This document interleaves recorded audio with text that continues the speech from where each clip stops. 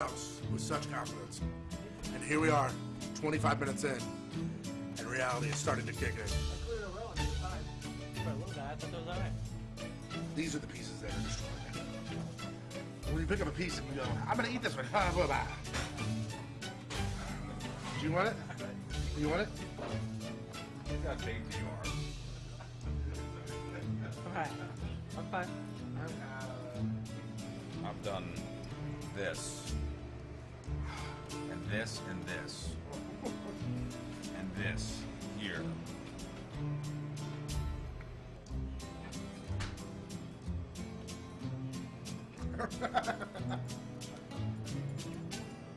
Alright, Team Ramrod's tapping out. There I go! What's that? You're tapping out? We want you tapping out? Hey, We want to show the can I get couch. an official judge just to make sure that we won so I can quit this? Oh yeah, dude, they dusted you. Oh,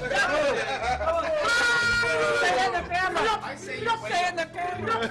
Let's whale one. Dude, listen, I have 8 pieces left. Oh, I know they won, but they didn't dust. Yeah, let's give you trouble.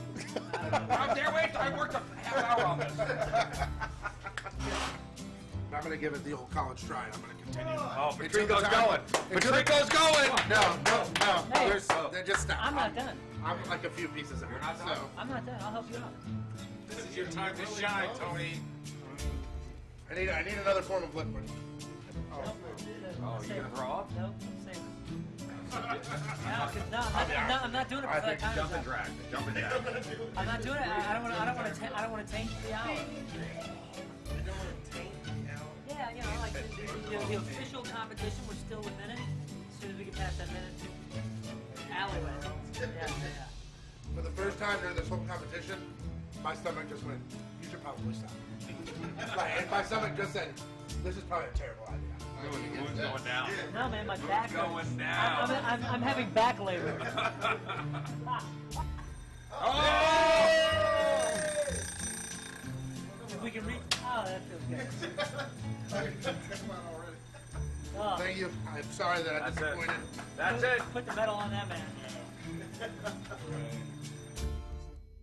I don't really feel great, by the way. I'm debating if I should or not. I think I probably should. That's the decision you have to work on? Yeah. Because I think I'm gonna be miserable if I don't. I'm not. Yeah, but I don't want you in there filming me. You can film outside the door. Dude, I need as much room as I can. You don't want to stay out there for this.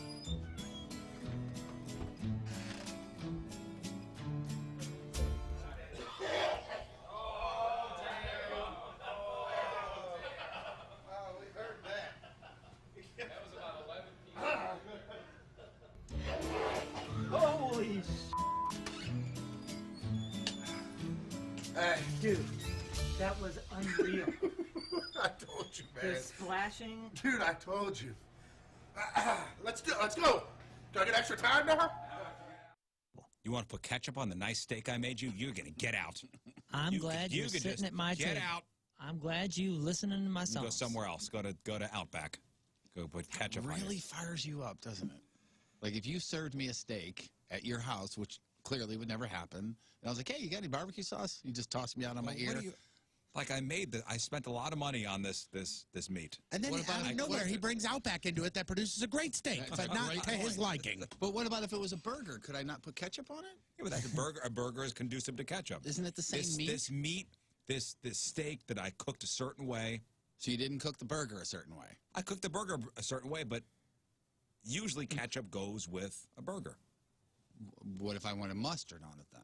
That's fine. That's a So condiment on the accompaniment. burger's okay, won't offend you, but if I want a condiment on my steak, I'm an alien. If I run a restaurant, asking. if I I'm run a just restaurant, if I run a restaurant and I serve my burgers with ketchup, mayonnaise, and mustard, then you should eat that.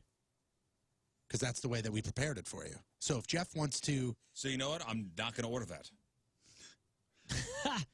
Yeah, but if I sold you a Okay. car and you decided to put additives onto the car, it's your car. You bought the car.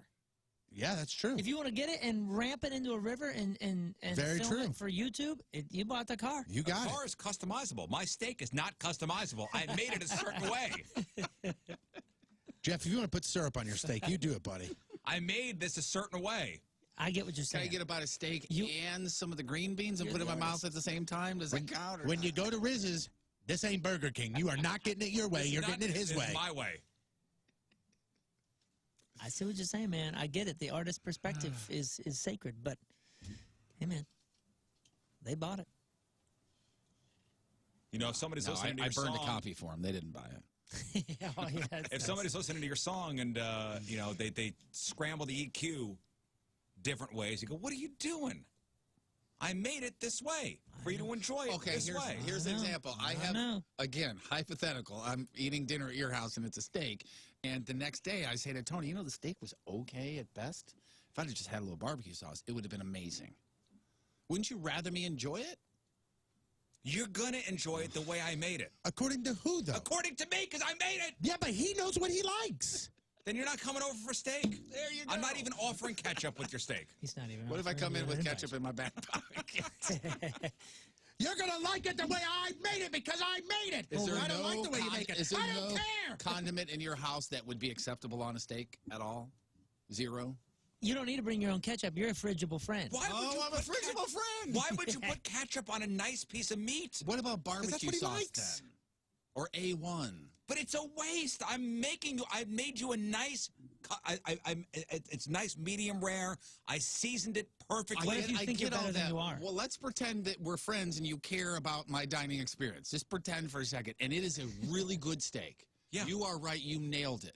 But as my friend, wouldn't you like to me really, really enjoy it? And just a couple of drops of barbecue sauce? As my friend, why would you insult me by putting I'm not ketchup on the steak I insulting made you? If I bought a car from you Knowing and that I it smoked insults the me. windows, I would don't that care. insult I you? don't. The car is customizable. The steak is not. I made it for you this way. You cannot put a wing on it. If Rizz made cars, they would not What be about a spoiler? customizable. No, you Can I put a, You can I cannot put a lift, you cannot sunroof put on a your lift steak? kit. You cannot put a lift kit on. On this On the Rizz steak. truck. Steak's really good. Can I have a wench? You got a wench? It's a winch. Damn, so many good No, podcast wench. titles today. Crap. You can't have a wench with your steak. In fact, a wench will serve your steak with no ketchup. Thank you.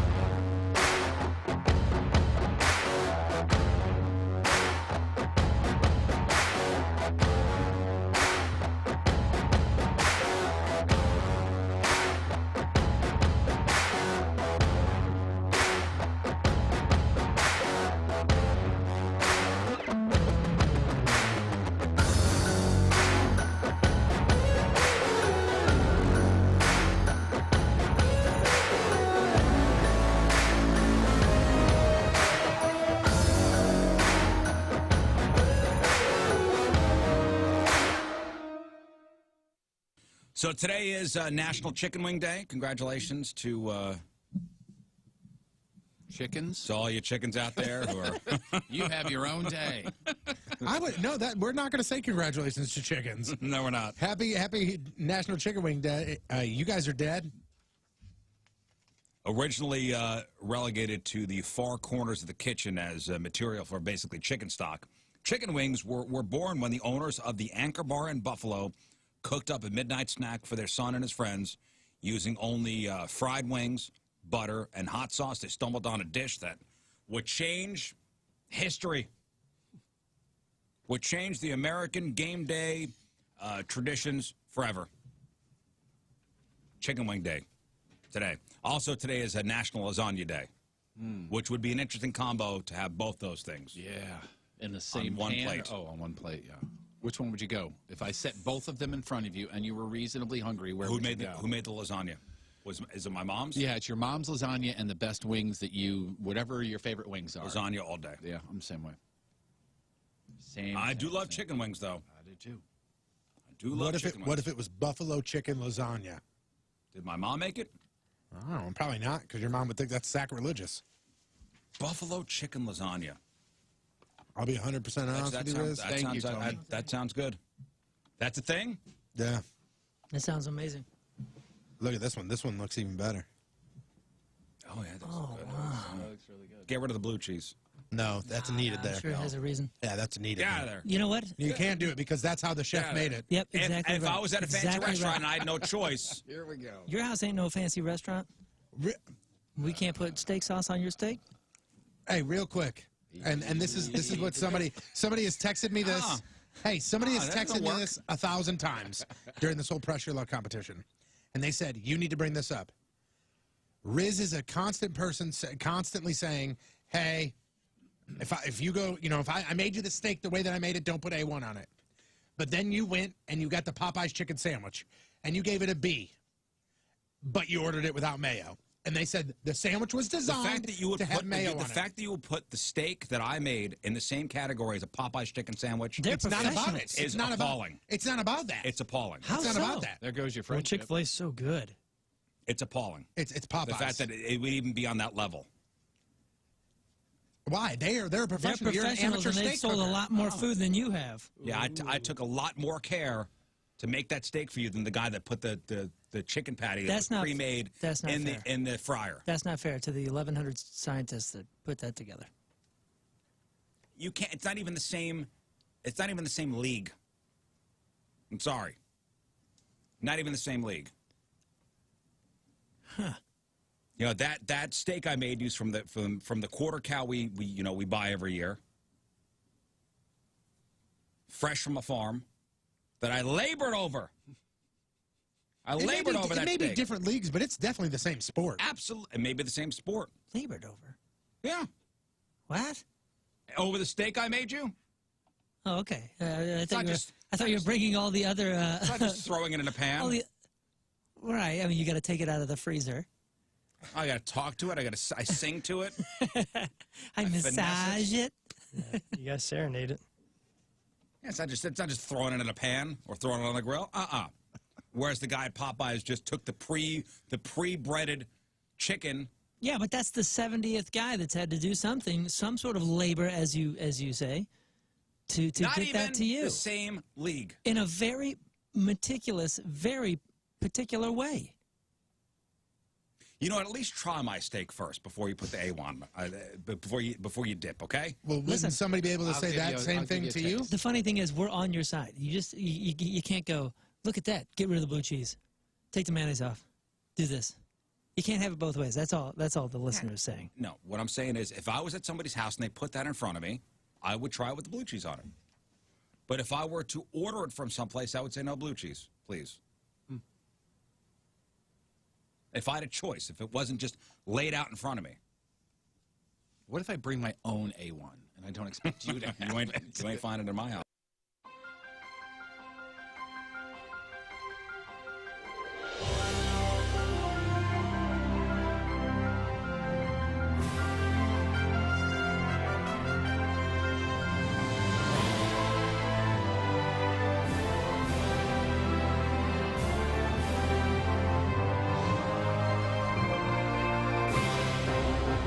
All right, it's Rizz, and we are at Ravens Ridge MMA in Webster Groves, and I am about to compete in event number 1 for the Rizz Olympics. I'm here with John from Ravens Ridge.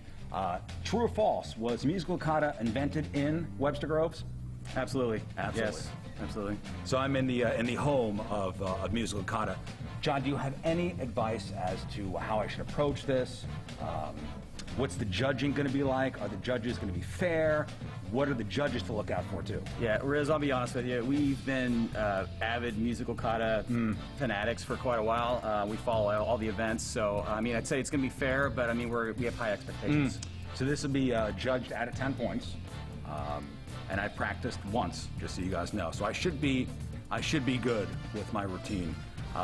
Another question for you, John. I cannot get the wrinkles out of this gi. I mean, as much as I try steam cleaning, see this how wrinkled it is? Yeah, that's probably going to be a point deduction there. Yeah. Listen, that's what you get for $19 on Amazon. Yeah. Have you ever seen anybody beat up during a solo musical kata? Usually only if they score under 5 points. Okay. Yeah. So I'm going to look to knock this out of the park. Rizz Olympics event number 1, musical kata, here at Ravens Ridge MMA. The judges will take their seats and we'll do this.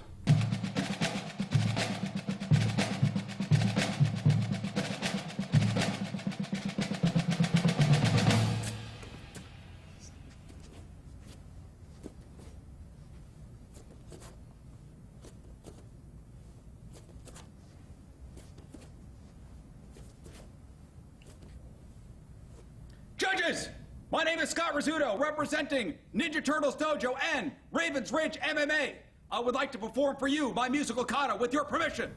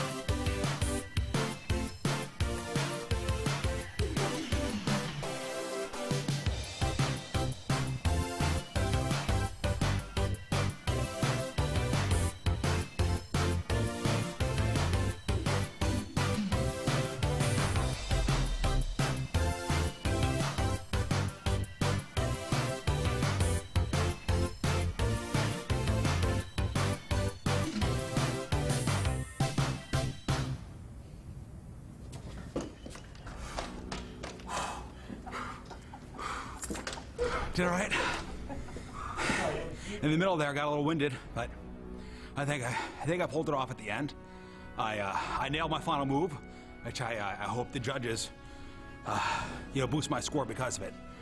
I really worked hard on that one practice I did, so I hope the judges will be fair. I know they're firm, but I hope they're fair as well. Really, the only thing that he had was some rhythm. I mean, he looked like he was in the club, so I'd give him points for that. I thought his body movement, for his abilities, I thought it was great. Yeah. I thought it was great. I mean, to be honest with you, I haven't seen anything like that since the Bulgarian fiasco of 2012. And that was a shame. There really should have been more cartwheels. That's...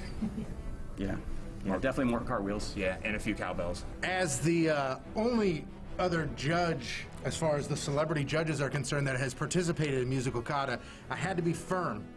I had to be really firm in my judging, and the only reason I give Rizz 0 points is in the history of musical kata, not one person has received the punches, and somehow Rizz managed to do that, so that's what got a 0 score from me. Personally, I thought it was exquisite. It was on beat. His basic techniques were flawless. Body expansion, Oh, dude, say beautiful. Say Taido. His Taido was immaculate. Everything was great, but it is against the rules, strictly against the rules, to expose your penis like he did. It was very brief, but his penis was exposed through the gi, and I had to disqualify. I had to disqualify the 11 points that I would have so graciously given. He nailed everything, position, stance, the whole thing, but his correct application of power was flawless. You could totally tell he practices MP and his Gion, which is great. I think he is amazing. I think he got future. You missed the penis? Yeah, I missed it. So I got a 10. It's there. For my first time, 19 out of a possible 60 points. And I think that's pretty good. I think I'm well on my way to becoming a musical kata master. Maybe move up from a white belt. Maybe a white belt with a black stripe on it. So that's event number 1 out of the way. All right.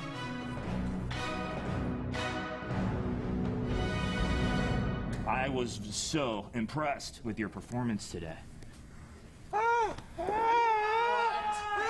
That's bogus. Wow! That hurt mine. Lost money on 6 months. Yellow belt in musical kata. Wow! Yeah.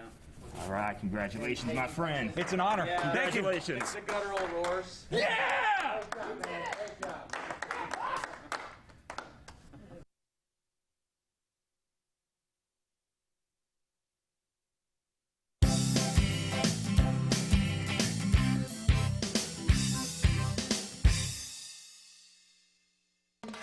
King Scott, and today on Cooking with King Scott, I head over to Deerberg's to talk with Chef Chrissy to find out how to make the perfect Cinco de Mayo dish. My tongue knows a lot of flavors from around the world, and one of my favorite cuisines is from the Latin world of Mexico, and it's tacos. And thankfully, Deerberg's has an amazing taco set, and Chef Christy's going to teach me how to make the perfect taco for Cinco de Mayo. And I'm going to grab this, and I hope they have a lot of mayonnaise. Ooh. Hey! Where did you come from? Oh, I was just down in the Deerberg's deli aisle, picking out something for Taco Tuesday. Cinco de Mayo. Yeah, I love mayo. So here's the set. This is the Chicken Street Taco Kit. All right, And, let's cook this thing up. Yeah, Chef Chris is going to walk us through how to make this amazing taco set. And this is some pico del... Pico de Yeah, gallo? pico de gallo. All right. I'm going to take the chicken out of our taco kit. It's already seasoned, already cooked. I'm just going to warm that baby up. Perfect. We've got our already shredded cabbage to go on top of the taco. Some salsa.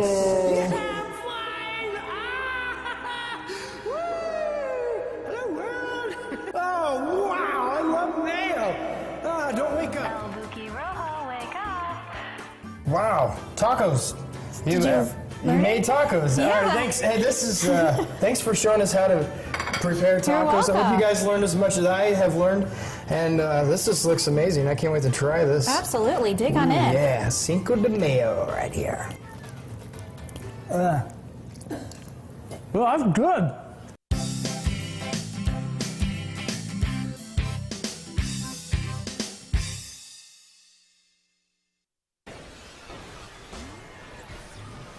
Rizzuto Show on 105.7 The Point. I'm telling you, man, you don't have to do it. I see the look on your face. You don't have to do it. I don't like this. There's a little fear. Stop it, John. So, big thanks to the Mr. B's company for providing us with these peppers. That's a round of applause from Stop calling me out because you're totally right. I'm B's. terrified. I don't know if Moon wants to thank this Dude, guy. I asked him if they smelled, and he held the Tupperware There's up to really his no head. He smell was, to he it. was I'm shaking. shaking. His hand was Firstly, I shaking. haven't Well, eaten let me anything. thank Mr. B's salsa hot pepper products. We'll put a link to all their stuff on our socials. But yeah, they got a variety of salsas and hot sauces, and we've had some of their stuff before. And it's excellent. And this came right from Mr. B's garden. From Mr. B's garden. It's an honor, Moon, to be honest with you. Yeah, I know. That's why I shouldn't be alone. Who else wants the That's honor? right. Or pay me or something. Something I need. Let's put this in perspective, okay? So on the Scoville units is how they measure the heat of peppers. Right. So 100 Scoville units is a bell pepper. Like a regular, you put it in a salad, your bell pepper is 100 Scoville units. Then you have like the pepperoncini, you have the Coronado pepper, you have the poblano, you have the jalapeno. Like the jalapeno is 5,000 Scoville units. Then we get up to the chipotle. Cayenne is 40,000 units. You have the Jamaican hot pepper, 200,000 units. This right here is 2.2 million Scoville units. Bell pepper, 100. Carolina Reaper pepper, 2.2 million. And below that, you have below that is the Trinidad Scorpion, and that's 1.2 million. That's so an actual scorpion you ate, right? So it jumps from 1.2 million to 2.2 million. The ghost pepper is 1 million. Yeah, I know the math. I know. Is it making him feel any better?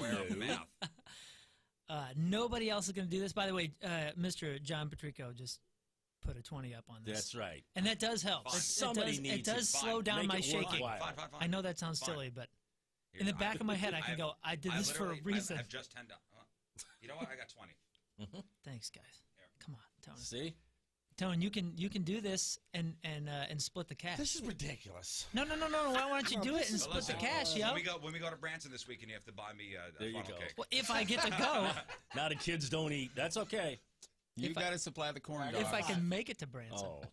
Oh, look at that video, Ben through 10. I am not putting look money at in. this now. I'm Thanks, not putting guys. money in because I don't want you to do it. Sorry. Are you scared for me? Yeah, I am.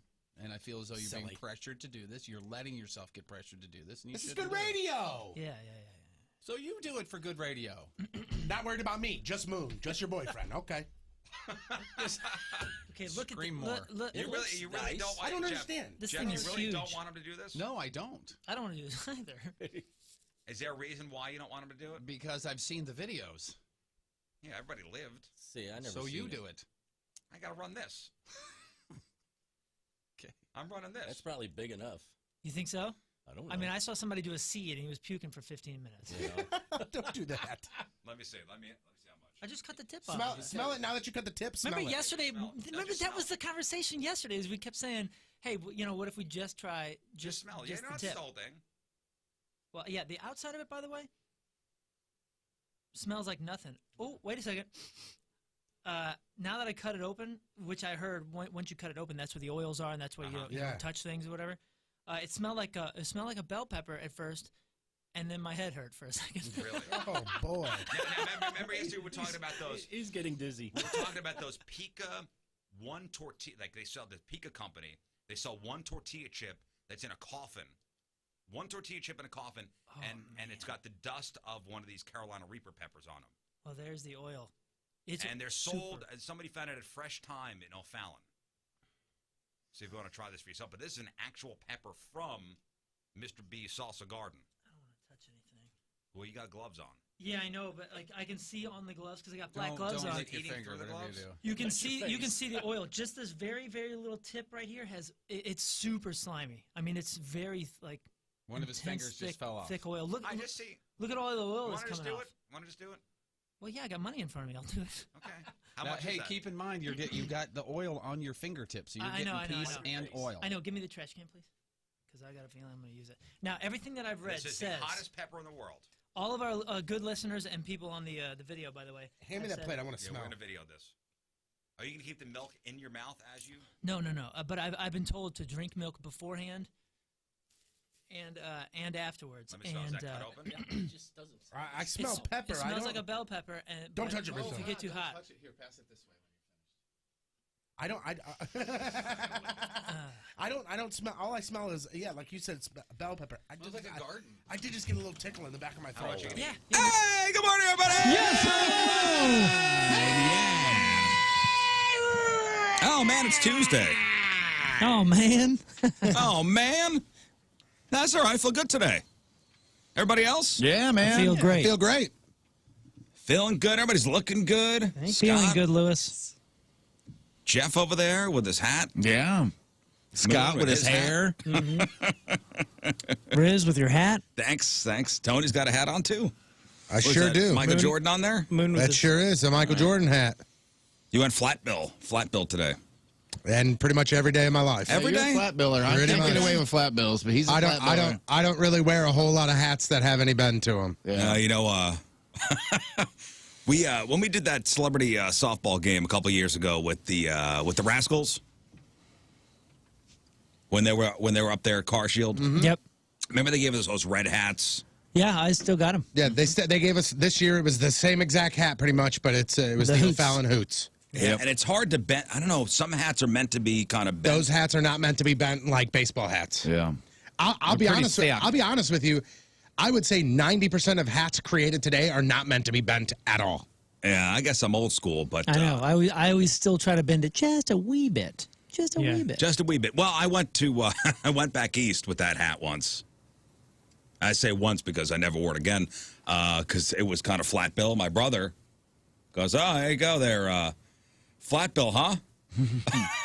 And you let one comment from one person ruin your wearing that hat completely. It's dude. over. That's It was, pretty you know what? interesting. Coming from my brother, I don't know. That hit Ooh, home. that cuts then, doesn't it? Yeah, that cuts. And you know what? It could have been anybody else. It could have been you saying it. Could have been you saying it. Could have been somebody on the street. I would have been like, screw you. Right. It was my brother that just cut deep. I go, I'm not wearing this hat again. Man, You oh, buckled. man. I did. Did he just I say did. that so you'd give him the hat and then he would have the hat? That's funny. Well, no. That no, looks dumb on you. Give it to me. It was the way he looked at me when he said it. Those hats are great. Remember, I still wear mine, and I signed it. Yeah, because signed that yours. whole debacle. That was hilarious. Yeah, I love those hats. Like that's like Me one of my, too. that one and the Hoots hat, and I have like a maroon one too. That's a Rascals hat. Those are like my favorite going to play softball hats. I love them. Yeah, that Rascals hat. Maybe I'll take it out again. I don't know. Yo, it's a good-looking hat. Yeah, when you need a little bit of attitude, man, that's the hat to pull out. When you want to look really hip Well- and have attitude. That's great. When he said it to me, the way he said it. Oh, look there. Flat bill, huh? Oh, you decided to use that, huh? You're 41, huh? Okay. And I didn't want to take it off right away to make it seem like it got to me. So I waited a couple hours and then quietly put the hat away and put another hat on. And I have not worn it since. You didn't even succumb to peer pressure. That's family pressure. It was family pressure. Good point. Ridiculous. Listen, if there's anybody that's going to be honest, it's my brother. Yeah. Because think about that. That's how you and your wife work, too. You know? Hey, is that the shirt you're going to wear? You know, that sort of thing. So it's the honesty. Yeah, it's the brutal honesty. It works. Yeah, but honesty means nothing if you're not the beacon of fashion. Like, I mean, is your brother the beacon of fashion? Certainly not. My brother's not either. I'm not listening to anything he says. No, but it's something that you listen. You weight somebody's advice more than others. Yeah. Yeah. I guess that's it's a brother thing. Mm-hmm. And then we got back to fist fighting. There you go. Everything's okay now. Hey, when was the last time you got into a fist fight with your brother? Oh, with my brother. That would be sophomore year of high school. Oh, really? Yeah. I was a sophomore. He was in 8th grade. And I remember it fairly vividly because,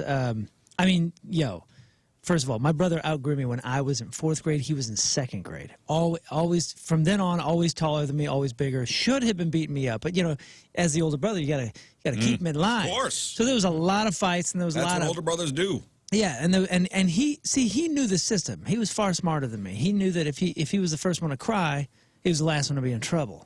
So he would do that, and I had this moral thing where I wouldn't cry unless I needed to cry. So I always won the fights, but lost the events, if you know what I'm saying. And then sophomore year, I started putting a beating on him in front of Johnny Venus. Actually was there, and I felt so bad because I noticed myself doing it to show off to my friend. Yeah.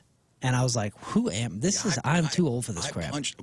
I would say the last time I fought my brother was within the last 7 years. Oh, wow. Oh, yeah, no. Oh, my goodness. What? So hold on. Wait a minute. I mean, it was like a full-on, like, Wait a minute. I've only ever punched my brother in the face once. Jesus. So you were on this version of this morning show, and you got into a physical altercation with your adult brother. Yeah.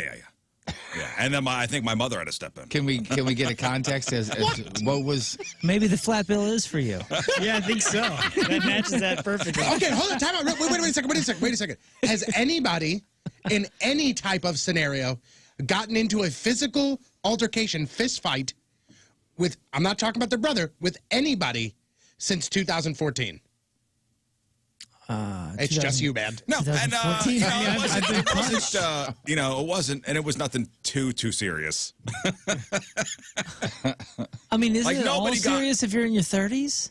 If I'm getting physical with somebody, this isn't I'm not Yeah, wrestling. it was more grappling than anything. It was not the image of I mean, it wasn't. I mean, there was no punches thrown. Were you there were actually rules? on the ground, like grappling on the ground, like rolling around, trying to Yeah. gain an advantage? What the heck started this? Or do I you don't not even remember. remember? It was probably my fault. No, I know it was my fault. You probably made fun of his hat. All I'm thinking Would you is, say about my hat? all I'm thinking is it started because Rizz looked at him and Rizz did the old, when you're wearing a hat, Rizz did the old, whip, like under the bill. Whip. No, I would say it was Flipped it up, probably and then me it was walking grapple by. time. Whenever I go back east, and my mother's got her apartment, and my brother and his family live above. So what do they call it? A mother-daughter house? I don't know. I think I call it a mother-daughter house. Isn't it just a house with a mother-in-law house or Mother-in-law suite. Yeah, mother-in-law suite. No, That's 'cause usually she's what it got is her when own she's floor. like when it's like a guest house or if it's in a basement and there's a kitchen and all that stuff down there. That is I mean that's usually called the mother-in-law suite. Yeah. It's called Like- Yeah, she's got her own apartment. She's got her own In the living same room building? and it's a house. It's called unfortunate, isn't it? Yeah, I would call that a mother-in-law suite. We were unfortunate. Because your mother-in-law's living with you. I'm joking. Well, it's my brother's mom, so It's your brother's mom. yes, it's my brother's mom. So it would be my sister-in-law's mother-in-law. Sure, but it's somebody's mother-in-law. It's Yeah. somebody's mother-in-law is living there. I just jumped off of the train. Sorry, I couldn't handle it.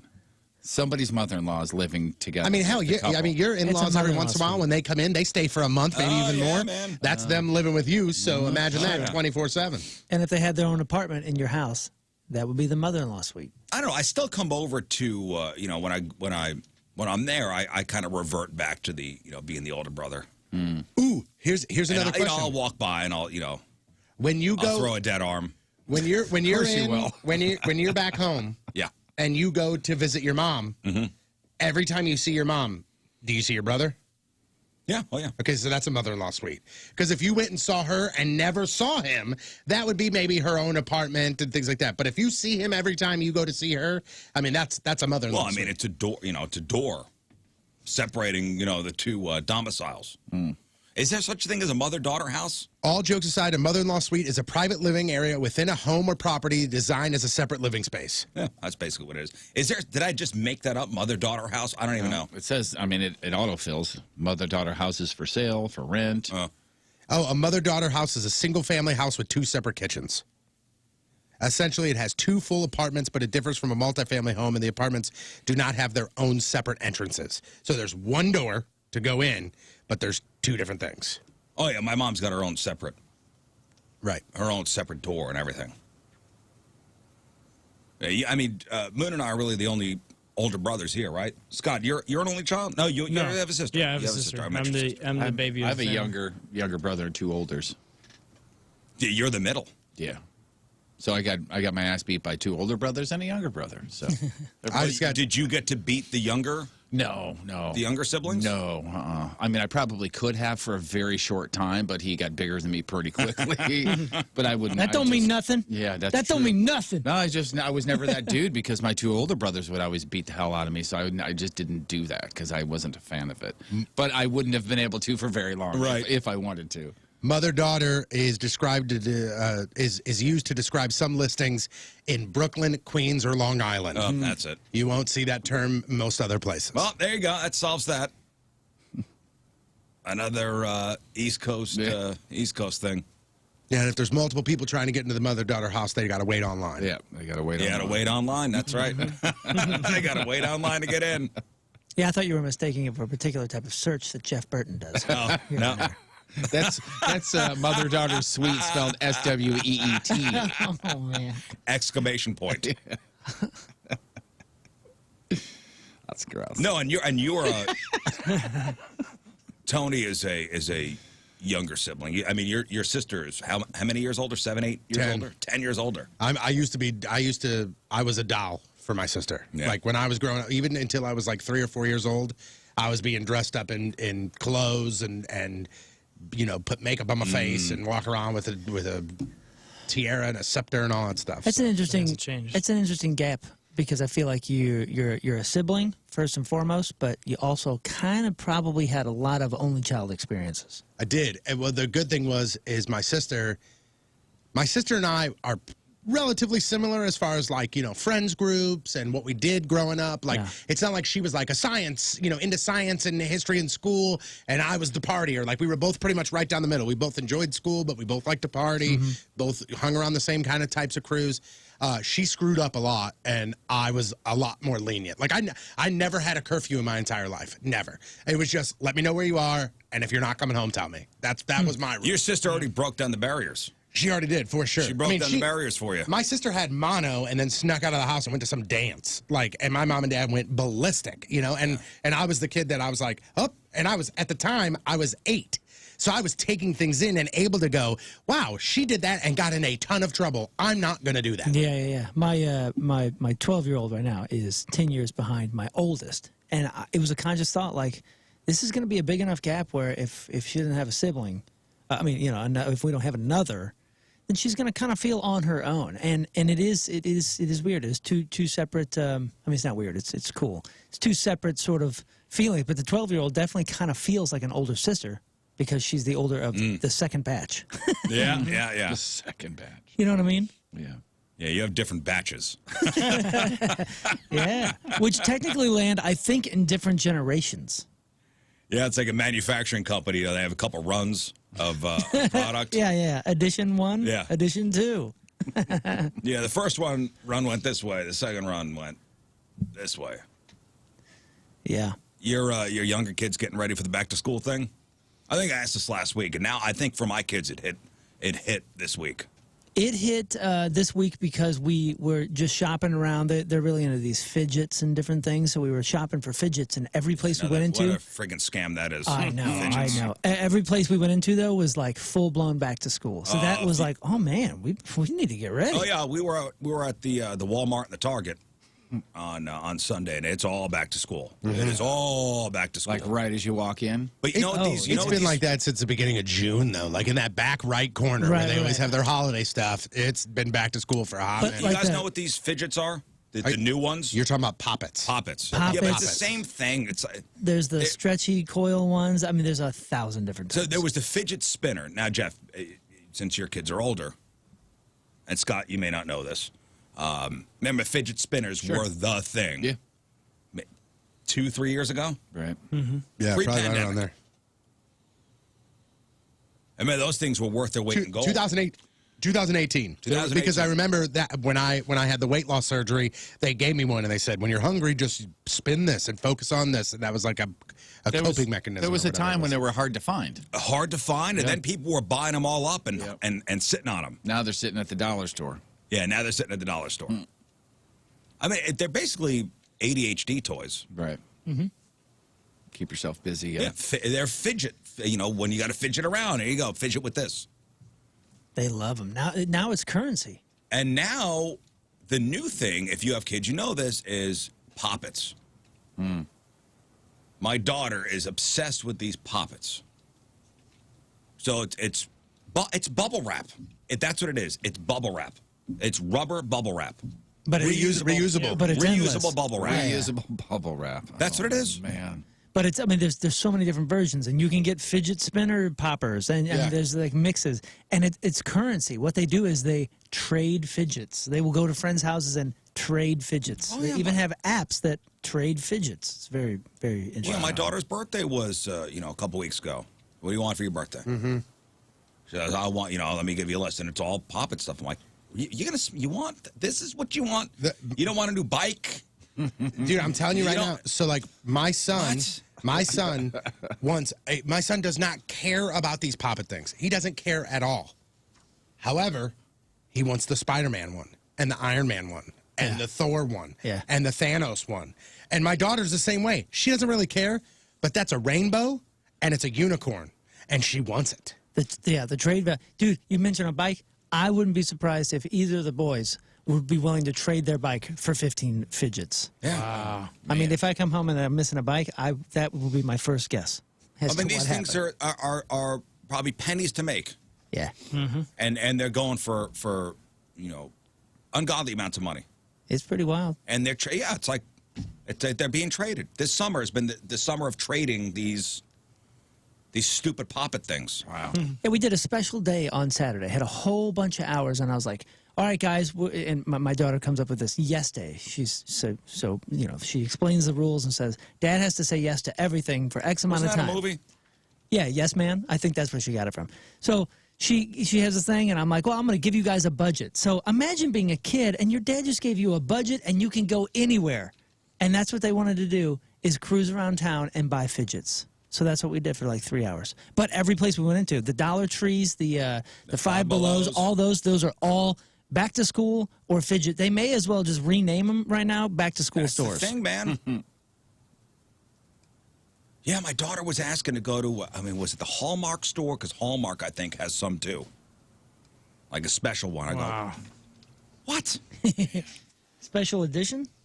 I'm like, you can have any. I'm asking you what you want for your birthday. Yeah. Now, it's not to say I'm going to get you exactly what you want. But start shooting some ideas out of me. Hey, hell, tell me you want a horse. Right. So I could say no. Yeah, what you guys are doing is you're buying material for a garage sale in a couple of years is what you're doing. Absolutely. This stuff's going to sit around. Yeah.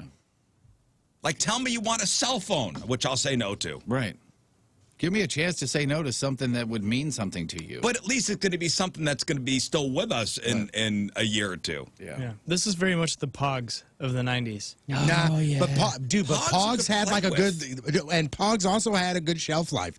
Pogs were around for Pogs were around for 4 years, 5 years. Ooh, wow. You don't think so? I remember being in 3rd grade, and by like 7th grade, I still had them around. Because I remember Pogs. one day a kid offered to trade his skateboard for all my Pogs, and I said yes. And it was like right in the middle of that, and it was the best trade ever because shortly thereafter, no one was even doing Pogs anymore at lunch. I was like, yes. Wait, you got the skateboard? Yeah, I got the okay, skateboard. He that's got the Pogs. He got hosed. Yeah, tore that one off. Yeah. Good job. don't You got feel the like- skateboard? Yeah. It says all right. it says Hey, here skateboards to work every day. Pogs started in the late 80s and were around to the late 90s. I mean, that's a decade. Well, yeah, but I Yeah. mean, there's a lot of things around for a decade. Doesn't mean it's popular for a decade. I just remember there was like a tiny, you know, that little bridge in Crestwood Plaza that would kind of connect the two areas. That's where one of the Pog shops was, and Oh, Pog shops filled are with kids. Specialty Pog shop. Yeah, when we were at the West County Mall not too long ago, there was a little kiosk right in the middle, all poppets, fidgets, all that stuff. Man, the bridge at Crestwood Mall. Oh, Yeah, the you mall's know what I'm talking over. about? No, wait, there's more. Yeah. Go around the corner. Look at that. And we'll have little mini shops on the way there. So great. This article here talks about why Pogs are no longer around. And basically, it started from a playground game and then became a collectible culture. Then it became oversaturated. Then it became so competitive that parents were telling their children, you can't do this anymore. Oh, it got and outlawed. then schools started to ban them. And then apparently there was a bunch of different lawsuits. What? Lawsuits. Yeah, it says here. Yeah, you know it's going to be popular when school bans it. Yeah. That's probably when it really took off. I found my slammers the other day. Oh, okay. So the very first people that started to put out branded Pogs, okay, so like I would put out Pogs that had like those cool like 3D designs that you would move and it would be a cool 3D design. So they started doing it. Well, then once they saw that those were popular, people like Marvel go, hell, we're going to put Spider-Man's face on this. And we're gonna Yeah, put it out. I had NFL ones. So they started putting it out, and like all these companies started putting out Pogs. licensing them. And then all of a sudden, this company went, wait a minute, we didn't tell you guys that you could start printing these Pogs. These are our things. So they started to sue and started to win. So when they started to win against the smaller companies, the big companies went, we want nothing to do with this. We're out. We're just going to stop making them. And now nobody gets And then they all went away. And now nobody gets Yeah, I had NFL helmets, and they were probably illegally made. And then it says here, in 2005, the company brought back the trademark for Pogs and began printing and distributing new ones. However, nobody bought them. See, now I wonder what school coming up if and the popularity of these stupid popper things. Are they going to be allowed in school? I doubt it. Highly doubt it. It says here that there is one place where Pogs are still massively popular, and that's overseas. They say they give them like special, like hey, you served in Afghanistan. Here's this Pog, or you went and you did this mission, and they make special mission Pogs. Oh, like the coins. And then they're traded throughout the military system. Okay. Which that's cool. I mean, that's really cool. Well, that started with the coin system, right? Yeah. It said coins, and coins are Coins, heavy, yeah. so then they went and they switched to Pogs. Oh, wow, okay. Well, thank you for serving your country. Here's a Pog. Here's a Pog. Thank you. Here's a Pog. Now go reintroduce yourself back to society. Right. Yeah, I think these fidget things are going to be a problem in school this year.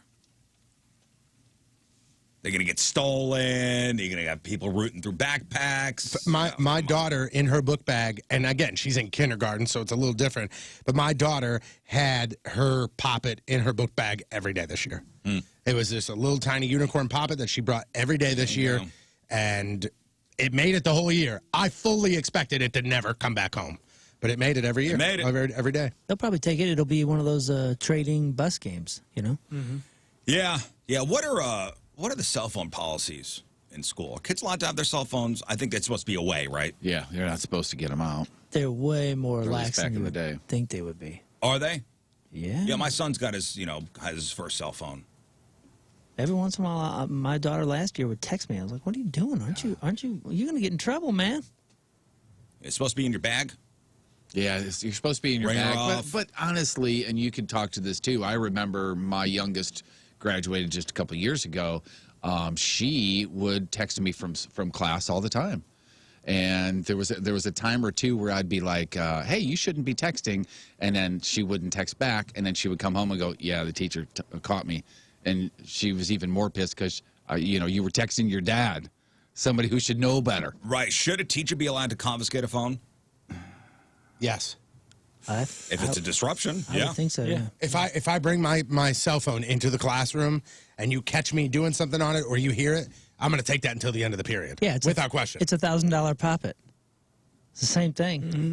If you can, if you can take the poppet, you can take that. Now, what about? All right, I've caught. This is the third time I caught you with a cell phone in class. I'm confiscating it and keeping it for a month.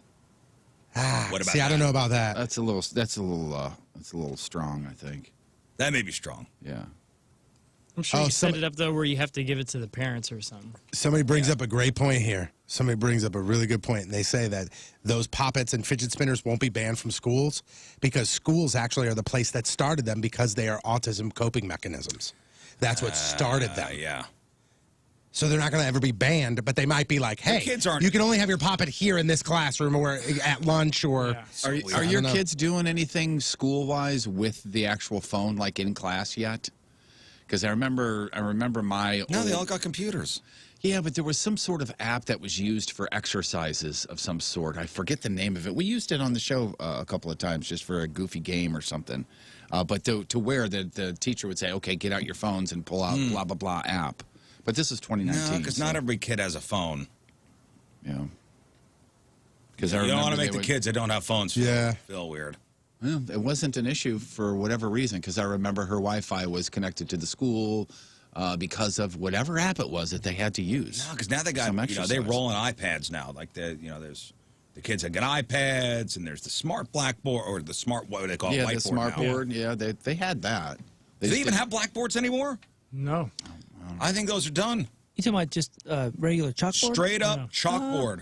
I don't think so. I don't know. I want to say yeah. I know at the like schools like CBC that just were built in 2004, 2005, whatever the first year at the new campus was. They do not have a chalkboard in that entire building. Wow. It is all those smart boards. Those smart whiteboards. You get. I mean, he could.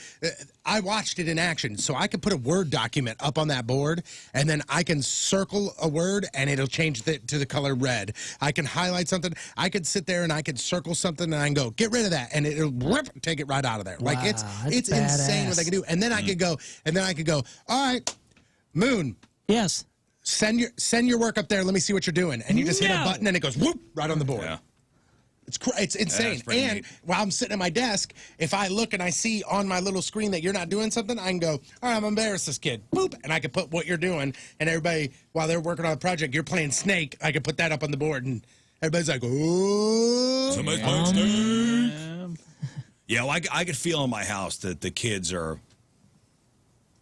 They could see that the end of summer is not far off. Yeah. Are they still at the age where they're looking forward to it or no? I think my daughter is looking forward to seeing all of her friends again. Right. My son's kind of indifferent about it. But the number one thing that kids are missing their friends. And maybe this school year will be, I don't know, back to normal. But now they're, are we going to wear masks? Are we not masks? I don't know. That was the one question I got from both kids. We have to wear masks at school? I don't know. Don't know yet. Don't know yet. But missing friends, staying focused, and worrying about the pandemic were the top, issues for kids last year. But what about parents? How about thinking about us parents? We'll get back to normal soon. Well, at least the kids out of the house. Get back to our normal routine. And it's good to get the kids back into social settings. Yeah. And routine. And routine. A routine for everybody, yeah. Yeah, maybe I'll start, day drinking again. It's much easier with the kids at school. With the kids at school, I could go back to, doing what I love to do, day drinking. Yeah. No, my son had some friends over yesterday, and they're looking for something to do, and they're like, hey, what board games do we have? And they took out the Monopoly game. I go, this is not going to end well. Maybe pick something else. Maybe pick something else. And I was thinking, is there a St. Louis version of Monopoly? Yes. Because Monopoly is... I owned it. Monopoly is based on Atlantic City. Mm-hmm. Like St. Louis-opoly? The streets of Atlantic City are the streets on Monopoly. I guarantee you they used, up right here. I guarantee you they used to sell it in the kiosk in Union Station. Yep, guarantee. for sure. Had to. Right next to the Beatles freaking... St. Louis-opoly. There is such a thing. Oh, yeah. I have it. So what are the... Maybe we need to update it. How old is this? They sold Gotta it be right old. next to the St. Louis shirts for the Yes. tourists. Yes. Let's see. Yeah, I remember so the font. there's a couple different versions. Oh, Like, really? yeah, like this one here looks like it's pretty old. There's an official version though. What are the spots? An official from Parker Brothers? Yeah. Of St. Louis? Yeah, I what are mean, they? they had to get licensed and everything. Like a Hold on. like a Forest Park. I mean, there could be knockoff versions of Yeah, Monopoly. but they have to be Park. licensed, I think. Let's see. Parker Brothers St. Louis Monopoly. Lindbergh's got to be on there, right? All right, I've got it here. I would think so. Oh, you got it. Oh, So, but it's I mean it's hard to read. A lot of big Okay, words. so instead of the railroads, okay, Unfamiliar word. so instead of railroads, what would there be? So there's what, 4 railroads? they're neighborhoods. So, let me guess. Soulard? Nailed it. Tower Grove? No. Okay, Soulard. The Grove. The Did I Hill. say The Hill. The Hill. Oh, the Hill. Yeah. Oh, downtown. Central West End. Central West End. One more. And he's real close. Del Mar. The Loop. Oh, the Loop. Okay. All right. Okay. I'll get that to him. Okay. All right. What else you got? So instead of free parking, what is there? It's a, It's got to be Parking something. tickets. No parking. Got to be something with the welcoming committee, There right? isn't parking. instead of free parking, it says I love St. Louis. Oh, that's a cop out. Wow. But there is no jail. Oh, there's no jail? It's traffic jam. Oh, so yeah, so What? St. Wrong Louis city. Monopoly is lawless? St. Louis Monopoly. Well, yeah, I mean, I guess so. But St. Louis It's completely Monopoly is lawless, traffic no jam. consequences. Oh, because of road So- construction. That's a nod to the road construction. So okay, so I'm trying to read all these. A lot of these So are really small one and I of the can't pieces see. a car with all the windows broken out? Yeah, yes. You nailed it. That's Lose one turn. Car broken into, everything stolen. Damn. Go back 4 spaces. Let's see. I think this one might be a better one. Yeah, What I want are- to see the streets. Are they all the same pieces? The game pieces. Okay, here we go. I got now. This is clear for me to see. It doesn't have any. This doesn't show any of the pieces. Just shows the board. So Maybe we your gotta pick first our own two. pieces. So instead of chance and community chest, there's big fun and contingency. Okay. So the first two are Eads Bridge and the City Museum. Oh, cool for the City Museum to make it. Okay, and then there's the Loop. All right, That's the first and railroad. That's the railroad. Then when you get to Orange, you have Laclede's Landing, Union Station, and Cathedral Basilica of St. Louis. Then you have Traffic Jam, which is jail. Then you have Ted Drew's. Oh, okay. And then I guess, is that normally electric or waterworks? Yeah, the utilities. Okay, that's Route 66. That's what that is. All right. Okay. Okay, so you have Ted Drew's in the yellow, you have Uncle Bill's Pancake House in the yellow, and Emo's in good the for yellow. Oh, look at that. Oh, emos. Oh. Yeah, I'd figure emos would make it. I wonder how much you had to pay to get on this thing. This is like. Yeah, I don't know. This is a perfect I'll thing bet you for nothing. businesses. Yeah. Oh, you think so? Yeah, They emos just is, ran with emos St. Louis is, staples? emos is. Yeah, but think of how many. Is St. Louis. But Yeah. think of how many staples we have that could be on this board. The board Well, would we're be still- 6 I mean, times Emos, bigger. yeah, we're not even halfway I through. was going to say, we're a third of the way through the board here. Okay. Emos is a So- definite. Would you say St. Louis staple? 100%. We have BB's Jazz, Blues, and Soups, Okay. Al's Restaurant. I don't know what that is. I don't know either. And then Anheuser-Busch. Okay? So now we just made the Do turn. they eat right on there? We just, I don't think so. Would you eat we right, just, the we just made the downtown turn. We just made the turn. One by Now the we're on the stadium. top half of the board. And we've got, this is Scott Trade Center, so Enterprise Center. Okay. This also has Edward Jones Dome on it. All right. And it has Busch Stadium. So, you could got your take sports the things. Oh, she'd take the dome out of there. Yeah, and then put the soccer stadium. I mean, they still do things to the dome. Yeah. It still is a thing. Yeah. Yeah. America Center. Okay. Yeah, and then- America Center. Yeah, you got to leave it on. And then here we go. So we just passed the Hill, which is another railroad. We've got St. Louis Science Center, Cool. Okay. the Fox Theater. Cool. theater. Then you have Mississippi River, which is another utility. Okay. All right. The Muni. And then has you to have be the on there. Muni. Oh, lovely. Okay. Then you have go directly to Traffic Jam.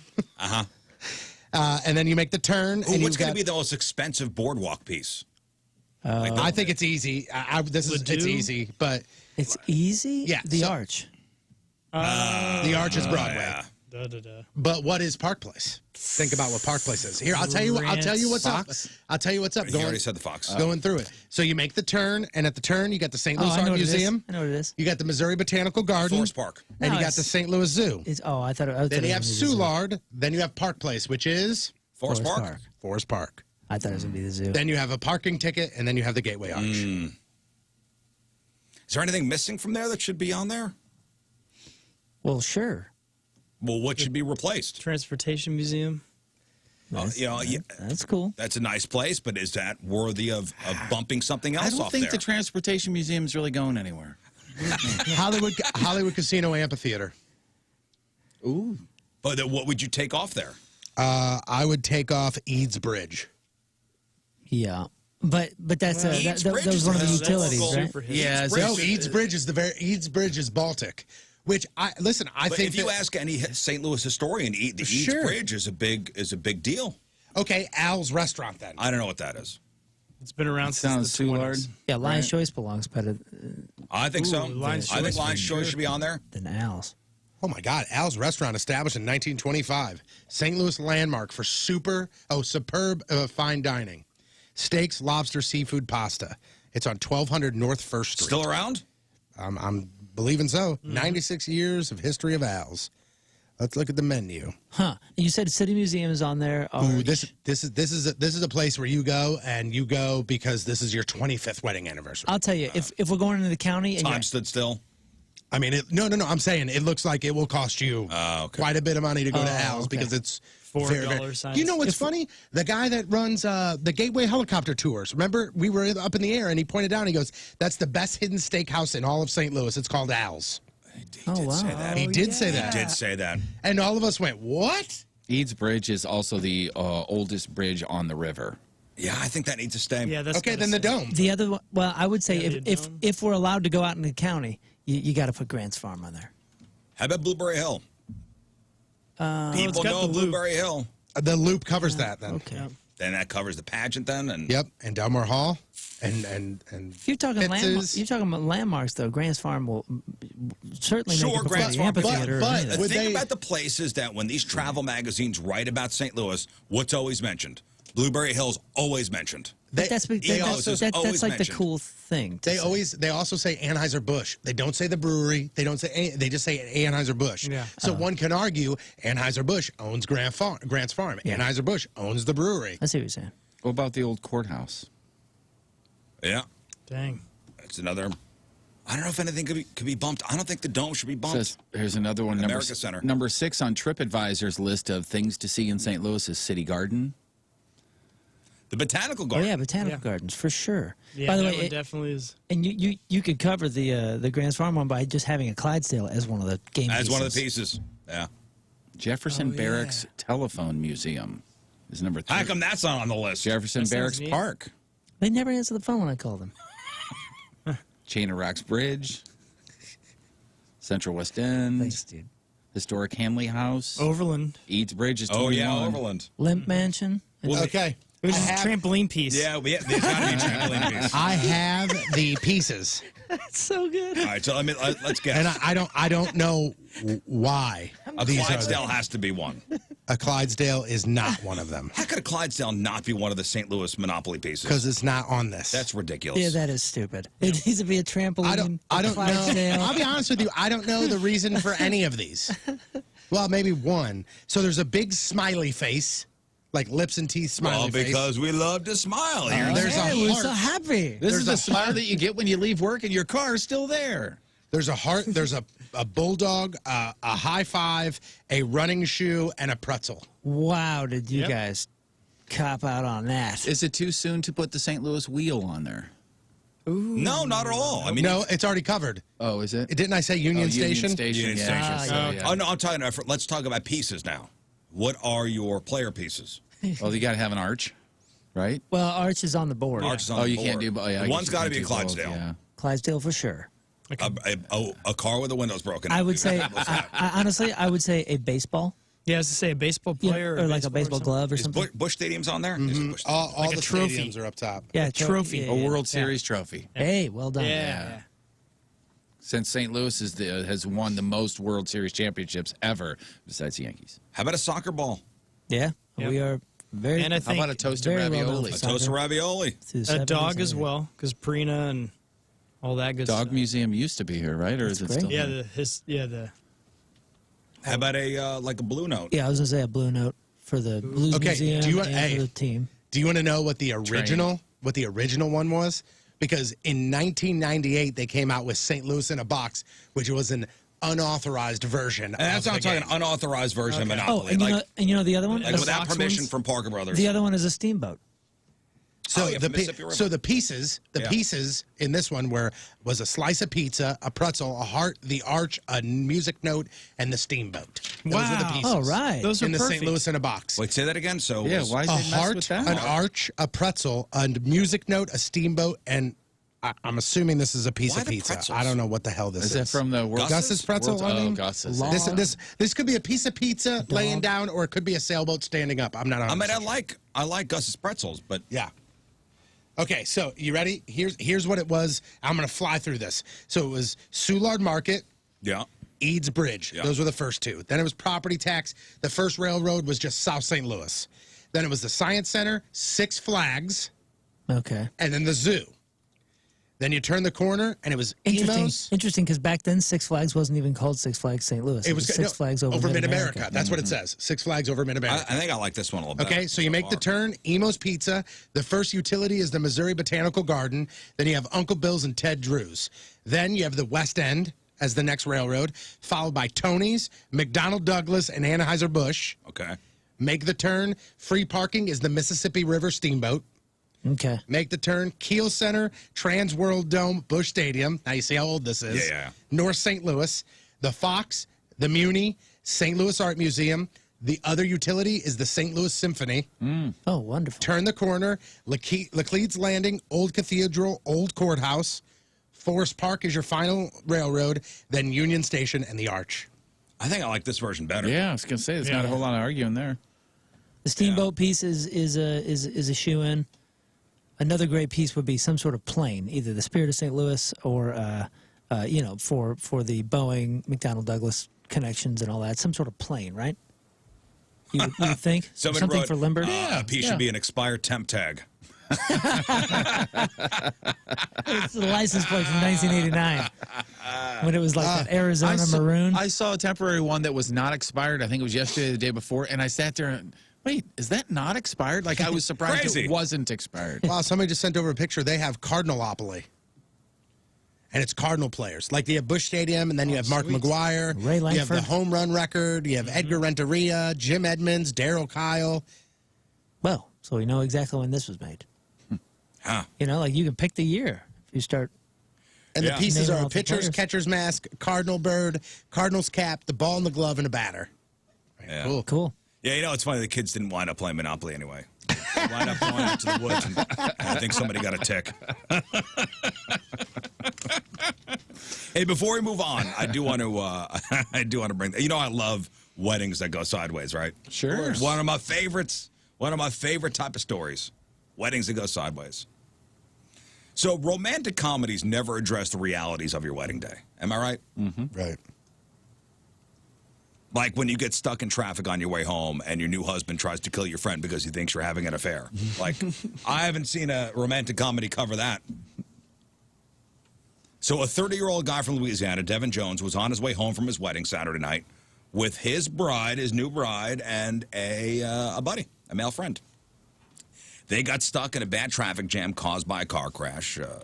And they were, I guess, while they were sitting there, airing some dirty laundry.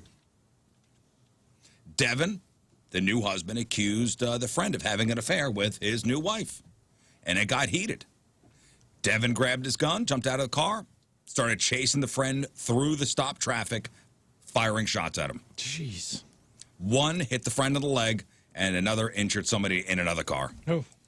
The bride ran over to some first responders who were helping the victims of the crash that caused the traffic jam and said her husband was trying to kill her. She then barricaded herself in the ambulance. What a nightmare. Yeah. My Yeah. goodness. And when Devin came after her, he was arrested for attempted murder and second-degree battery.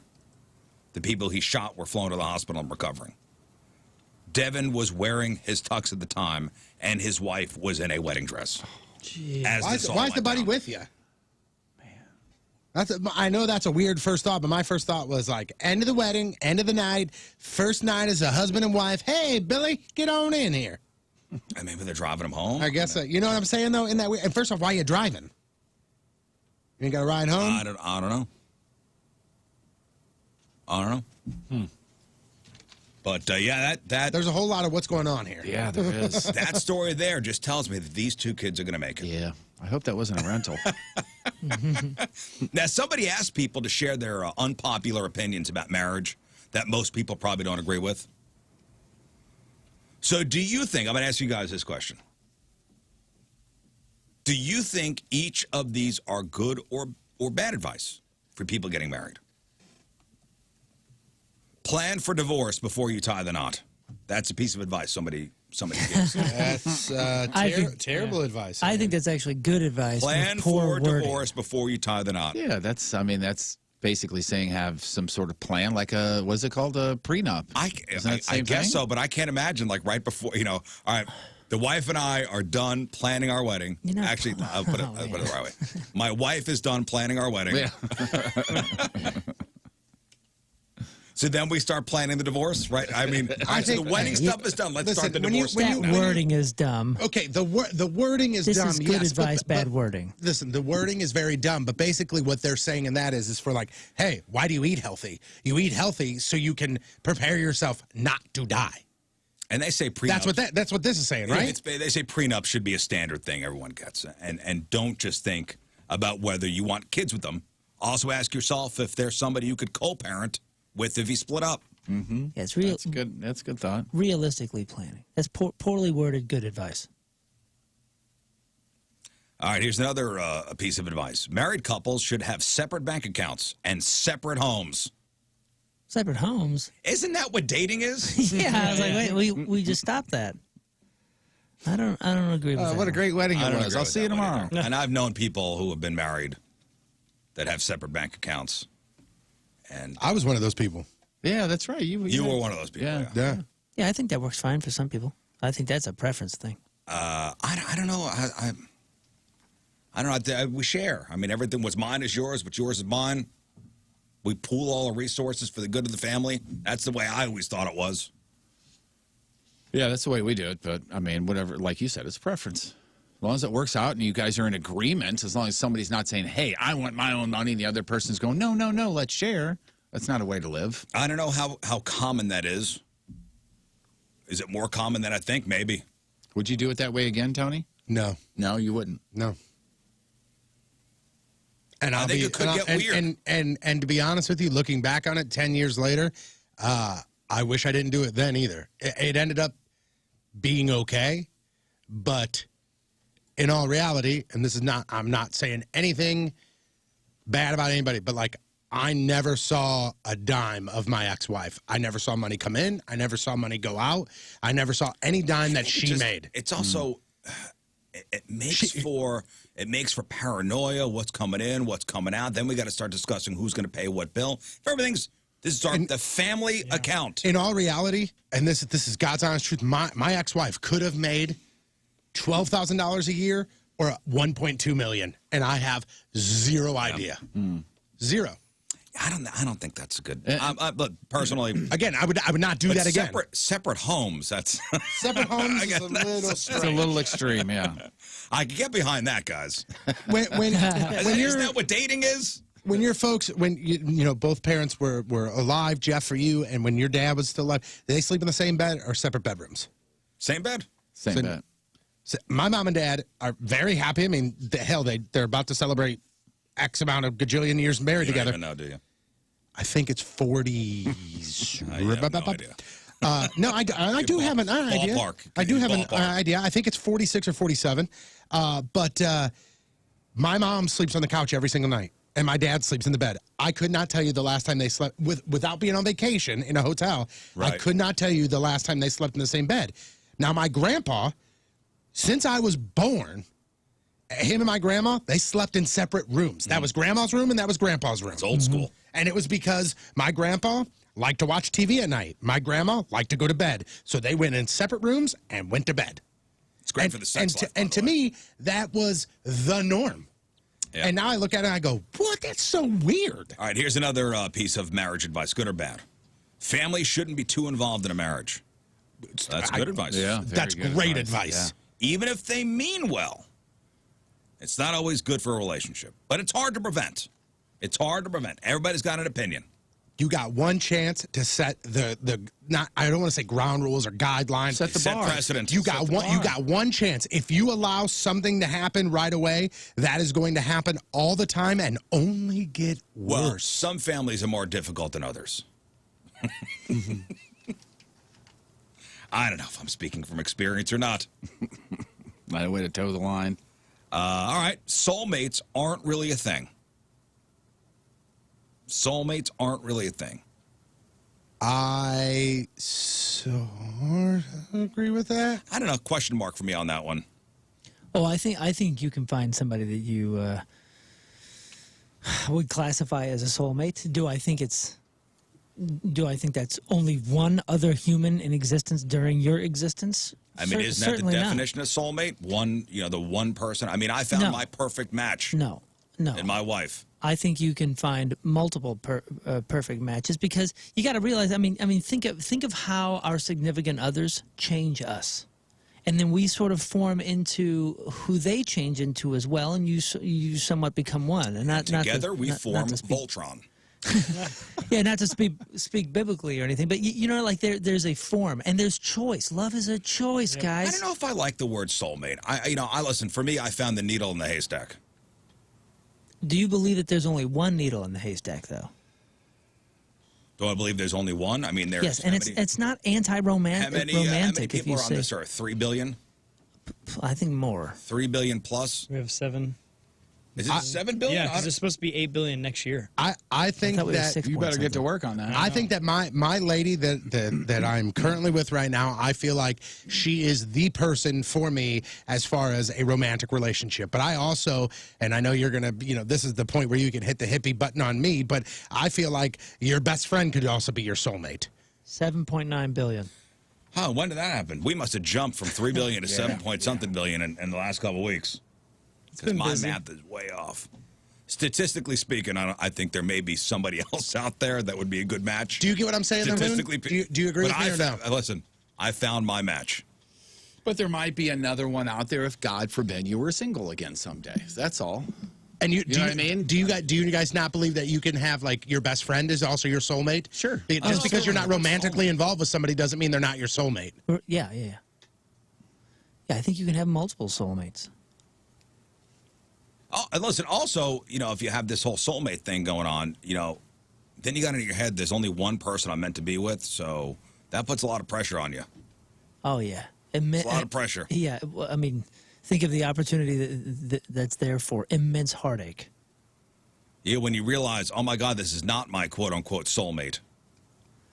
Yeah, I think that's I think that Disney Channel sort of Yeah, I don't know if I like that one. is not good for our population. All right, here's that final piece of marriage advice, good or bad. No one should propose out of the blue.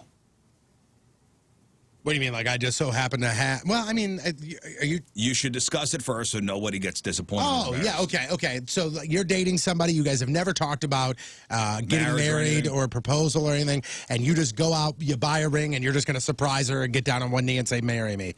You have to at least have one conversation like, hey, I think we could do this for the rest of our lives. Yeah. Even if it's a casual conversation, it needs to be had.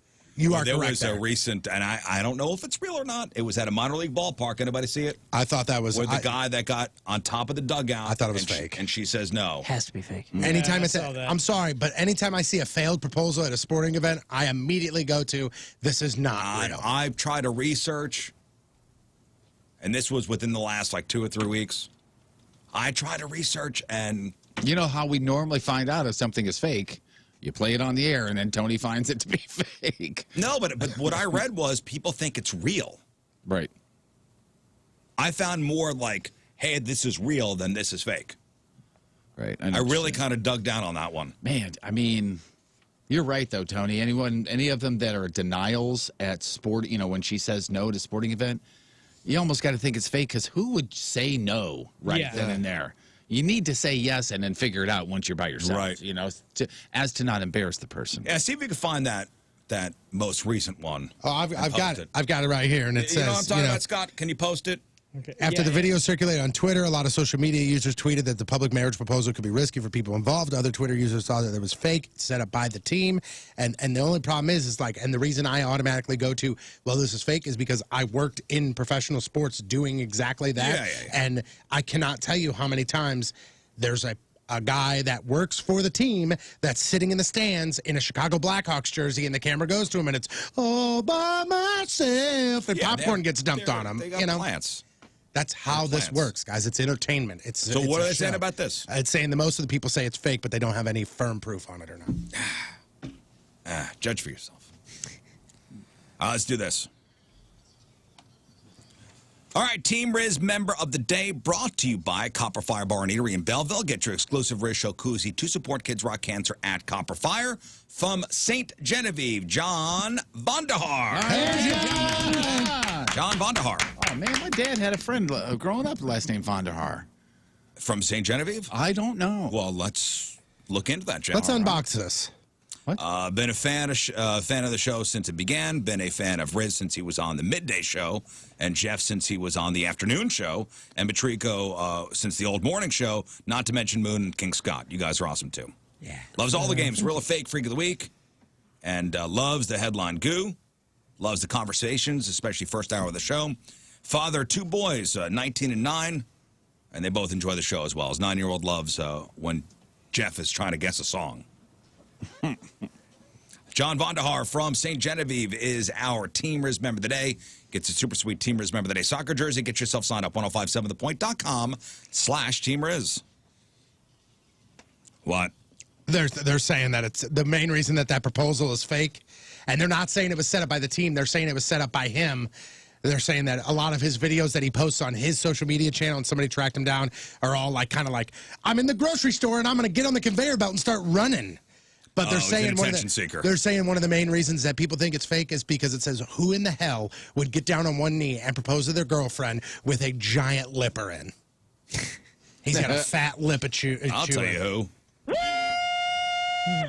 I don't think those type of people do it at a baseball game on a dugout. Yeah, But that's just I'm just reading what people are saying. And if you see her reaction, it's Yeah, and she goes, get out, get out, looks get very, out, get out. And she runs away. stage She runs away with her hands going, nah. I got to stop being fooled by these videos. All right, 7:02 Tuesday. First look at the traffic and weather. Here is Patrico. Coming at you. Your boy traffic update brought to you by Ryan Kelly, the homeloanexpert.com. Right now, lane blocked on the entry ramp due to an incident. Eastbound 64 at 141. Lane blocked due to an accident. Eastbound 70 at Randolph. Your point forecast today, some clouds early, but mostly sunny and just over 80 for the high. Tonight, clearing around 60 for the low. Right now, it is 67 at the Point Studio. Point forecast brought to you by CarX Tire and Auto. All right, news next.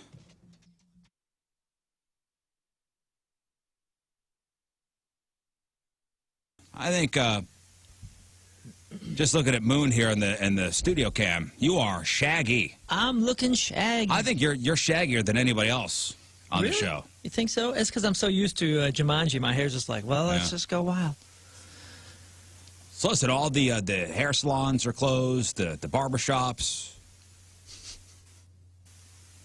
So you borrowed your dad's Flowbee. We've been talking about the Flowbee and the fact that your dad has a bunch of Flowbees at home. And now listen, I know of the Flowbee just from the infomercial from back in the early 90s. I never knew of anybody who actually bought one or still uses one for that matter, or even used one back then. But your dad is still holding on, huh? Oh yeah. He cuts his hair and my mom's hair. All right, Jeff. We're gonna get a house. Me and you, we're gonna move in together. We're gonna buy a house. I knew we're not gonna rent. We're gonna buy a home. Separate houses. No, not separate houses. Separate houses. And one bathroom too, right? Of course. So, we could, sit down together and, go to Zillow.com or Realtor.com and look at some homes. Oh, my skin's crawling. I know yours is as well. Maybe hit some open houses on Sunday. Oh, my God. I'll drive Saturday. You drive Sunday. Now, Go hit listen, brunch. if you're gonna buy a home, your first step is to call Kevin Putney at the 123 Mortgage Team, the local guy, and let's work out the financing before anything else. I just saw a headline that said low mortgage rates. I wrote it down. Low mortgage rates still are making home prices higher. So this is yet another reason to know how much you can spend before you get out there and Absolutely. start looking around. Yeah, we may be looking at houses we can't afford. Right.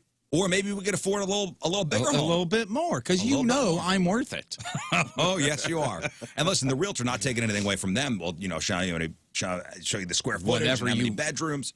Let's get the financing done. We find the dream home, and when there are multiple offers on the table for that home, we're at the front of the line because we got our financing secured. You've already talked to Kevin Putney. You've already talked to 123 Mortgage, and you know what you can spend. It's Kevin Putney, the 123 Mortgage Team, 314-862-0123.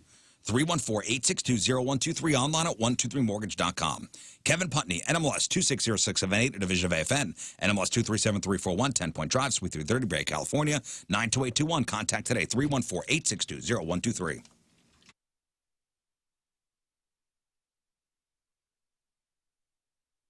Will you ever do Razor Blade ever live again? Yeah. Yeah. Hell yeah. Hold That's on. Wait. Let me see if I hold on. I breathe out. I don't know how to play it.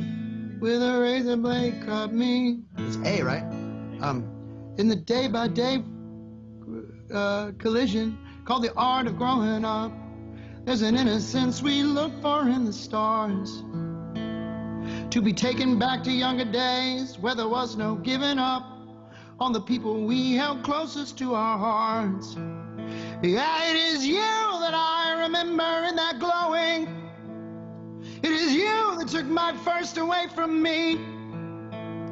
It is you I set my standards to every walk of life. I haven't met another you since you were with me. Now sing with me. A brief bout with a razor blade cut me. I freaked out thinking people didn't love me. I watched closely as the you I knew forgot me. And in letting go, I am so proud of what I've done. Yeah. Wow. That was That's fun. fantastic. Here's one of the reasons why I asked that, but besides that's one of my all-time favorites, and that's an I thought you were oldie. going to say, because that wasn't my favorite, so I wish you No. wouldn't have played it. Yeah, That brought no, yeah, back I was going to advise you on PTSD, what's... And I'm going to go do it now. Yeah, I've got a list of songs you should never play again. Ready? I don't know why I put a pen to my phone. Yep, I just... That first time that I ever met you, when you guys came to the studio, courtesy of Chris Frank Haas, I got a copy of Razor Blade, and I remember I had a gig that night at a bar, and I just put it on repeat, that song, all the way to the bar, did my gig, and then all the way home, and that was my standard song for you. And then you go and get happy and clean and everything, and then I never hear the damn thing again. So that was a nice surprise. Thank you. Hey, man, I'm going to bring that back, bro. I'm going to bring that back. But it wasn't Razor Blade on History for Sale? Was it on History for Sale? It was. I think wasn't it on 2 records? Yeah, it was on a live record. But if it's on History for Sale, then 2 weeks from now, I'm doing the whole History for Sale album, and that's going to be on it. Woo, Yeah. Look at him punching. Yeah. Yeah. He is kind. He is supple. He is magical. He is stainless. He is sensual. He is raw. He is power. He is limber. He is untouched. He is pure.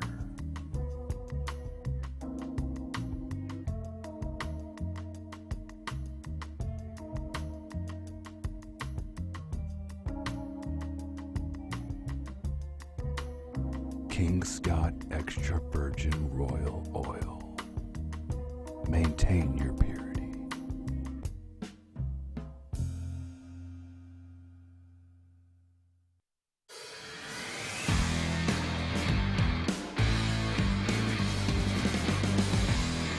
So last time you saw the garage, the place was full of stuff. It was dirty, it was dingy. So this is the inside of the garage. So what we're gonna do is we're gonna keep some of this structure here and then kind of build around it. And now look.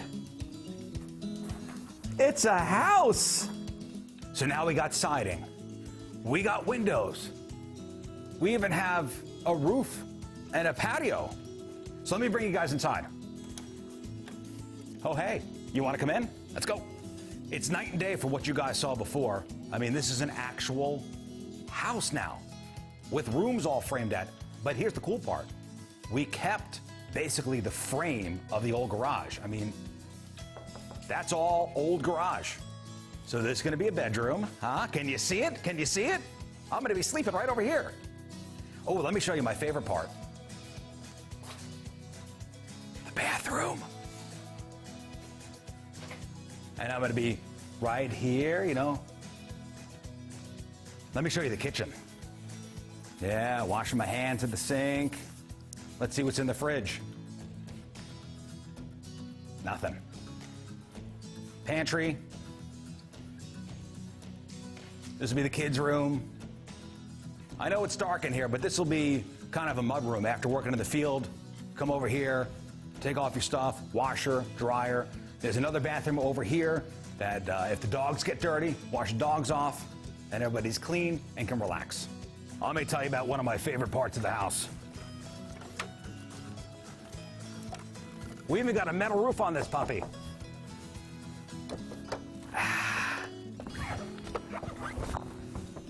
This is it. House is almost done. Well, we were talking about golf before the show today. I know Jeff got himself some new golf shoes. Oh, there, Jeff. Yeah, well, now you just ordered them today. I'm very excited. Ready to hit the links? Yes. Can't go barefoot anymore. We should all go play golf soon.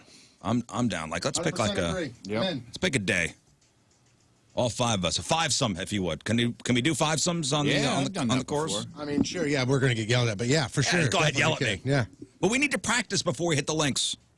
And that's what Family Golf and Learning Center is all about. If you're an avid golfer or you're just learning, think about taking it up. Family Golf and Learning Center, the premier golfing facility for all abilities and all ages. It's right next door to the Kirkwood Athletic Association fields.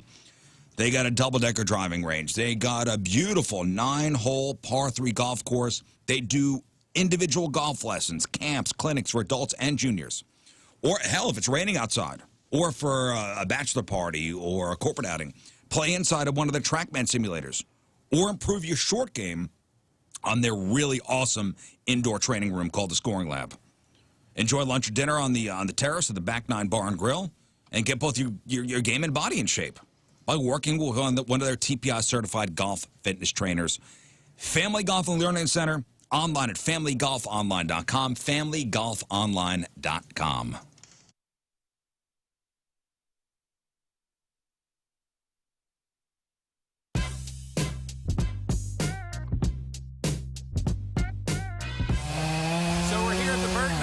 All right, we're here at the Burton house in Eureka, and I've been talking on the air about how they want to get rid of this almost 100-foot tree, 110-foot tree, something like that. My tree guy, Tom, he's almost 77.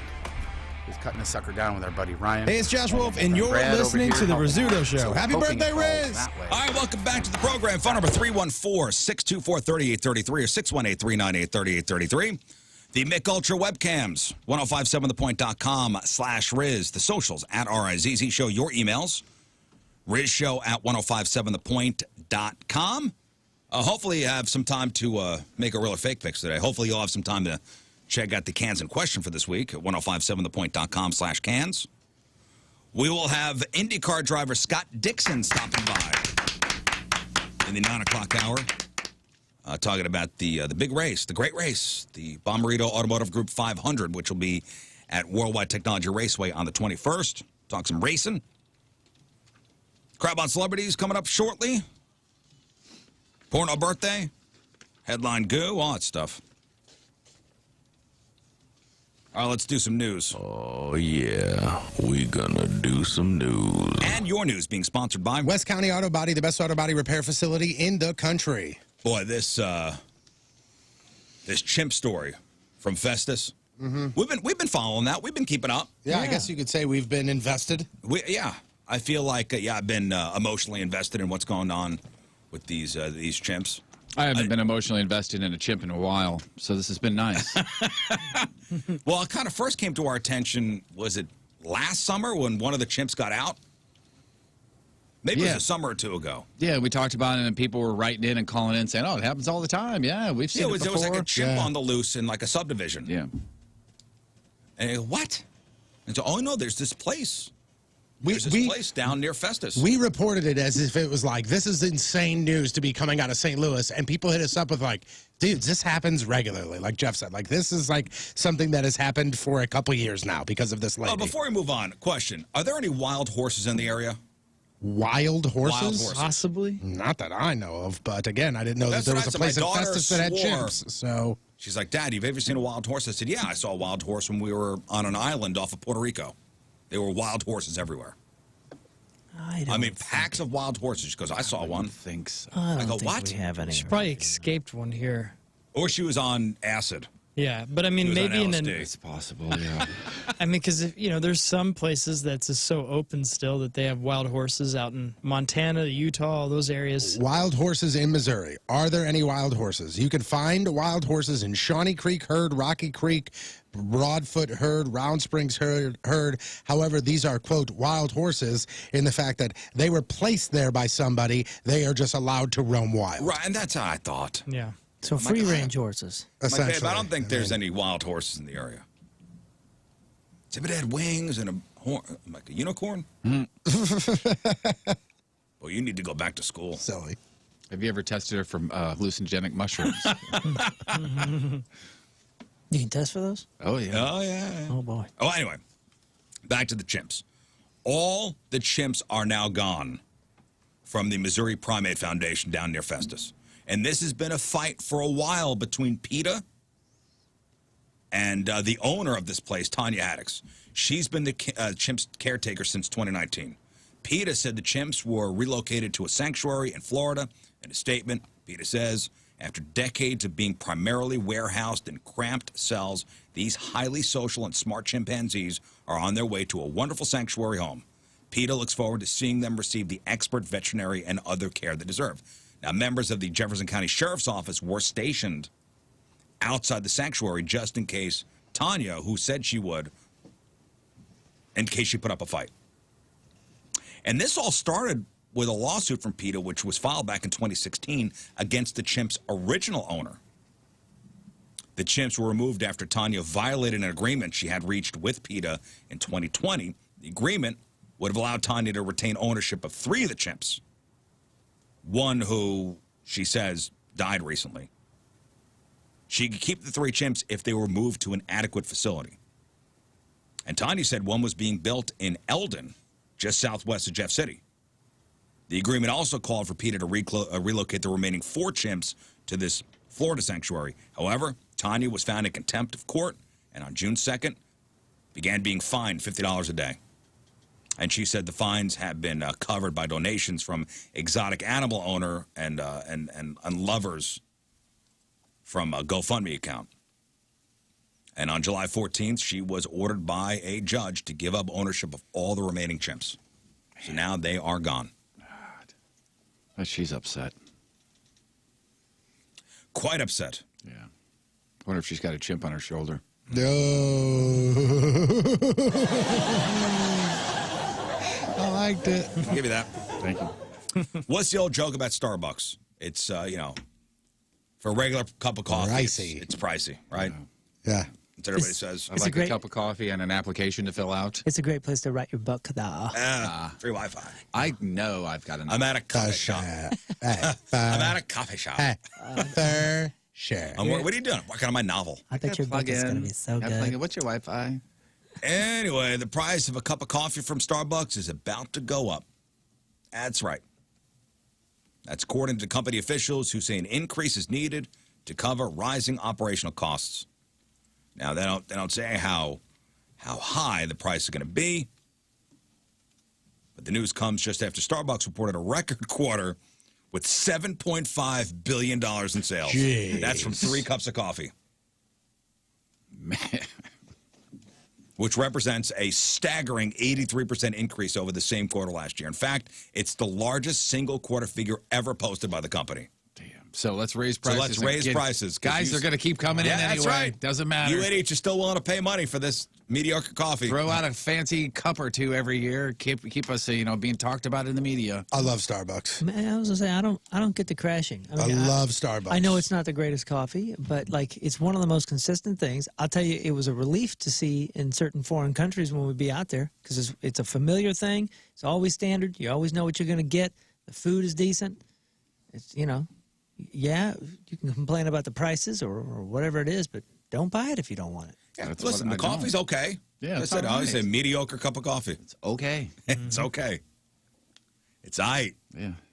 Always a line. Yeah. always a line. It's a consistency and availability that's really the sell. That's what it is. There's a Starbucks every half mile now. Paying for the convenience, yeah. Speaking of drinks, rough news for beer drinkers who like to get buzzed on a budget. Molson Coors just announced they are retiring 11 different economy beers because they have not been selling well. Economy beer. I was gonna say economy Not beer because they makes taste like it garbage. It makes it sound worse. You can call it a budget beer, and it still sounds better than economy beer. An economy beer. I don't know why, but that's What is an economy beer? Well, it's gotta be like your Milwaukee. Keystone. Yeah, that's what I say. Stag. Beast Light. That's what. Well, I'm going to immediately tell my you head Beast Light popped in. what Molson Coors is getting rid of. Red Dog. You joke. Is that on the list? Make jokes. So here's what's gone. Milwaukee's Best Premium. Wait. I thought, is it the best or is it premium? Milwaukee's Best Premium. It seems redundant, doesn't it? How many greatness words do we need? Keystone Ice. Goodbye. Miller High Life Light. Steel Reserve 211. Other versions of those beers like Keystone Light and Milwaukee's Best Light will still be available, though. Here we go. Ham's Special Light. Oh no! You know that one? Yeah, for sure. It's got it's like it looks like an old family beer. Mm-hmm. Oh, I don't know that one. They said that with such conviction, and I have no idea what we're talking about. Ham's Special Light. It's the cursive. It's Hams with 2 M, right?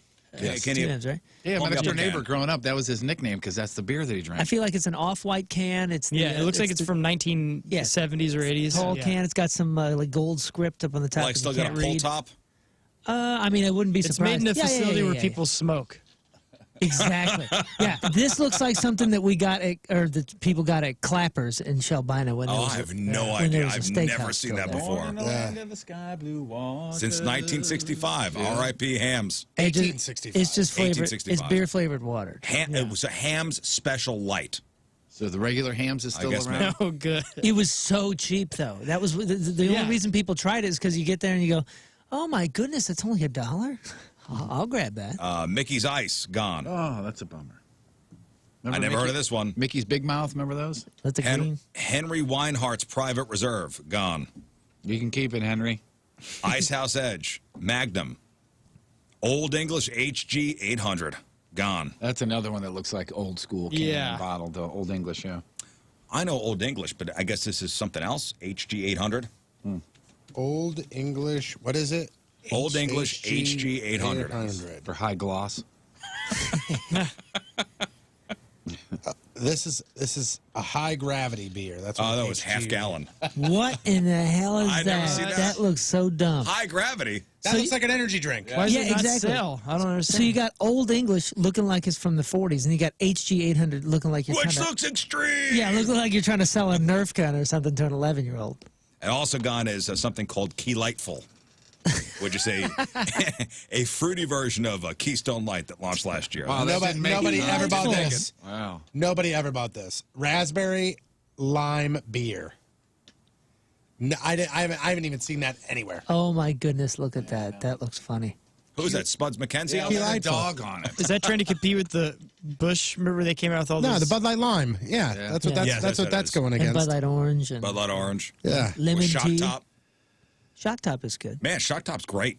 Yeah, Shock Top, really, really cold. that's AB, isn't it? Yeah. That's one of them that they have at Grant's Farm. The freebie. Shock Top, if you have that real cold, I wasn't a fan of Shock Top. Oh, it's good. It's in the summer. That was headache-inducing beer to me. Oh, I see what you're saying. You have 2 or 3 of those. Yeah. See, and I didn't have 2 or 3 of anything. I had 12 or 13 I was going of to say, everything. was it the beer or the amount of the beer? Yeah, that's a one and done. That's I'm having a light chicken dinner or something. I just remember, and the last time I remember drinking Shock Top, I was at, remember Tony's on Top on Main Street? I remember sitting at that bar. Is that place still around? And having 48 of those. Was that in a basement? No, stop it. Top. I almost Is that- justified that's- that. is I that almost still went, open? no. Yeah, I think so. Yeah, they had that cool deck. Yep. Yeah, I remember that. That upstairs I've been there a bar. couple times. Saw a band or two play up there. Same here, yeah. So it feels like that only a few days go by between incidents involving people behaving badly on planes. Yeah. It's been a thing this year. The FAA says people being a-holes on planes has reached an all-time high. And an FAA spokesperson says air rage is not a new thing, but it's the worst it's ever been for sure. FAA data says there have been 3,615 reports of unruly passengers in 2021. Why is this a problem? Well, I mean, on average, isn't that really bad because we have fewer flights? Fewer flights and more angry people. So this is like, come on, man, guys. We've all been through it together. Well, listen, so why is this? Why are people being unruly? Some people, some of it has to do with the COVID mask mandates, but it's not the only issue. The FAA says masks are certainly part of it. It sets up a situation where flight attendants have to interact with passengers. But it's not just masks, it's alcohol, and it's routine safety reminders. Some of the worst offenders started when a flight attendant reminded a passenger to fasten their seatbelt for landing or pull up their tray table, which is something they have been doing forever. Forever. Now, the mask It's thing, not new, okay. guys. The mask thing, okay, that's fairly new. You know there's going to be some pushback. The tray tables and seatbelts thing, that's... We've been here for such a long time. Okay, there's no smoking on this plane. What? Yeah, well, a good point brought up here is now you're asking flight attendants to tell people, hey, you're already pissed off. Now I got to give you a little nudge. Right. Yeah, I just saw something on Twitter that said, remember that any employee enforcing the mask mandate did not make those rules. They're a scapegoat. Yeah. A new survey of 5,000 flight attendants from the Association of Flight Attendants found 85% of them have dealt with some troublesome travelers this year. And the FAA hopes federal penalties will discourage the bad behavior. And they say, we believe that the laws are in place to prosecute the people who commit these horrible offenses on board. What we're asking the Department of Justice is really to take these cases up quicker and make clear to the flying public that there are going to be consequences on the ground. Mm-hmm. Justice can be slow sometimes, but the issue is so severe that we're imploring the Department of Justice to get on it. Can they just make like a portal on the side of airplanes, or if somebody's unruly, you just throw them out the side of the thing? Just be done with it? Just put little crates out there so you stick them in there until you land. Yeah. Man, it's just perspective. Perspective. No matter how bad it sucks, just realize. Still on a plane. 100 years ago, man, it would take weeks to get where you're going, dude. Yeah, you get dysentery. If you make it, Yeah, if you made it alive, one of your ox dies. Mm-hmm. It needs to be a sign as you walk in, just like, hey, man, look how good life is. Someone else is going to fly you to another destination. You know, it'd be really cool is that they started saying, yeah, your destination, or this is going to be a 3-hour flight. Now, if we were taking a boat, exactly, this is how long it would take. Perspective. You jerk faces. That's a great point. Perspective you every don't time. you don't want to wear a mask If you and were just to drive, chill. it'd be 23 Take a hours. boat. Yeah. Well, you know, we've all flown Southwest before. Yeah. Southwest known for, the little comedy routines sometimes the flight attendants do. Even the pilots get in on it. Listen to this Southwest pilot. He admitted there's a workaround for those of you who do not want to wear a mask on a flight. Listen to this. The masks. There is not an eye roll that you can give me that I haven't seen 750,000 times in the last year. I know you don't like them. I don't like them either. We have to wear them. It's a rule. It's not a political statement. It's just a rule. And if we don't have rules, we have anarchy. You can't eat. You can take your mask down and eat, but you have to put it back up. If you were smart, you would have went to Costco and bought the 7-pound bag of potato chips that would have lasted you 1 hour and 43 minutes. But you didn't do that. You went to Hudson News and bought the Cheetos, and that's going to last you 2, and most of you already eaten those. That's funny. Pretty good. See? Hey, we can all laugh, right? Sure. Now people are going to start walking onto planes with massive bags of potato chips. Oh, you got to hear all the crunching now. And finally, this happened last week. A gray-haired man in a suit held up this high-end jewelry store in Paris. Cops say this guy pulled out a knife during the robbery. Dude got away with quite a bit.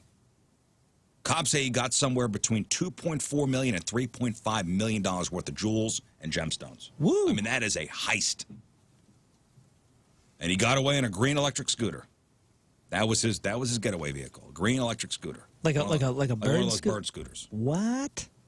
And there were a lot of witnesses at the scene. But nobody was paying attention to this guy, though. Nobody was paying attention to the heist because everyone was distracted by Jean-Claude Van Damme, who was at the optometrist's office next door. Oh, no. Wow. Random. So this heist went down, and somebody easily could have pushed this guy over on the scooter. Nobody was paying attention. Jean-Claude Van Damme was at the optometrist But next door. Van Damme's over here getting an eye test. How can I take my eyes off of that? That money's insured. When will I ever see Jean-Claude Van Damme? And there's surveillance photos of this guy robbing the place, and everybody's back turned to face Van Damme at the optometrist's office. This is funny. The guy made a clean getaway because I don't know if he planned it. Like, Maybe Van Damme's in on it. Yeah. let's not discount that. Maybe it's a Van Damme lookalike.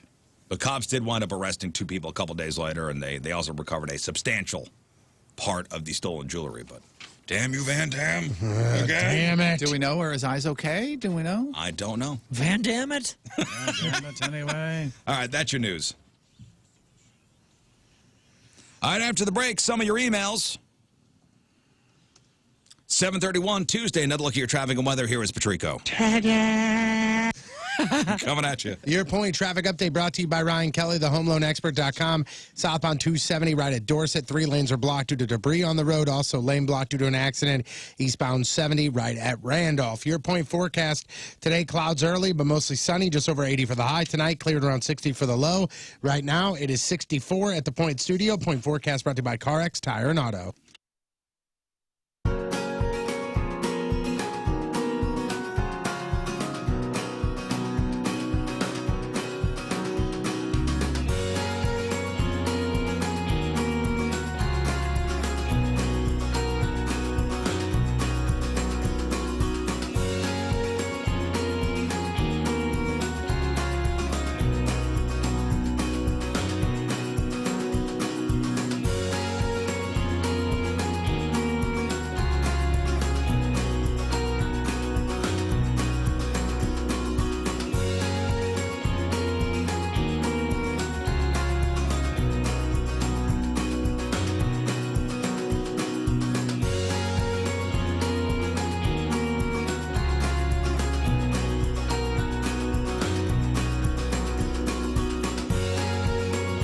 So does your job give you the career opportunity to take advantage of the economy, what's going on with the COVID, maybe post-COVID? A job in the fast-growing IT industry does, and there are great IT career opportunities right here in St. Louis. Centric Training works with local tech companies to fill these positions. While you don't need previous IT experience to get these great jobs, you do need the right technology job skills. Centric's hands-on IT training program gives you those skills in just 4 months, even if you have no IT experience at all. And best of all, when you finish, Centric will help you find your new job in the IT industry right here in St. Louis. And it only takes 4 months to change your life by changing your career. Go to Centric.com/STL for more information. That's CENTRIQ.com/STL, or call Patrick Nealon at 314-450-4714, 314-450-4714. The booming tech industry has a great future. Centric can make it your future, and they could do it in just 4 months.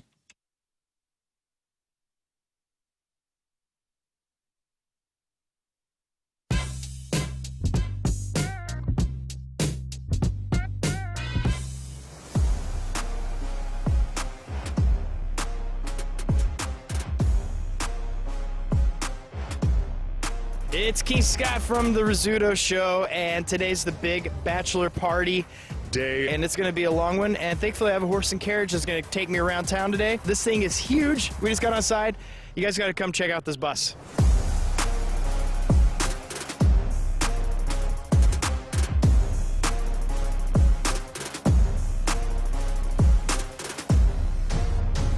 We're going into IHOP. We're going to have some eggs and a ton of eggs and maybe even eggs or two, but a lot of eggs, and this is going to be exciting. We got some eggs already out here. Hi! This is going to be great. All right, let's go eat.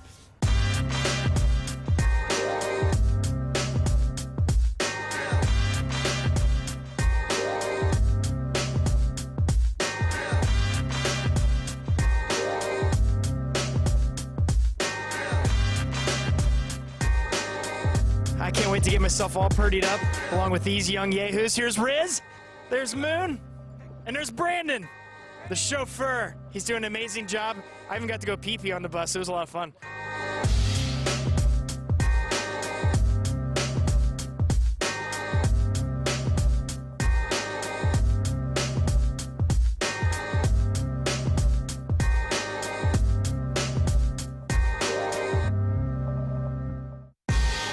All right, we're leaving the shop, barber, and bar, and we're heading to now Hot Shots for some lunch because I'm starving. But now we're back on the Fun Time limousine, and it's packed with my best friend in the whole world. Finally, I told you guys my friends were going to show up, and my best friend in the whole world is here, Rizz.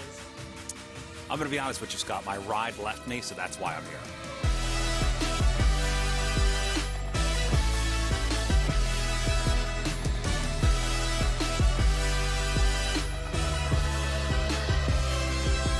Oh, I need my phone.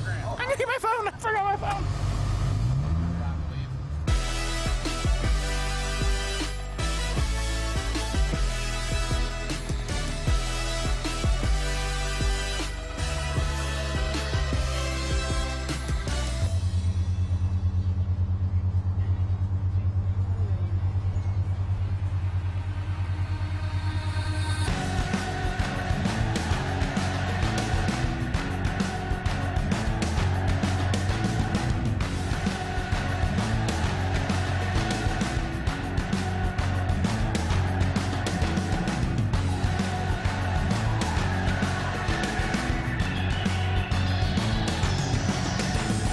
So you're having a good time?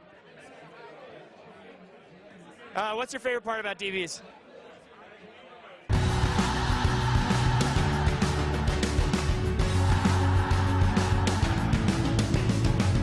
One, two, three, testing. It's time to get real in this motherfucker.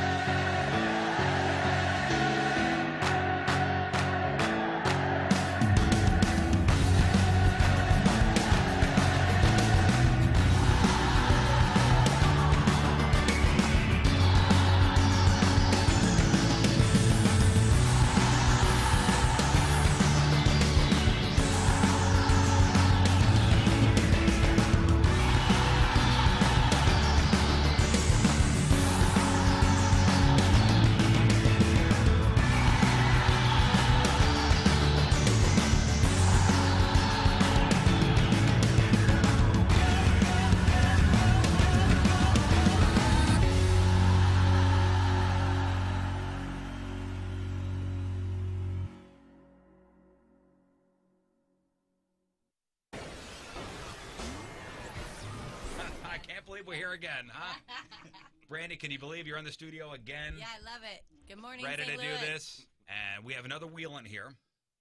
So Jeff's going to spin the wheel, and whatever the wheel lands on, it's going to be either a tattoo or a piercing. Correct. And the piercing could either be an ear piercing, which will be, what, the cartilage? Cartilage, yes. Yeah. Or it could be your nip. Right. Notice I said nip. Yes, you did. Now, I think, Brandon, we've gone through this before. The nip piercing has got to be one of the harshest and most painful of the piercings. It's definitely sensitive, yes. She told me that I will get a You'll get a hot flash. a from hot your flash toes that to your starts at head. my toes and moves up. She wanted to make sure you ate before. I eat constantly, but I can have I got a protein bar there if I should start eating that. Should I do that? I think you should be fine. I think you should be fine. Okay. Yeah, if you've eaten within the last 4 hours, you'll be fine. Yes, I have. All right, so right now on the wheel it says nip. It says Rizz and Patrico tattoo. It says Rizz's choice. It says ear. It says Patrico's choice, and it says spin again. Chesterfield Fence and Deck. They transform my backyard. I mean, for the way better. I love how the fact that just putting a fence up and putting in a new deck with the underdecking, it changed my family dynamic. We're hanging outside more than we've ever hung outside before. Kids are playing outside. The dogs are happy. And it's thanks to Chesterfield Fence and Deck and the work they've done, or that they did in my backyard. 53 years in business. One of St. Louis's top names in home improvement with a commitment to put quality and professionalism first in every single thing they do. Provide the best and longest-lasting outdoor products available. Fences, decks, custom sunrooms, screen rooms, pergolas, patios, retaining walls, and windows. All the products guaranteed by a 5-year labor warranty. A-plus rating with the Better Business Bureau, SBA Family-Owned Small Business of the Year. Remodeling Magazine puts out their top 550 every year. They've been in the top 100 replacement contractors across the country for 8 years in a row. Ranked number 25 in the nation last year. Chesterfield Fence and Deck, when you mention the Rizz Show, you'll get 48 months interest-free financing on your next outdoor project. Chesterfield Fence and Deck online at chesterfieldfence.com. After all, who doesn't want a bigger deck?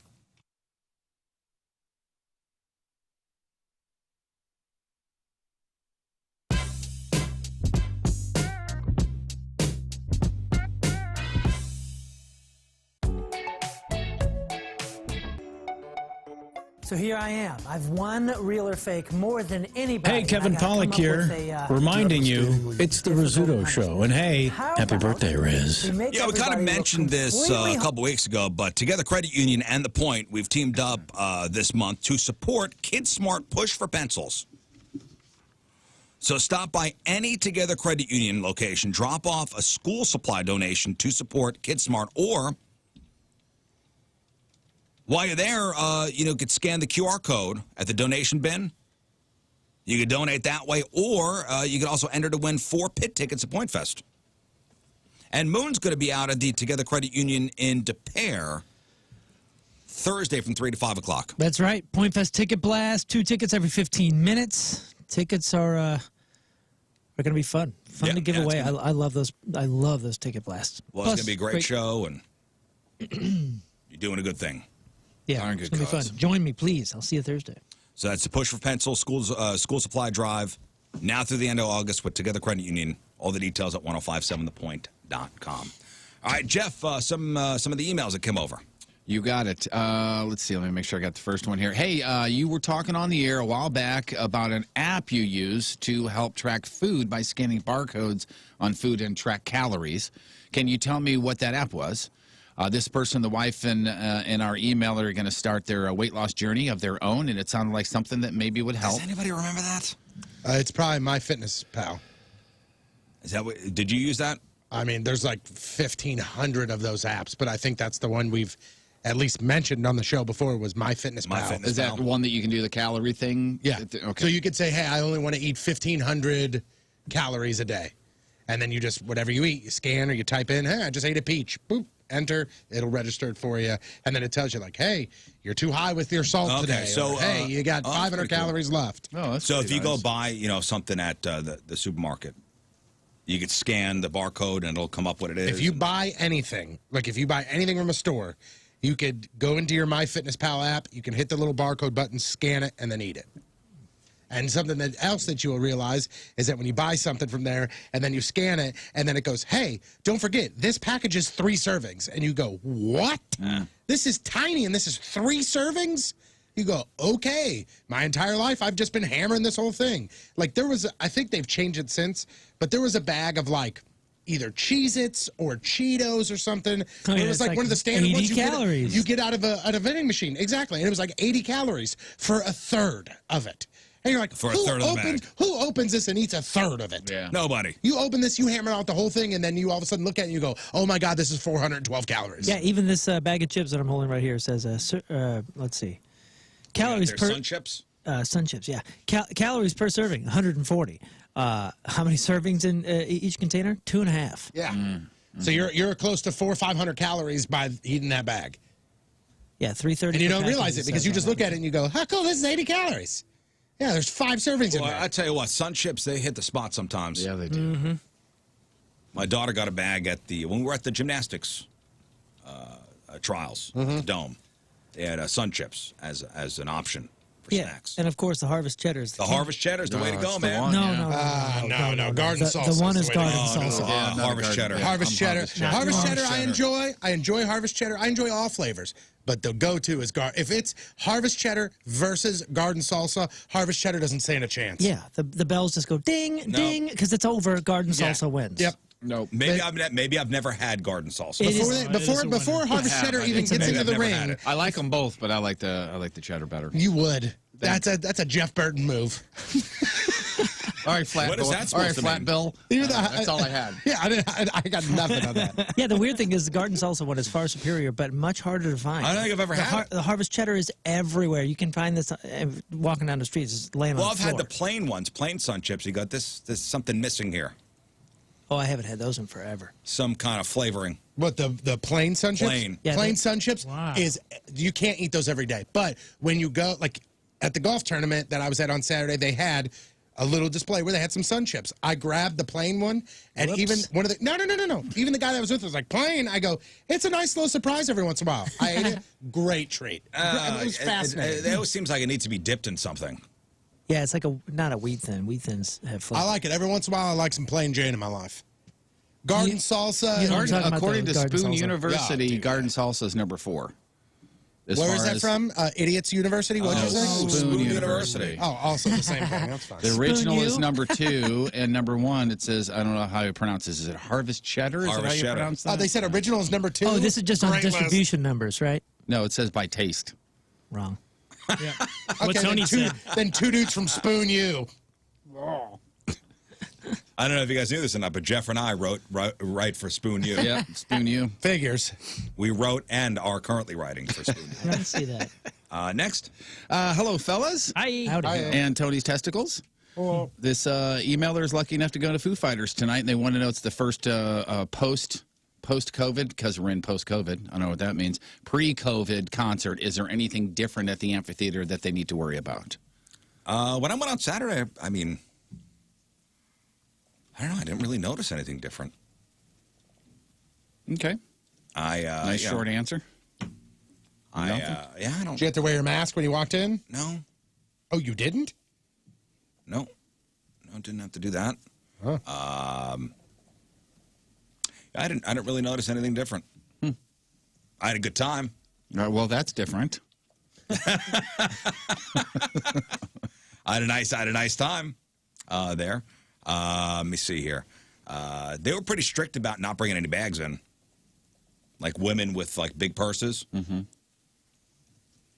I saw them make somebody go back to their car, and they came back with a Ziploc bag, like a clear Ziploc. But that's been a rule for a while. Yeah. Even last year or the year before.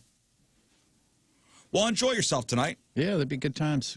Weather looks like it's supposed to be good, right? Foo Fighters. Okay, we have a poll up now. Here we go. There's a poll Sun- on our Twitter.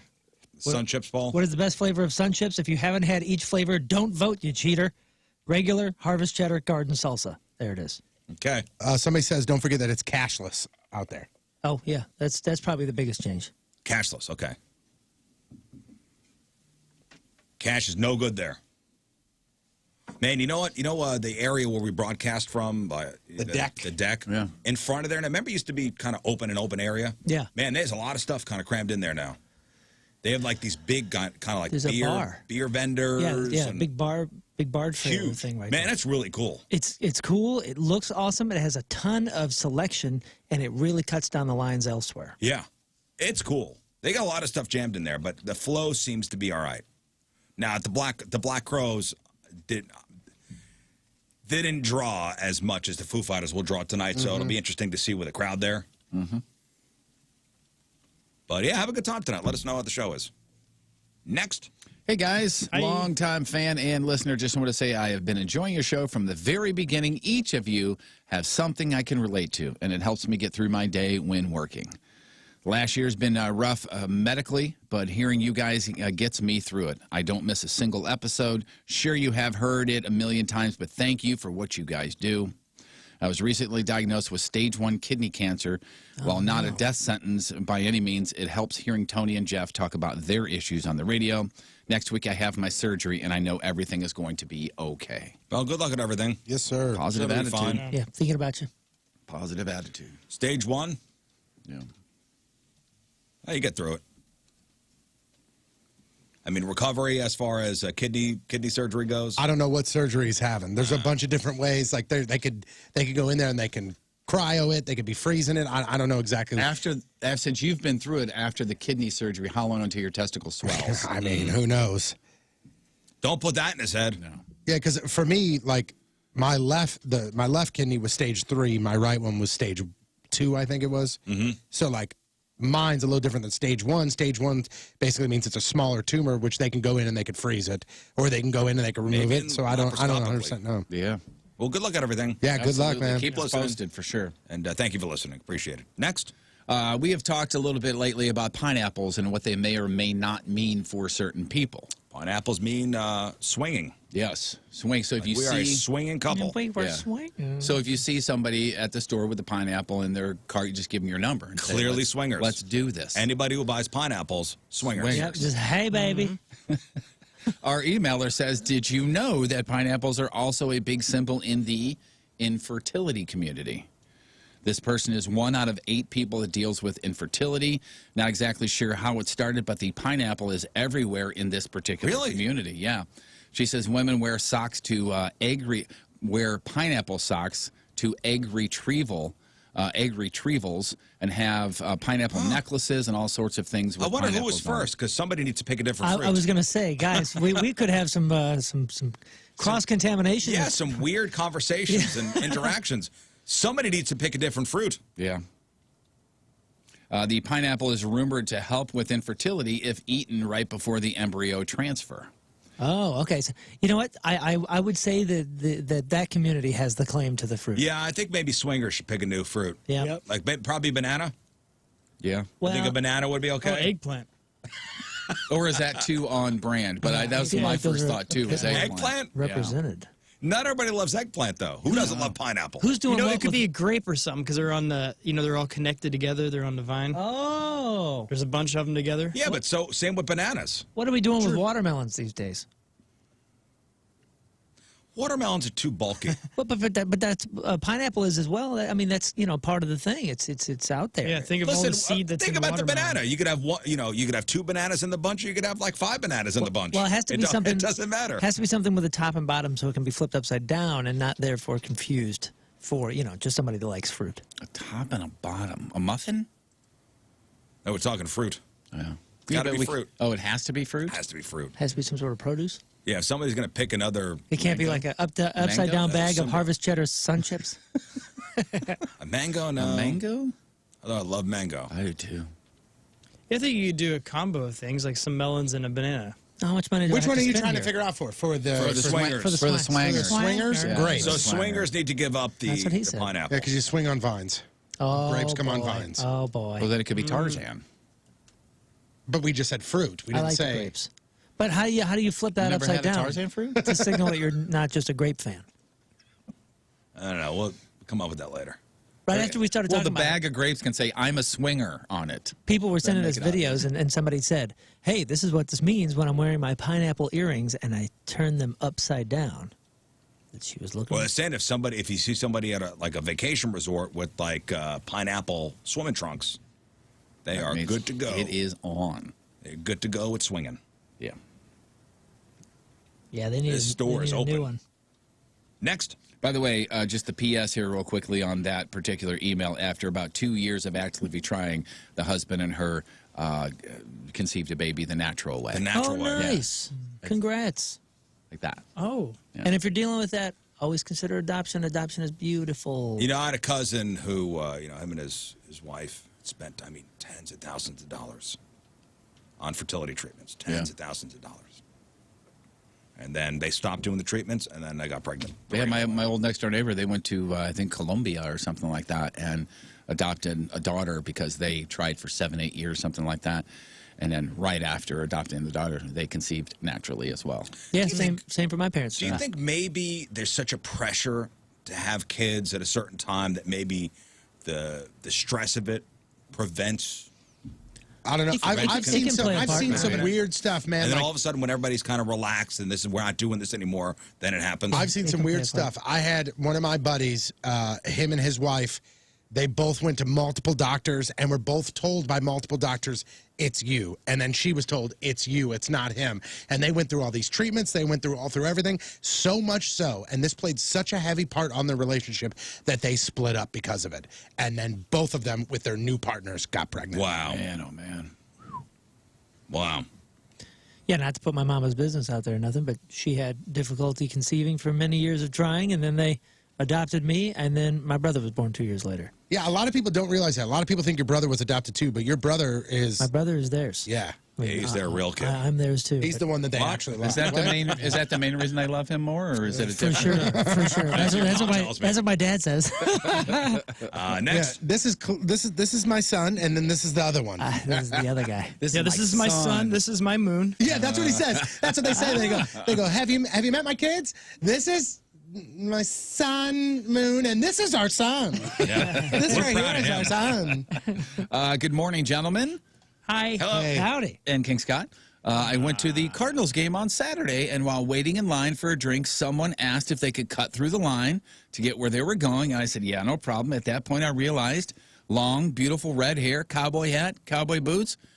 I knew it was King Scott. Whoa! Yeah. King Scott. So we at the game on Saturday? Yeah, went out there, did the Battle of Bush. Oh, yeah. Do you remember going through like a beer line? Yeah. We had the guy walking us to the next destination, and he asked them to excuse us, and they all scooted back. Hey, guys, Part to see of red. Celebrity coming through. They go on to say, I yelled, hey, King Scott, with joy, and he half turned around and kind of waved and just kept walking. I wanted a photo with my favorite member of the show, but he disappeared. Wow, why'd you diss that guy? Oh, my God. That's pretty lame, dude. I'm really sorry. Don't, Scott. Don't let them do this. Unbelievable, Scott.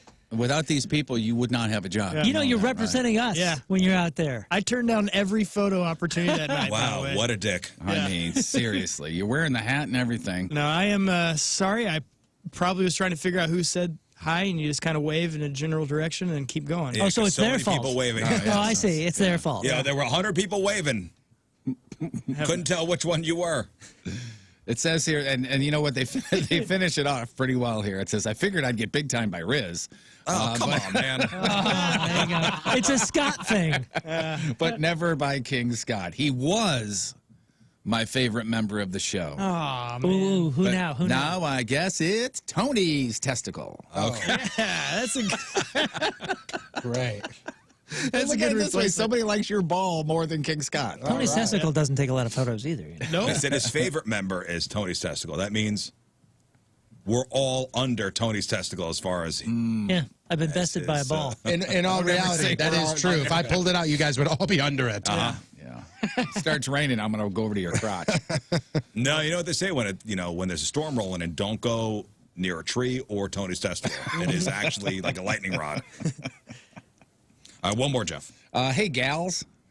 Hey. With Clovis being on the show on Friday, any word on recording the official Rizz Show theme song? Oh. Have you talked to him about it? Yeah. Is it going to happen? Oh, yeah, it's already happening.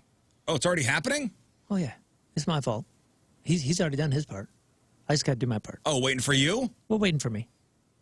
Come on, man. Come on, man. Clovis is on it. This is on me. Come on, man. This is on me. All right, so maybe an official Rizz Show theme song by 2023? Sure, yeah, I'll shoot for that. That's reasonable.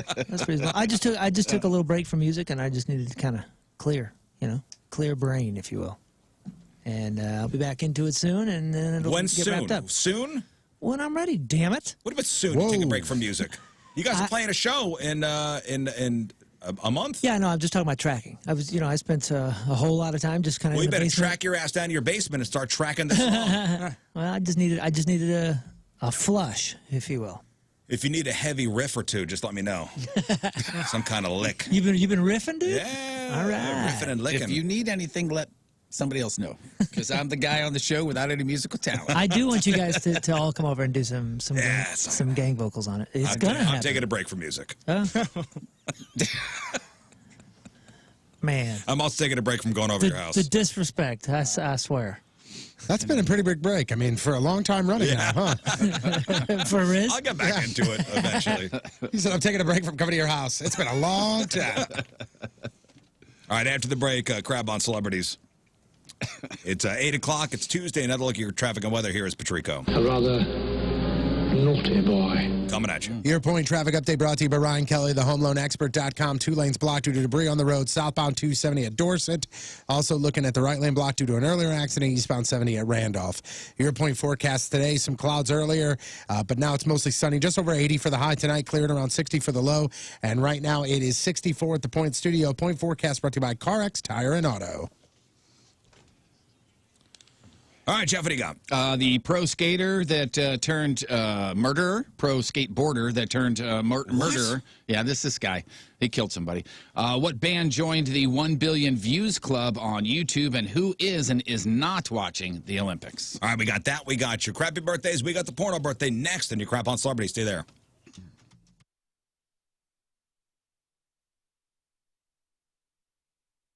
So Clavis has a guitar here. You want to regale us with a song? Well, yeah, I'd like to, man. I want to do this little song here because the things are getting spooky, you know. It's getting close to Halloween time. Mm-hmm. And Patrico, you might be interested in this. I know you do the traffic reports around here.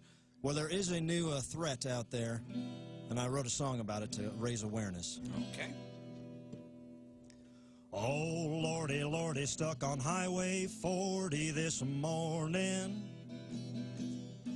I wish someone would have told me, wish someone would have gave me a warning. I was stuck behind an old Cadillac when up popped a ghoul all dressed in black. You know he's gonna get you when the traffic jam hits you, Trafficula. That's right, it's the vampire that only comes out in traffic, Trafficula. Man alive, don't take the 405. So if you are a college student, their college cashback checking account happening at First Community right now is a checking account for students that are the ages of 18 to 25 that actually pays you back each month for using your debit card. So check this out. You get 5 free transactions per month at ATMs that are not owned by First Community. You know how that works. You go to use the ATM and it says, hey, we're going to charge you $5 because this isn't an ATM from your bank. You get 5 complimentary transactions per month. You get no minimum balance to earn rewards. You get discounts on consumer loans. You have no monthly maintenance fee. Your free temp and cashier's check. Free digital banking. Free debit card. Free telephone banking. Credit cards are available, and you have unlimited check writing privileges as well. It's pretty awesome. And you actually can take advantage of this again if you are a college student. It's a great card for you to have that's going to reward you for making purchases at, you know, the Quad or the bookstore or something like that. Plus, also, if you are now out of college and you are looking for a job, they actually have a job opportunity for you. All you have to do is go to the Chesterfield location of First Community. They've got open interviews happening on Friday the 20th, and this is the place that offers, you know, health insurance, dental insurance, 401k, long-term disability plan. You get 10 paid holidays per day, per year. Vacation and sick personal days are available for you. So all you have to do to get all the information, including the stuff I talked about that college checking account and about actually getting a job at First Community, you can find by going online at firstcommunity.com.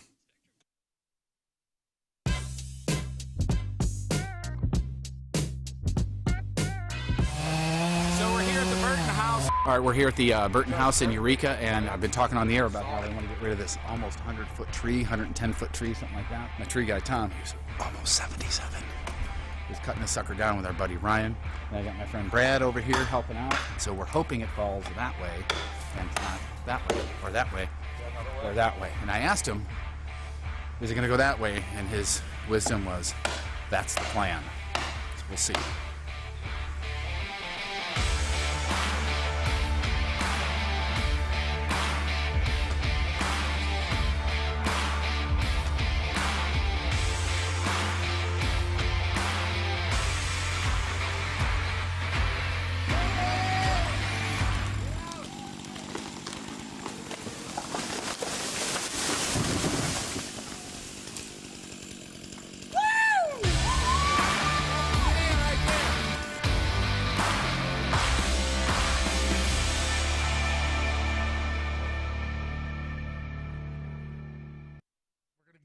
Let's do We're gonna- this. we're gonna do Let's this. do it. All right.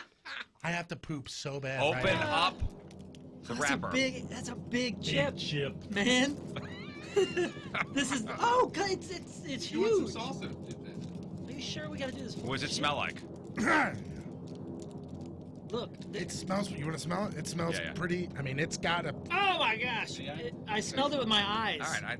It smelled hot. Hot.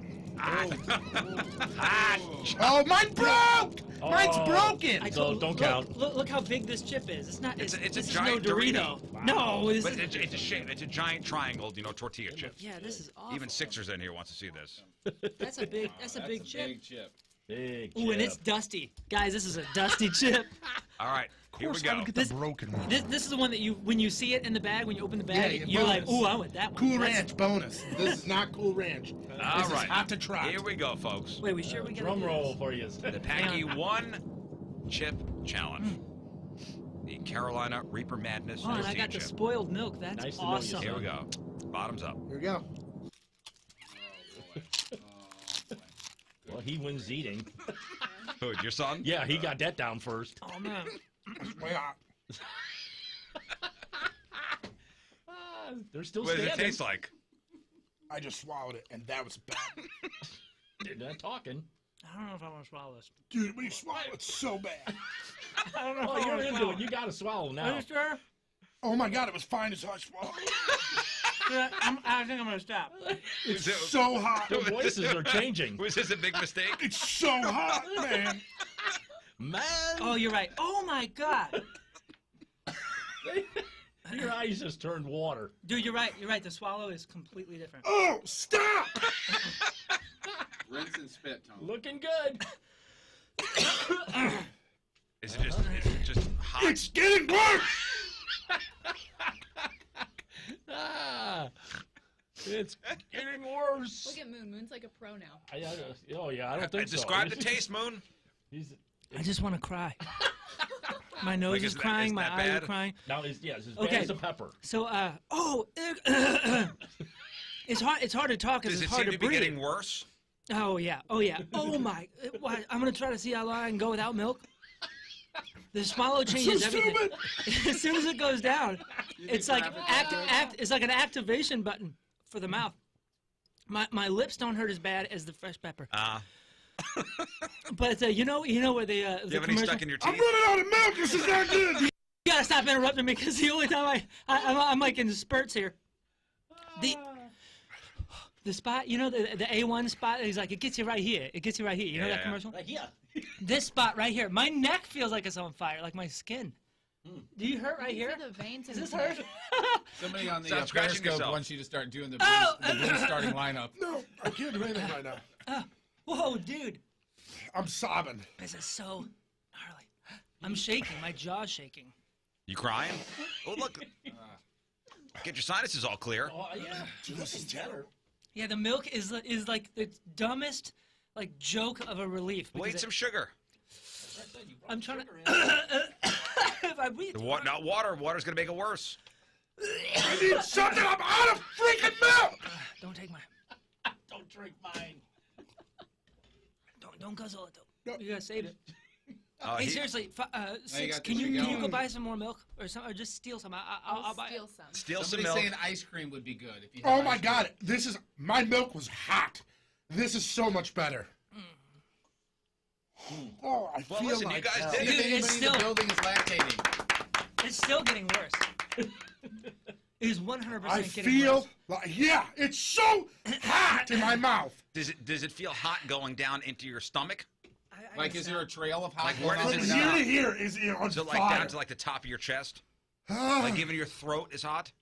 yeah, dude, I got a hot throat. So it's not affecting your stomach. I gotta stop. No. Now, yeah. Oh, So I got that AC Okay, crank. from the Actually, top- it's been okay the past couple of days, but the past week or two before this, been hot.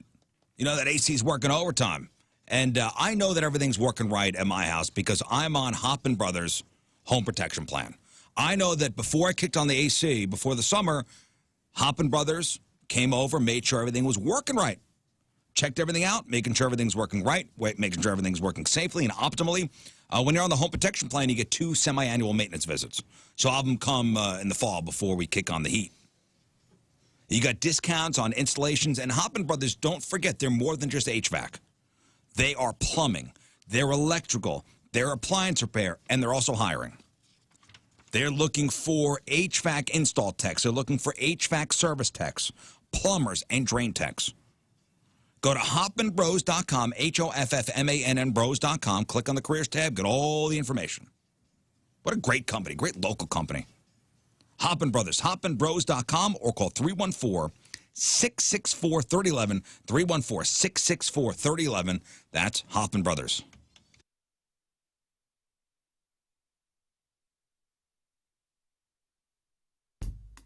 He is kind. He is supple. He is magical. He is stainless. He is sensual. You're listening to The Rizz Show, and it's Ian Bagg. Happy birthday, Rizz. All right, welcome back to the program. Moon brought this to my attention earlier. Gene Hackman, the great actor Gene Hackman, was trending on Twitter. Mm-hmm. Oh, no. Yeah. No, that's what I said. I out loud in here said, oh, no, oh, no, oh, no, and oh, he's no. 91? Yep. 91, yeah. 91. And you go, oh, God, Gene Hackman trending on Twitter. It can only mean one thing. Oh, he just posted a picture of himself. He's fine. Okay. Yay. You know what it was? He gave himself a wellness check, essentially. Yeah, it was, hey, you haven't heard, seen for a while, so here I am. Basically, that's what it was. He's just getting ahead of any death rumors. Was there something going around? I feel like those guys that have sort of been out of the limelight for a while and probably in their 80s or 90s, there's always a rumor every once in a while. I mean, before Connery left us, you know, it was like every other year we were talking Gene about Hackman Connery. retired from acting 17 years ago, but had his picture taken recently to show that he's alive and well at 91, living in New Mexico.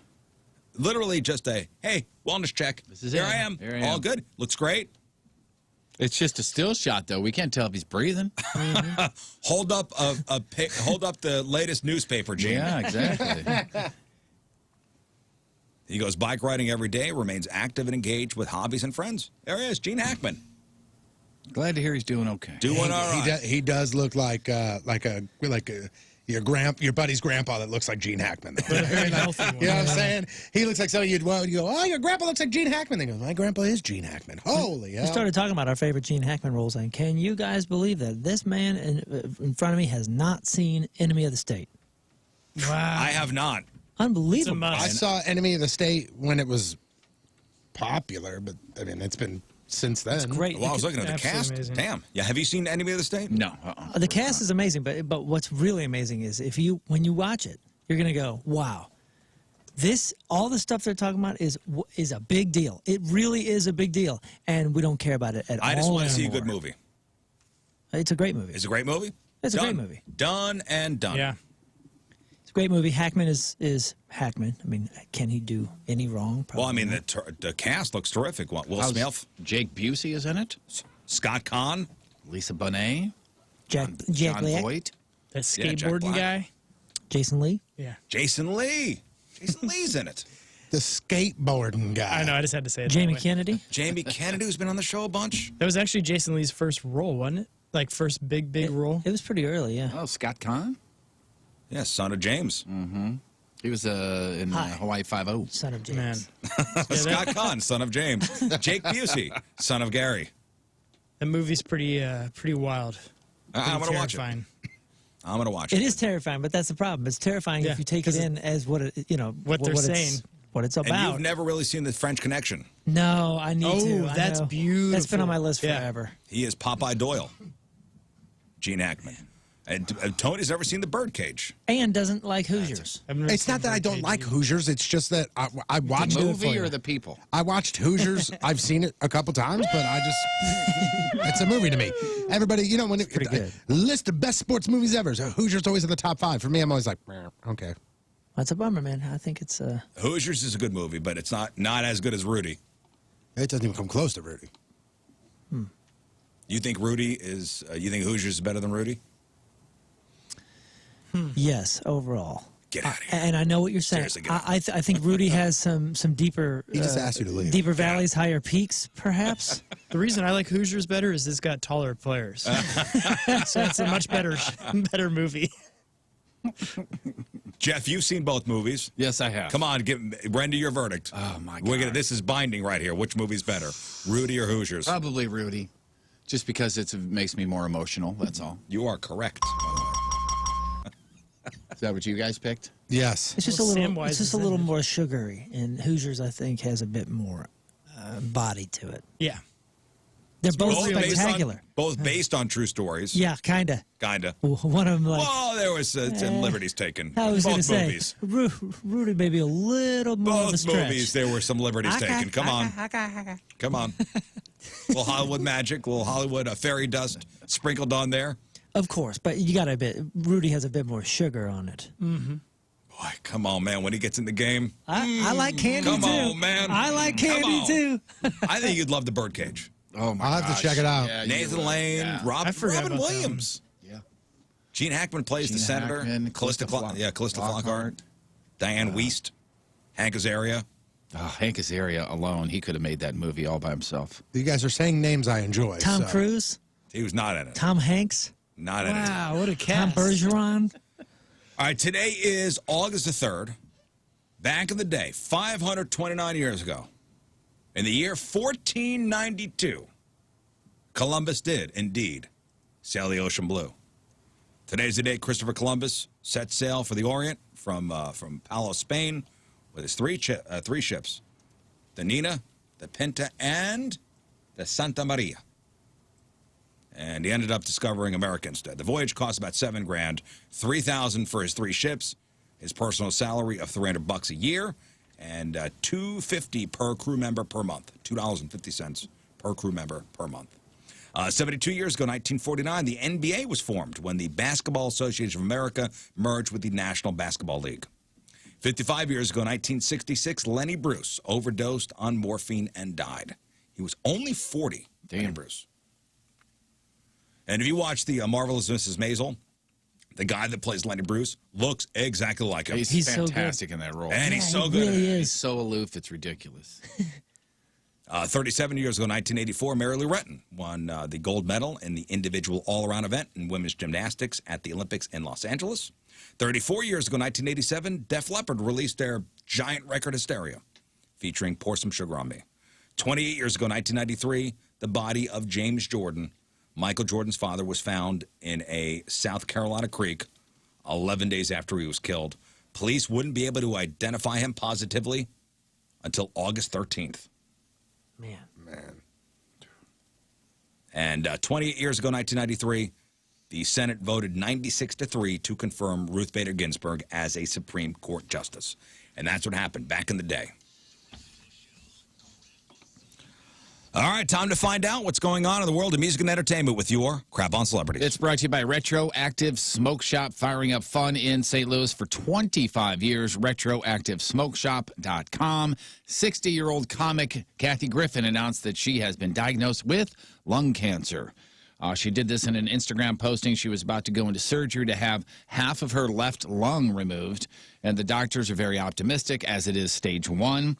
If everything goes well, the surgery might take care of everything. In that case, she'd be able to avoid chemo and radiation, and she would retain normal function with her breathing. And right away, when you think lung cancer, you think, well, dummy, you're smoking cigarettes. She says she never smoked.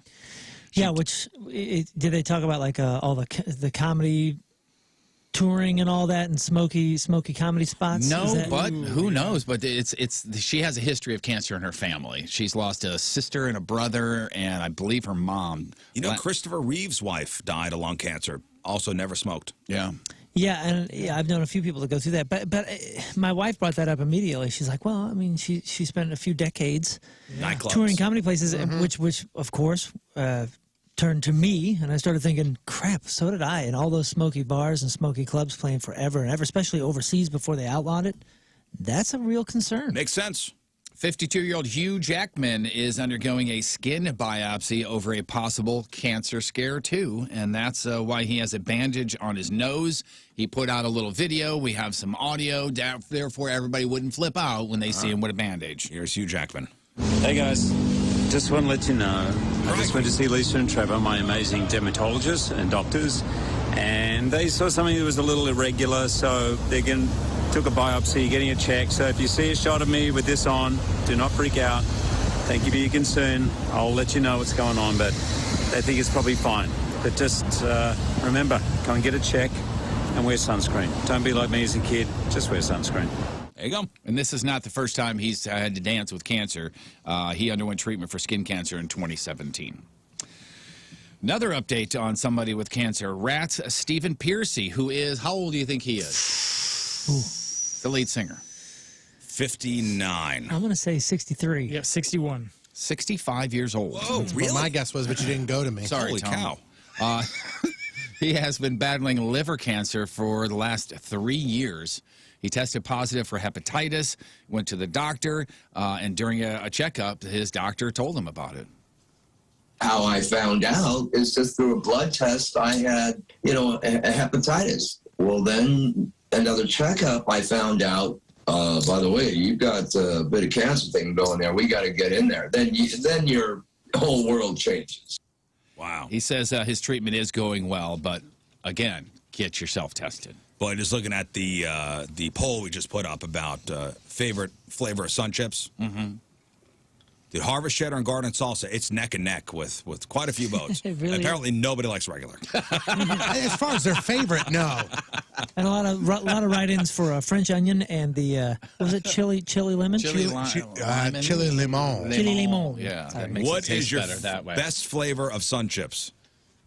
Solving problems on the Rizz Show. Harvest Cheddar, Garden Salsa, or regular? Do you guys know this skateboarding star guy, this Terry Kennedy? I guess he did some stuff with this Rob Dyrdek for a while. I don't know who this is. He's appeared in the popular Skate video games and has often boarded with Rob Dyrdek over the years, is what it said. He has now been charged with first-degree murder after the man that he allegedly attacked at an Illinois motel last week died over the weekend. Oh, boy. He is now facing up to life behind bars if convicted. He attacked a 23-year-old dude in Oak Brook Terrace, Illinois on July 27th. Then he left the scene. Cops eventually found him, arrested him, initially booked him for aggravated battery in a public place, threatening a public official, and now it is murder because the victim died. What was the fight over? That doesn't say. I do not know.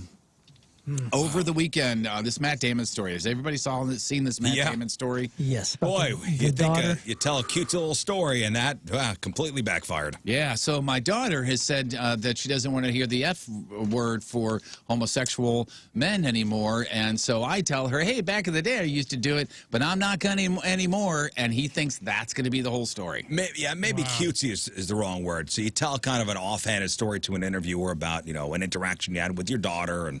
Very strange, though. Come on, Matt. Matt Damon. Matt Damon. I just don't understand why he even told that story. And I don't know the context of... What are you thinking? I don't know the context either, but my first thought when I read this initially, when it first started happening, was I would be so apprehensive about doing interviews anymore. Because here he is opening up, giving a little behind the curtain scene on Matt Damon's personal life, which is what every interviewer wants, what all of us fans want, and now it comes back to bite him in the ass. Well, it was him trying to virtue signal. Yeah. That's what he was doing, which backfired. Ooh, boy. Big time. Did not work out how he thought it would work out. Anytime that you have to come out and say, I stand with the LGBT community, you said something to where you had to come out and say you stand with that community. He said,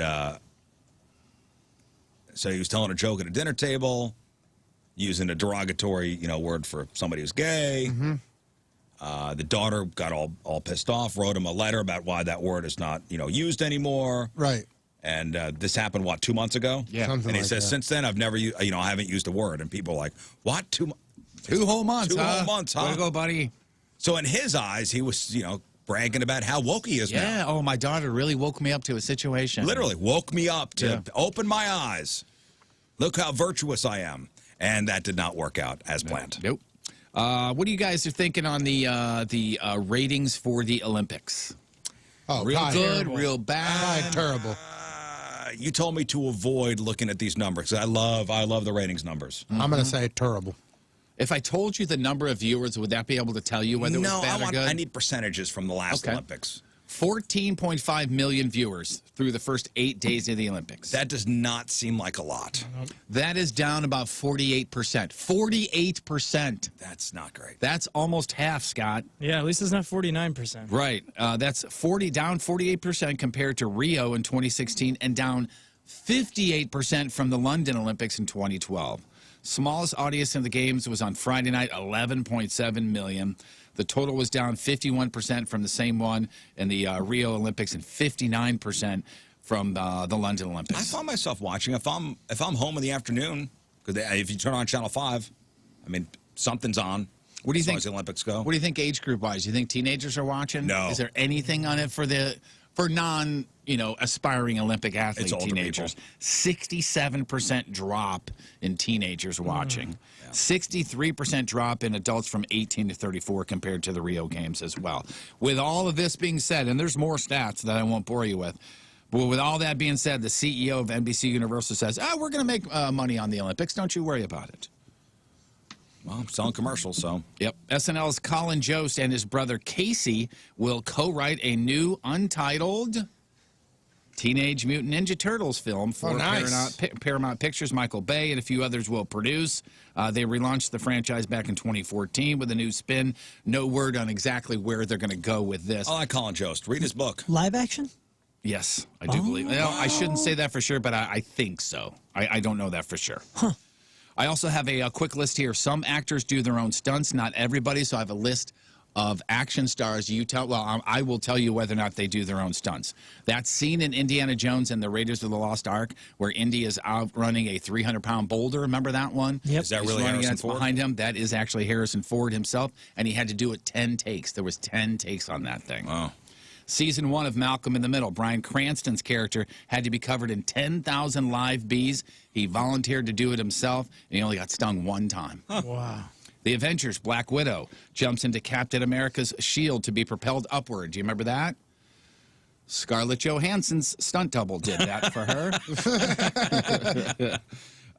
Let's see, some other interesting ones. Star Wars, A New Hope, Luke Skywalker, Princess Leia swing on a rope together to get away from stormtroopers.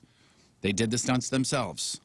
That's cool. Oh, they did? Yeah. Let's see, Zendaya and Tom Holland lifted about 110 feet in the air for a swinging stunt at the end of Spider-Man Far From Home. That was actually them. Oh. Dang. Crazy Stupid Love, did anybody see that? No. All right, there's a scene where Emma Stone and Ryan Gosling do the Dirty Dancing thing where she runs up and he holds her up like this. That was actually Ryan Gosling, and it was actually Emma Stone's stunt double. Daniel Craig did the stunt to where he jumped onto a moving bus from a building. So he did it himself, huh? Quantum of Solace, and the timing of it, as you can imagine, you got to jump before the bus is even below you. Yeah. So he was just jumping at the ground, and then the bus came along. That's cool. And he jumped on top of it. And one other thing, just real quick, because there's audio in there. They have won 8 Grammys, sold over 125 million albums worldwide, not to mention the statistical breakdown that names this band the world's biggest touring band ever. Who am I talking about? U2. Eagles. Stones. Foo Fighters? I wanted to get to this story for one in particular person in here who loves this band. That would be you. Guns N' AC/DC. Roses. Hit the Oh, thing. AC, Congratulations, yeah. Metallica. And reaching 1 billion views for this particular music video Nothing else matters. on 1 billion YouTube. views, huh? And they are joining over the last 13 months. For some reason, rock bands have gotten to this particular plateau. Linkin Park's In the End, early July of last year, hit it. System of a Down's Chop Suey hit 1 billion late last November. And then just about a month ago, Bon Jovi's It's My Life did the exact same thing. All right, celebrities celebrating a birthday today. St. Louis's own model Carly Kloss is 29. Olympic gold medalist Ryan Lochte is 37. Evangeline Lilly, she was Kate on Lost. She was the Wasp in the Ant-Man movies. She is 42 today. American football quarterback Sir Thomas Brady, He's knighted, right? I think so. Sir Thomas Brady? Yeah. American football quarterback? He's at least knighted in the States. He's 44 years old today. Spinderella from Salt and Pepper. Salt and Pepper is 50. Speaking of Metallica, Metallica lead singer James Hetfield is 58 today.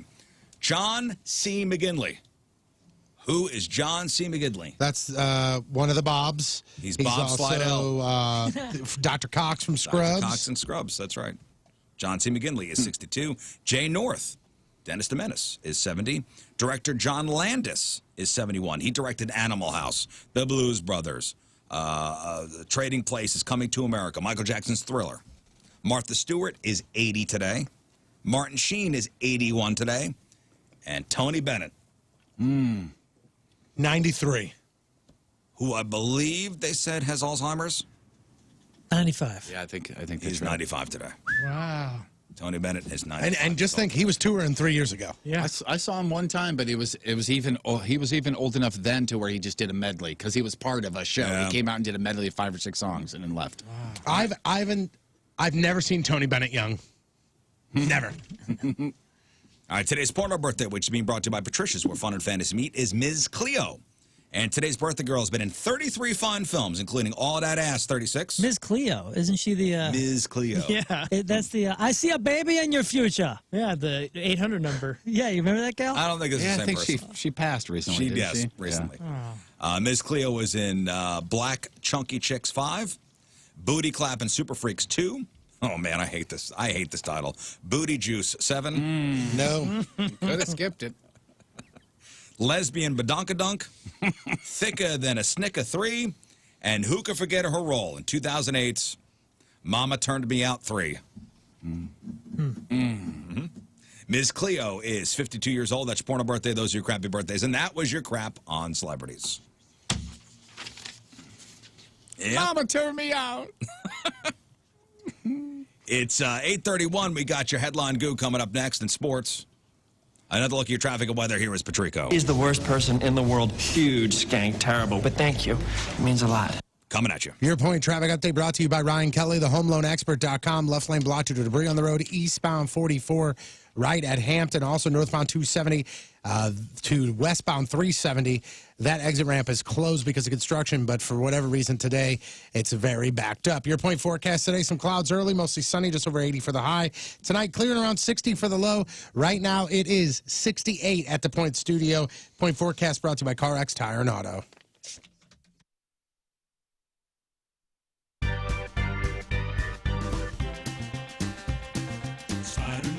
Spider Moon, where's the spider suit on so new? Can he wear normal clothes? No, he can't. Rizz says no, look out. Here comes Spider Moon. Real or fake, don't you know? Got him good on the show. First the beard and the hair. Now he's Spider Moon everywhere. Look out, here comes Spider Moon. When he gets to work, he gets into his suit. Keeps it warm inside, even when he makes a suit. Spider Moon, angry, hairy Spider Moon. 30 days he is done with the punishment. It's no fun to him. Losing is just a hang up. When all the others gang up, you'll find Spider Moon.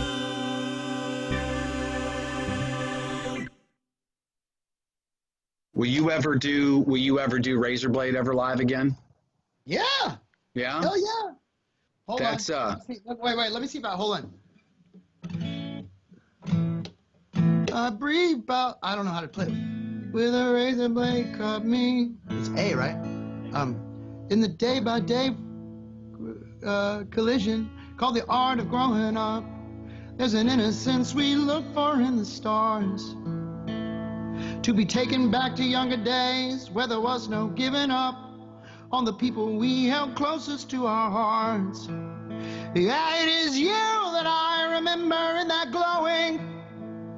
It is you that took my first away from me. It is you I set my standards to every walk of life. I haven't met another you since you were with me. Now sing with me, a brief bout with a razor blade cut me. I freaked out thinking people didn't closely as the you I knew forgot me. And in letting go, I am so proud of what I've done. Yeah. Wow. Wow. Wow. That was That's fun. fantastic. Here's one of the reasons why I asked that, but besides that's one of my all-time favorites, and that's an I thought oldie. you were going to say, because that wasn't my favorite, so I wish you No. wouldn't have played it. Yeah. That brought No, yeah, back I was going to advise you on PTSD, what's... And I'm going to go do it now. Yeah, I've got a list of songs you should never play again. Ready? I don't know why I put a pen to my phone. Just want to fight, Jeff. I just... That first time that I ever met you, when you guys came to the studio, courtesy of Chris Frank Hooshe, I got a copy of Razor Blade, and I remember I had a gig that night at a bar, and I just put it on repeat, that song, all the way to the bar, did my gig, and then all the way home, and that was my standard song for you. And then you go and get happy and clean and everything, and then I never hear the damn thing again. So that was a nice surprise. Thank you. Hey, man, I'm going to bring that back, bro. I'm going to bring that back. But it wasn't Razor Blade on History for Sale? Was it on History for Sale? It was. I think wasn't it on 2 records? Yeah, it was on a live record. But if it's on History for Sale, then 2 weeks from now, I'm doing the whole History for Sale album, and that's going to be on it. Woo, Yeah. Look at him punch it. Yeah. Punch it. Yeah. So next on the docket is Jeff Burton's Sexy Calendar from the competition, well, 2 competitions ago. Remember, it was the Sexy Calendar shoot. Calendar is complete, and you could buy it for the first time Friday at the Hot Shots, Manchester. $10. Jeff will be down there. He'll sign it if you like. Yes, he will. And for the first time, we're going to see it right now. My God. Oh, my God. These things have been in boxes for about a week now, sealed up. Yep. We haven't seen these before. Oh, I can't wait. The best description I can... Are we doing this now or we're doing our new picks now? We're going to see them now. Okay. The best description I can tell you is each month, if you just think about it, each month of a calendar has a certain theme or a holiday or something, and that's what we went with each one. So, like, February would have some sort of Valentine theme. March would have a St. Patrick's theme, that sort of thing. And by the way, if you can't make it out on Friday, there will be another opportunity for you to grab a calendar. We'll give you those details as soon as they become... solvable. Let's see the cover. Oh my God. Here we go. Here is the cover of Jeff Burton's Real or Fake Punishment Calendar. Looking good. Nice. Nice little cover. All right, Jeff Burton's Real or Fake Punishment. There it is. Yeah. What is the Logo. What's Cartoon. the first month that you're going to pop up? Is it April. gonna go April. Okay. Let's see. Oh God. Are we streaming this on Twitch? We are. All right. Here we go. Here is April. Oh my God. It's an Easter theme. And Jeff's in bunny ears and a skirt. He is topless, Oh my skirt, goodness. and he's watering flowers. You look like At least he still has his enjoying watch that. on. You look like a disaster. Is that an S&M mask? It's not labeled as such, but it can be It's like used. an S&M mask with bunny ears. Yeah, that's actually from Patricia's. All right. His watch is He's sexy. having so That's much April. fun. It's got the Wow, dude. Easter theme. Okay, next. Wow. Here's Goodness gracious. What is May's theme? It's all out. My birthday, so it's a gender reveal, basically. Okay, and sweet. Jeff has a robe on, which is open, and his junk is Oh, pixelated. my And that is goodness. my actual robe. And look at that bullet wound right Look there. at that from when you had your Oh, colostomy bag. It's just gosh. See, There pretty it much is. all of Jeff there. Sexy. There is no, yeah. There no is. Photoshop in there. Is it cold in the room because your nips are pronounced? It wasn't cold. It was hot. Am I right? So you got a Ben? wig? Yeah. You got a wig on? Man. I hate May. And God bless you, Video Ben is the one that took these pictures. Oh, Yeah, my Fine yeah, job to see a gosh. lot I'll be in of therapy me. for a bit. Fine job, sir. How was he as a subject? You know, he was really willing for about anything. Did he enjoy it? Yeah, I think the only weird thing was it was a stipulation that he kept his socks on the entire time. That is very true. That's Jeff. All right. Okay, that's May. Let's go with June. I did not realize the stoma was that pronounced on the. Is that what they call that, a stoma? Yeah. Good Lord. Here comes June. Oh, That's John. You're kicking it with the ladies. Yeah, that's Jeff a postcard. I don't like what are those? That's underwear, isn't it? That's not swim Are trunks. those tidy whities? Oh no, But those they're- are tidy blueies. I was gonna say, are those tidy No, navies? no. They're like mid thigh, but I had them pulled up. So they It looks like you're in tidy whities and you got flip-flops on. flip flops were not flippers. on. Those were socks, and he photoshopped those in because again, I would not take my socks off. Oh, you photoshopped the flippers in? Isn't that great? Don't they look? Oh, I have to fantastic? give credit to Video Joe as well, or Digital Joe. Or Webdo Joe? Webdo Joe. He did good, man. He did a real good job. I like the fact that you have the floaty on. Yeah. Okay, next. All right, so next would be July. Sounds like fun. Oh, you're in my robe. Ew, your tongue is out. Oh, that was they told me to do the tongue. And he's got a tiny hat on. Yeah. I mean, this is Screaming America, but it's also Screaming Heard Police. from one of the people over at Four Brothers Mead, fourbrothersmead.com, saying Rizz Show listeners are asking questions, buying up the mead, all that stuff. So fantastic here. Mead, if you're asking what is the mead, it's wine made with fermented honey. So just think about that as opposed to grapes. They're using the fermented honey. And it's locally sourced honey as well from southern Illinois, Missouri area. And they start each batch with said honey, filtered water, and yeast, and that is it. That is all natural flavorings, no high fructose corn syrup, no added sugars, any of that stuff. And they're flavored with real fruits, real spices, nothing artificial in their mead at all. It's fantastic. It's a great way to end an evening. I remember when I met these guys. I was doing a gig at the Hoods down at Festus. They came and delivered me a bottle or two. Nice. All right, I've heard of mead. Let me try it out. Oh, that was my first. Ooh. That's the thing. If you've never heard of it before, give it a try. Their meadery, which is their tasting room, is located on historic Festus Main Street down there. Veteran-owned company. All four brothers served in the military, Army, and Air Force as well. And they always support veteran-owned companies. You can find them at all three Friar Tuck locations, a bunch of places in the Missouri area. Everything can be found, all the information, fourbrothersmead.com.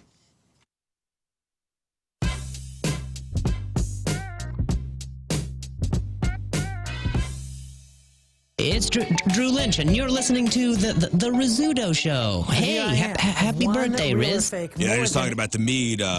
King Scott's Viking Thunder Punch from Four Brothers.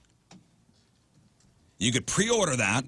500 bottles of this stuff made, all signed by us. Pre-order it on our website, 1057thepoint.com. And on Saturday, August 28th, we're going to be down at the meadery. And anybody who pre-orders their mead could pick it up down there. Take a couple pictures. There's going to be live music.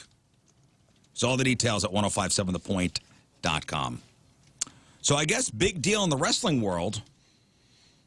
Ric Flair is no longer with the WWE. What? Did you hear that, Scott? No, not yet. Oh yeah.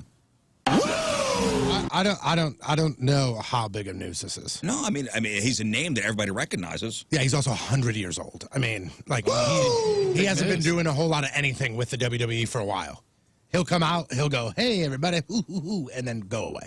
Listen, I know that people have been walking away from the WWE and being fired. Like I guess Bray Wyatt was a big name. Yeah, he was fired over the weekend. He got let go because of creative differences. He wasn't happy with the way his character was being developed. But I saw a headline multiple places: WWE releases Ric Flair. Well, he asked to be asked released. for it. Yeah. But wrestlers are leaving the WWE left and right. And I guess Ric Flair was frustrated with booking decisions and the fact that he wasn't on television. And when he went to Vince McMahon on Monday and asked to be released immediately, and yep, they let him go. He's 72. I guess he was also uncomfortable with his storyline involving his daughter's friend Lacey. So Lacey Evans. Okay. Lacey Evans was going for the championship belt against Charlotte. Charlotte, see if you can follow. Hey, Moon, Scott, and Jeff. Try to follow along. If you have any questions, jump in. It's super easy. Lacey Evans versus Charlotte Flair. Now, do you know who Charlotte Flair is? Yeah, she's the one that's battling Lacey Everett. Right. That's Rick's daughter. Evans. Real life daughter. Ric Flair's daughter. Real life daughter. Okay. Those two were fighting. Okay. Ric Flair comes out and everybody's like, "Oh, here he is to help Charlotte." Here he and is. he helps Lacey. Oh. Okay. Wow. Lacey and The old Charlotte. double cross. Lacey and Charlotte are supposed to fight at the Royal Rumble. The match gets canceled because Lacey is real life pregnant. Real not storyline, real life for real's pregnant. They wrote into the storyline that it was Ric Flair's baby. Oh my gosh, I was going to say that jokingly. Man, just you can't now. even write this stuff. And did. And that story went away. That storyline went away real quick because people were like, "What the hell? Wait a minute." Okay, so I read that this Lacey Evans woman is pregnant, And I read that it was Ric Flair's kid, but it's not really his kid? No. No, that's Lacey writing. It's Lacey Evans is, I think, either married or has a boyfriend, and the storyline was that it was Ric Flair's kid. Oh, okay. Because Well, let's not get Lacey crazy. Evans kept getting on the mic and she was saying things like, "How's it going to feel when I'm your mommy?" That's Things creepy. like that. And when I win the belt and I have to defend it at WrestleMania, do you mind watching your sister / our kid? Yeah, because this Lacey is 40 years younger than Ric Flair. Yeah. Damn. So Ric Flair's out. So is he going to jump over to one of these other Probably. competing? He'll get a wrestling bunch. companies? He'll get a bunch of money to be either the quote unquote commissioner or so and so's manager. Look, he's still a name. He's still a name people recognize. Even if you don't watch wrestling, you know Ric Flair. Yeah. You know Ric Flair. You know the Woo. What commercials is he doing? He's doing Is it Car Car Shield? Shield. Car Shield, Shield, yeah. Car Shield commercials now. I'm telling you, and I said this earlier this year, I would be really, really shocked if by the end of this year, early next year, Vince McMahon just doesn't sell the company for $1 billion and walk away. Wow. Because he's finally got competition and like legit competition to where this AEW, like they're like, He had competition when the WCW was still around. Yeah, and guess what he did? He bought it. AEW's like, we don't want to be run like you. You will not buy this company. This is run how this will be run. This is why we started this. We have all the money in the world. We've got that Khan money, that Jacksonville Jaguars money. We've got that. We're good over here at AEW. We're going to continue to do what we do. What and Khan money? What is that? Tony Khan is the owner of AEW, who is Shahid Khan, Oh, okay. the guy that owns the Jaguars. See, you're speaking too quickly. I don't. You gotta. Hey, some of us don't watch wrestling. We got to keep up. Last week when we talked about this, you said you read Tony Khan's I name. don't. You got to keep. You got. Hey, I got. I'm trying. I'm trying to. And so they don't want to mess with Vince McMahon. They've got their own thing, and they're pulling in better ratings on TV. Well, So- back to the wrestling wars again. It's exciting times. Yeah, but the problem is that the back to the wrestling wars, where one company is doing everything they can to go, we want to battle in this war, and the other company's going, we're going to stick to the same thing we've done over and over And that's the over WWE. again. Correct. Interesting. That's such a WWE, WWF is such a. I mean, been around for a long, long time. Yeah. As far as I can remember. Drama, guys, drama. All right, King Scott. Yes, sir. Are you ready? I'm ready. Let's go it. What's going on in the news today? Today, All right, King Scott, headline go. Gloria Estefan sold her Miami home for $35 million, and it has 6 bedrooms, 5 baths, and a huge garage for storing a sound machine. Disney will require all employees to be vaccinated. Most workers accept it, although I can think of one fellow who was a little grumpy. The actress who plays the first female Doctor Who is leaving the show, which for many Doctor Who fans is as close to a woman as he'll ever be. Bill and Melinda Gates are officially divorced. What's next for Bill? Well, he's a billionaire, so legally required to get a rocket and be launched into space. Good luck, Bill. A gunman shot 5 people outside an Indianapolis funeral home, and it's being described as a crime of convenience. The Sturgis Motorcycle Rally starts Friday in South Dakota, and no one is more excited about it than the coronavirus.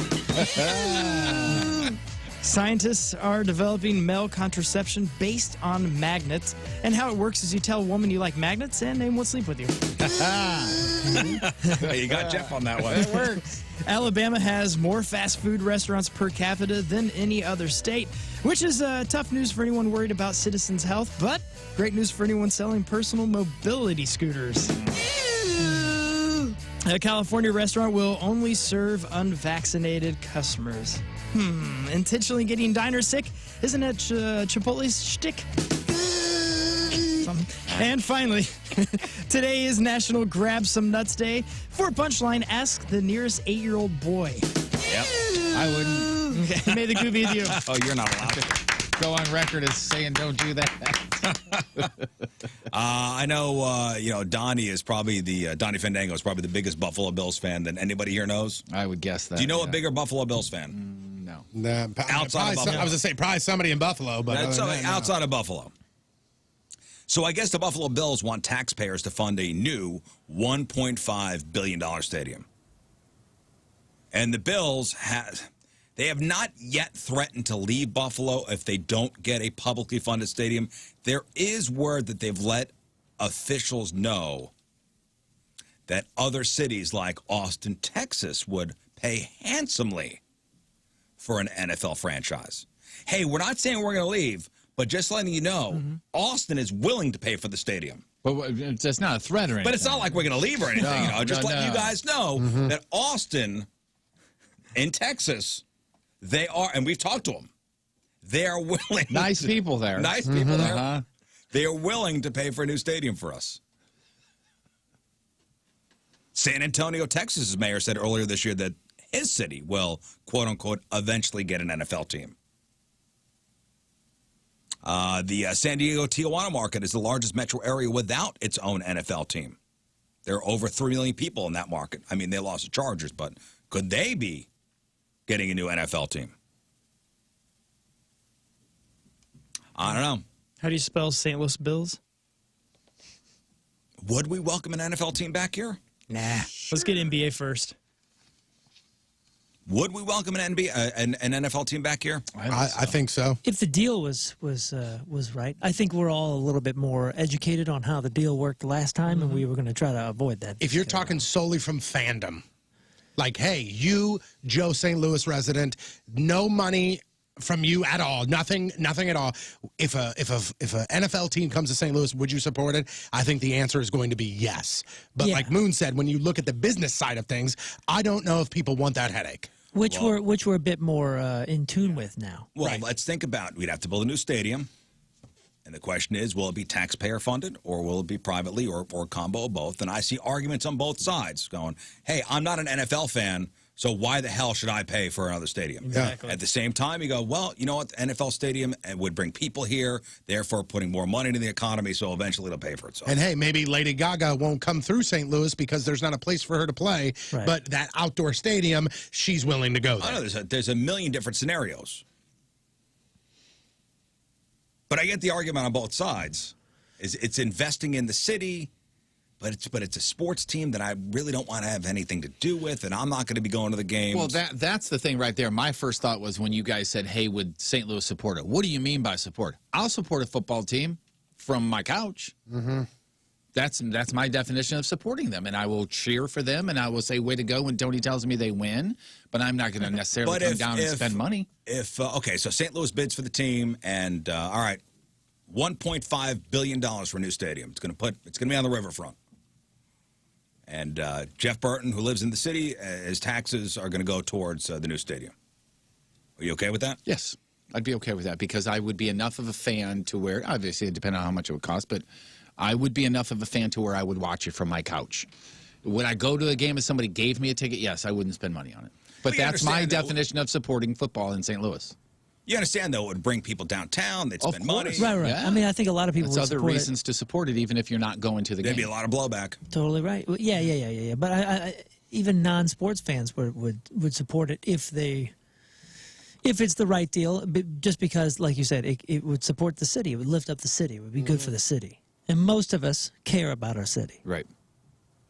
You just got to, we would be looking at the deal with a fine-tooth comb. Well, yeah, and anytime you ask taxpayers to pay for something, it's... Yeah. Looking at it's going to be a fight. Yeah. Looking at the city, looking at the details, and looking at the owner, too. You know, after. But how about even the talk of Buffalo leaving Buffalo? That's wild. That is wild. That's amazing. What does Jim Kelly think? I haven't asked him. We should. Good question. I want to know. What city deserves a team? Austin wouldn't be a bad town, but I don't see like why they would want to use, because he said the city would pay for it, right? In Austin, the city would pay for the stadium. Yeah, I don't know.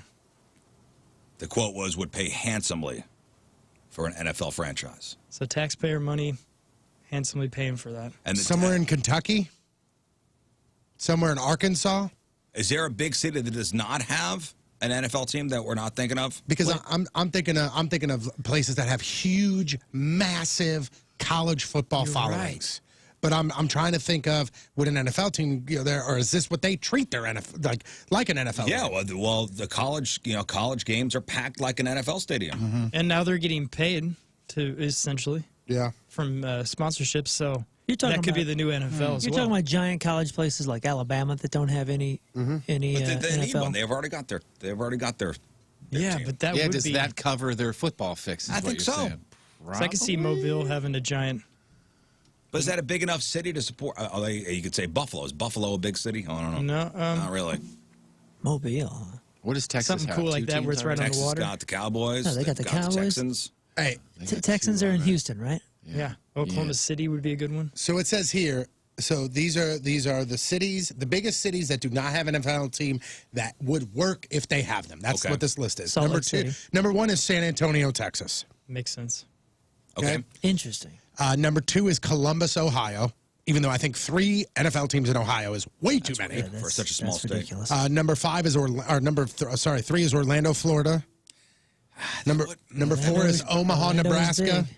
Yeah, but Omaha would be Omaha, I awesome. was thinking too. and number 'cause 5 is Sacramento, California. Omaha's pretty Omaha, yeah. pretty comparable to Buffalo. But what about Salt Lake? The I know. largest city. Does anybody know? I mean, we've already said it, but does anybody know what the largest city without an NFL team is? The largest San populated Diego. city without San an Diego. NFL team. Well, I think Portland. Or San Antonio. Sacramento. Keep going. Austin? Austin, Texas, the 11th most populous city in the United States, and has no professional sports. Holy cow! I had no idea. Well, no professional Albuquerque, sports, not too. true. Austin FC. I think they're talking the Big Four. The big sports. Okay, I know MLS, but they're talking the Big Four. I got you. All right, here's Tony in sports. All right, what do you got, Tones? So we get to see John Lester as a Cardinal tonight. The Braves are in town for a series against the Cards at Busch. First pitch scheduled for 7:15. Sticking with baseball here, Yankees ace Garrett Cole. He ain't going to be pitching tonight because he's got the COVID. He was scheduled to start Tuesday night, and now Yankees manager Aaron Boone says that lefty Nestor Cortez will get the nod. And right now they're kind of playing that game where they're sitting back there going, who else has got it? You know what I'm saying? It seems like that always happens. You hear this guy got it, and then you kind of sit back and go, who else? Sports Business Journal says that the NFL is mandating COVID-19 vaccines for all of their employees, and employees have until the 6th of September to get vaccinated. Employees that have disabilities or sincere religious beliefs, they had to apply for an exemption so that the league's attorney and HR could look over each and every request. The NFL has already said that a team that is affected by a COVID outbreak during the season will be forced to forfeit affected games, and they also could withhold paychecks. And there's a $14,000 fine every time somebody violates COVID-19 screwing around. protocol. Quick question.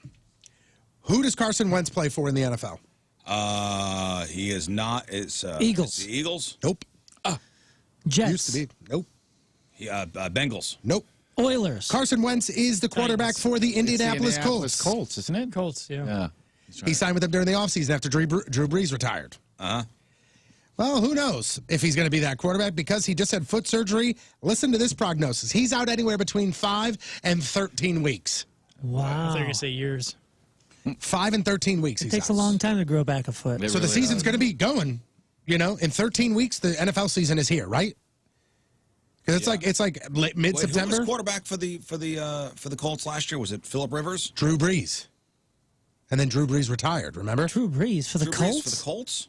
Or was it Phillip Rivers? It's one of the Phillip Rivers. two. That's what I was to say. I'm like, I Rivers. thought Drew Brees was. Brees went all the way Saints. through with the Oh, he Saints. retired with the Saints. Brees retired with or Phillip Rivers retired with the Colts. Right, You're okay, correct. you confused me. The two of them both hung it up last year.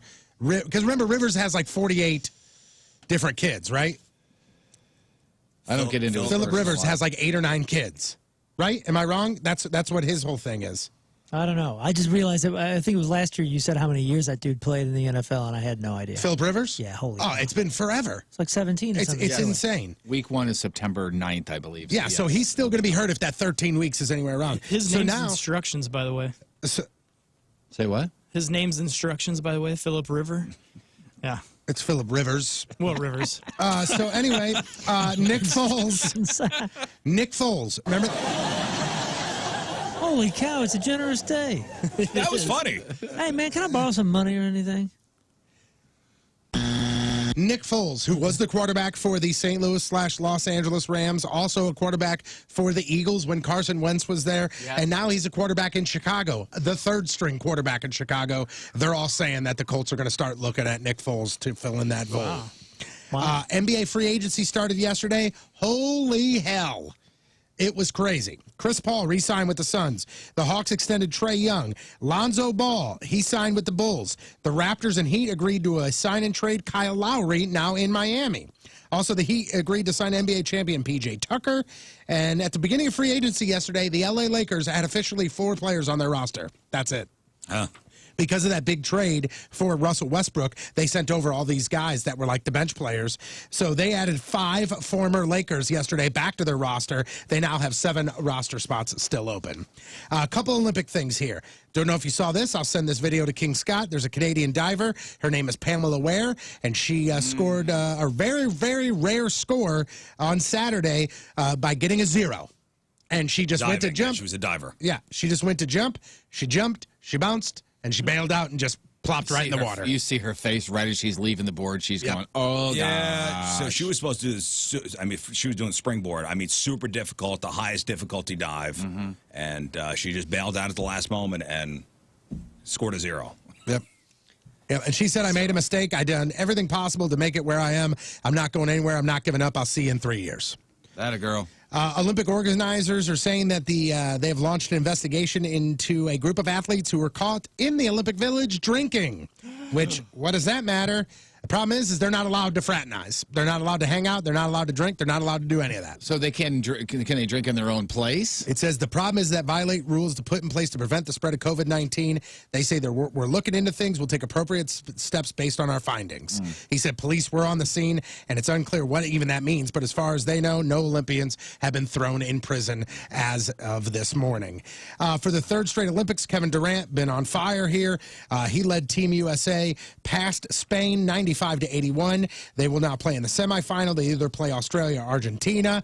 And as of last night, the U.S. and China still neck and neck in the Olympics medal count, but the track and field events have started up, and we usually do pretty well there. So they're thinking this is where the USA kind of distances themselves from everybody else. We've won 32 medals in track and field last time. So they're saying USA, greatest country in the world. That's right.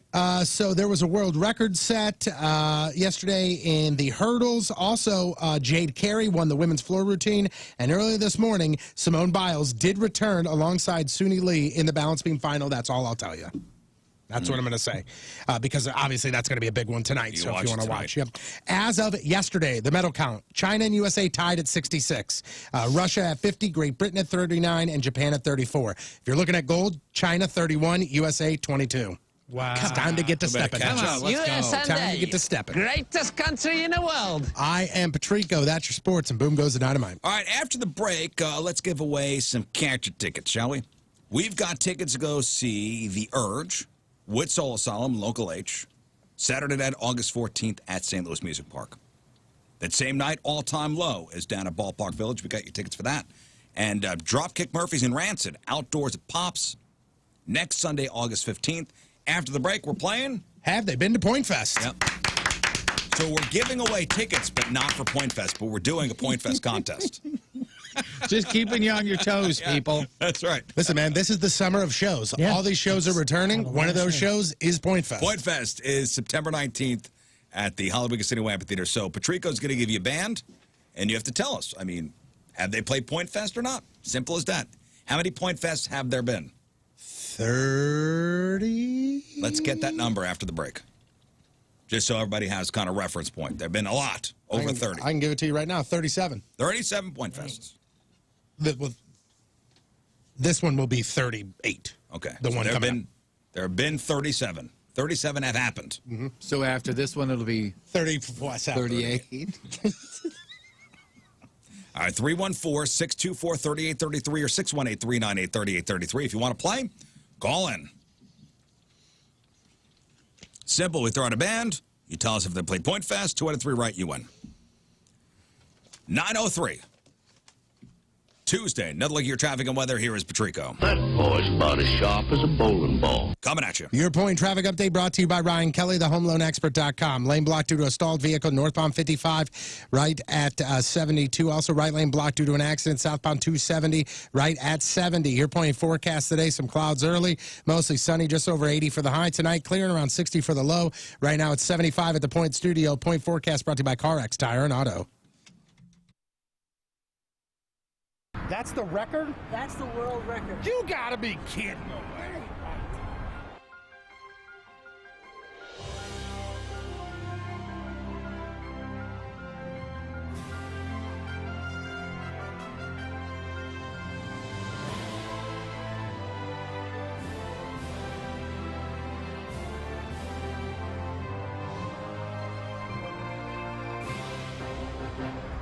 All right, Rizz Olympics event number 2. It's the long jump. The whole goal here is to just get through without getting hurt. Honestly, Patrico's here, Moon's here, King Scott is Got it. In his natural habitat. doing his thing. So how are we going to work this? Who's the judge? All right, St. Louis, Moon it's is in the time mark to toast to your day with your favorite topped, toasty, and tasty eats from Dunkin'. You could top your day with the new bacon-topped avocado toast featuring delicious crumbled cherrywood smoked bacon sprinkled over creamy avocado and perfected with everything bagel seasoning, or pick a classic like the original avocado toast with avocado and everything bagel seasoning. And if you're feeling real toasty, how about a pull-apart? Pull-apart a grilled cheese melt, layered with melty white cheddar and American cheeses. For an even more savory bite, try it with slices of Black Forest ham, all simply delicious and perfectly packed while you're on the go. Toast your way all day at Dunkin'. America runs on Dunkin'.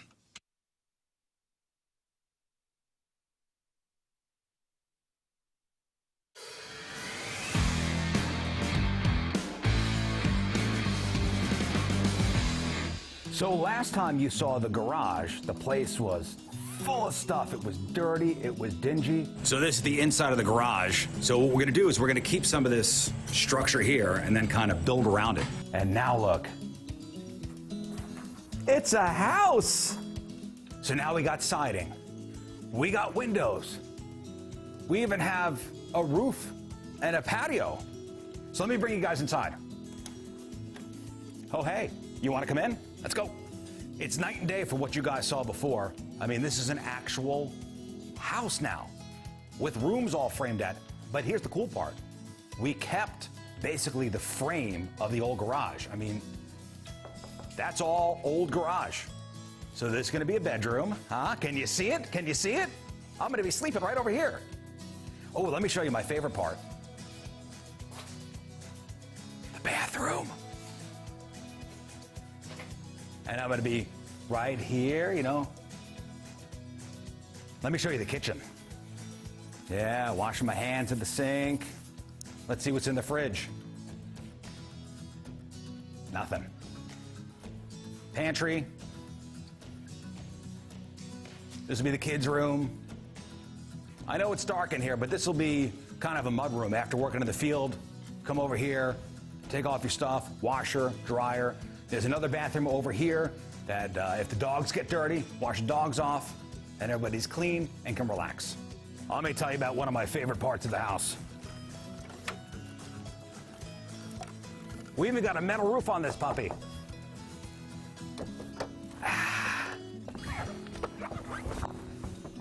This is it. House is almost done. Well, just gonna sit up here, sun myself, soak it all in, watch the plants grow, and we'll see you next time on the farm.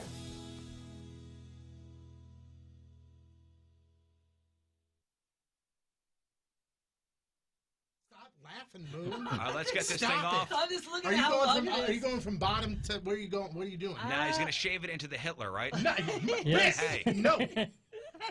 I'm gonna get rid of the flavor saver part first. Oh man, look how long that is. That's like 5 inches by itself. Oh my God. Wow, look at that. Hang on. Just Now- do a nice little swipe down the Oh, bottom. we're going all the way through this guy. Oh my Oh, God. that was a squirrel. It looks like a red fox. You have a red fox scarf. If you guys want to check this. this out, Beard Cam will be activated and will be on throughout the shaving of Patrico's monstrosity. Oh, this is gonna take a 1057thepoint.com/Rizz. And thank you guys again for answering the Eagle call. It's the Rizz Show. The Rizzuto Show on 105.7 The Point.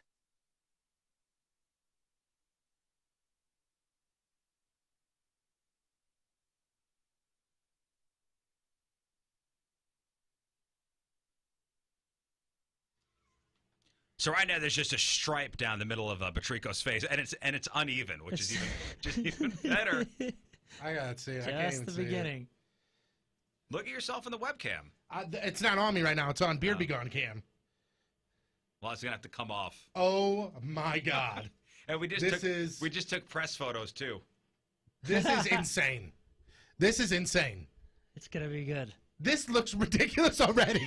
Like this right here is Do you have a ridiculous. design in mind? Yeah, okay. I got a whole This- thing. this It's gonna looks- take me a few minutes, so. This is insanity. Like, I mean, 9:27. Tuesday, one final look at your traffic and weather. Here's Patrico. Enjoy being single for life, you whale. if I was single, this would definitely put the nail in the coffin. Coming at you.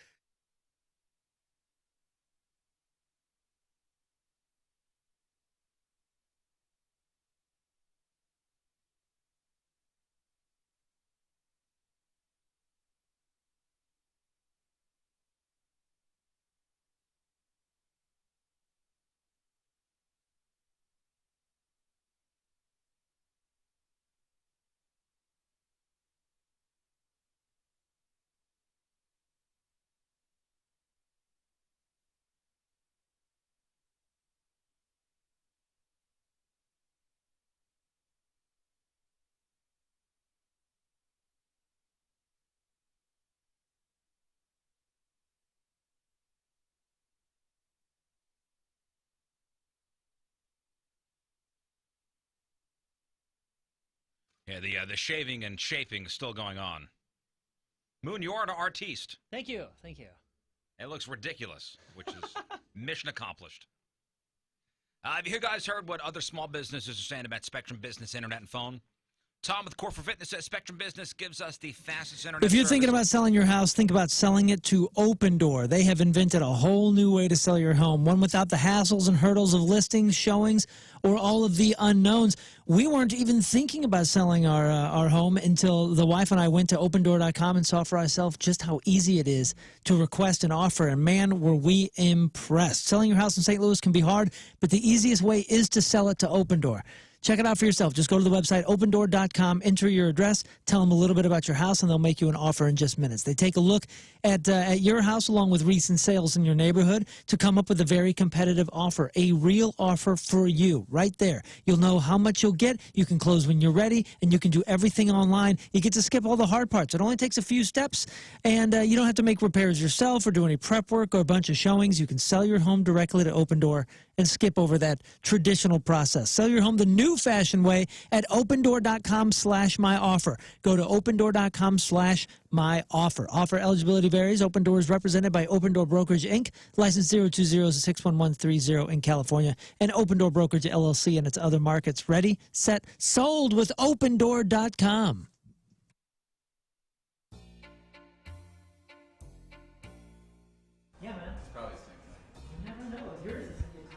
Hey there, this is comedian Nikki Glazer, St. Louis native, and you're listening to my favorite show, The Rizzuto Show. Happy birthday, Rizz. Hey, everybody, let's go. Where am I going? All right, so we'll be talking to IndyCar champ Scott Dixon in about a half hour. He's here to talk about the Bommarito Automotive Group 500, which will be at Worldwide Technology Raceway on August 21st. And none of you guys have been to an IndyCar event, huh? Not that I just went with you. Oh, I tell you, it's fun. And what was it? That wasn't the actual IndyCar event. It was the Friday before, right? Was thing that we went the to? trucks? Did we go see the trucks? We were at some pre-party for the trucks. Oh, that's remember? right. Yeah, I'm telling you, watching racing, what an experience. It is fun. And those Indy cars are quick. Man, pretty awesome. Let's give away some stuff. All right, we've got tickets to go see The Urge and Soul Asylum and Local H and Juliana Hatfield next Saturday night, August 14th at St. Louis Music Park. Same night, All Time Low is playing at Ballpark Village. We got tickets for that. And we got tickets to go see Dropkick Murphys and Rancid playing an outdoor show at Pops next Sunday, August 15th. So the game we're playing is... Have they been to Point Fest? Have they played Point Fest? So Patrico's going to give you a name, and you have to tell us if they played at a Point Fest or not. There have been 37 Point Fests. 37 Point Fests altogether. It's a lot of bands. A lot of bands. Have they played Point Fest? 2 out of 3 right. you win it. And our contest sponsored by JSK Law Firm. Injured on the job, don't go it alone. JSKLawFirm.com. All right. Let's go to the phones, and we got Ed in Wentzville. Good morning, Ed. Good morning. All right, Ed, have you ever been to a Point Fest before? I have not. You have not? Okay, we got ourselves a Point Fest virgin. Okay. Here we go. Have they played Point Fest? The Ramones. The Ramones. Yes, they have. Yes, they have. I just hit my head on the microphone as well. Yes, they were at Point Fest number 4. All right, Ed, off to a good start. Next. Blink 182. Ooh, it's tough. I've got the first one right. I'll say yes on this one, too. Blink 182. Yes, they've been at Point Fest. Played Point Fest 4. Hang on 1 second. Way to go, bruh. Way to go, Ed. How about Grant in O'Fallon? Grant. Hey, good morning. Happy birthday, Hey, buddy, thanks. Here we go. Have they played Point Fest? Marilyn Manson. Ooh, I'll say yes. Marilyn Manson has not played Point Fest. No. They played a big summer show. They played a big summer show, but not Point Fest. Next. Limp Bizkit. Limp Bizkit, very popular band. Still rocking the stages, huh? They were Lollapalooza. Mm-hmm. They were the talk of Chicago over the weekend. I guess I'll say yes again. Limp Bizkit, no, has not played Point Fest. Sorry. Listen, guys, don't let Rizz bait you into your answer. You stick with what you want to.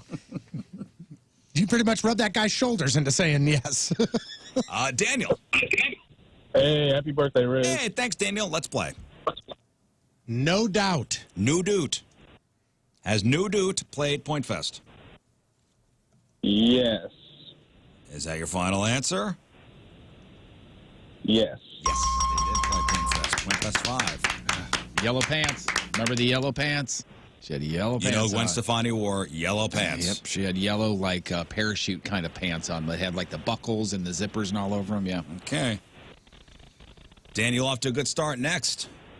They Might Be Giants. No.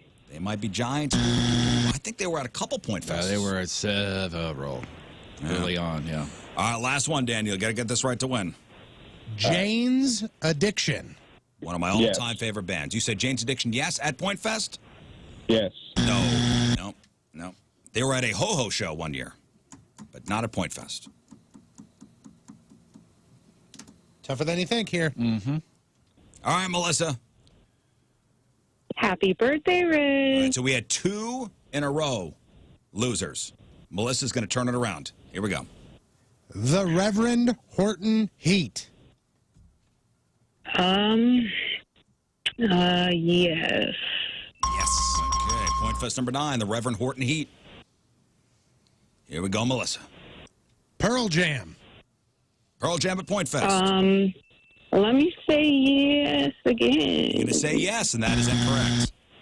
That is a no. Pearl Jam never played Point Fest. You say shoot? Shoot. I had a dumb idea. I think you said the other word, but okay. It's okay. That's right, Melissa. Very frustrating, this game. The Red Hot Chili Peppers. It's the last one, Melissa. Red Hot Chili Peppers. Were they at Point Fest? Yes. We're just going to go yes all across the board. Yes! Way to go, you! The Chili Peppers played Point Fest 11. Hang on. Melissa with the dirty mouth.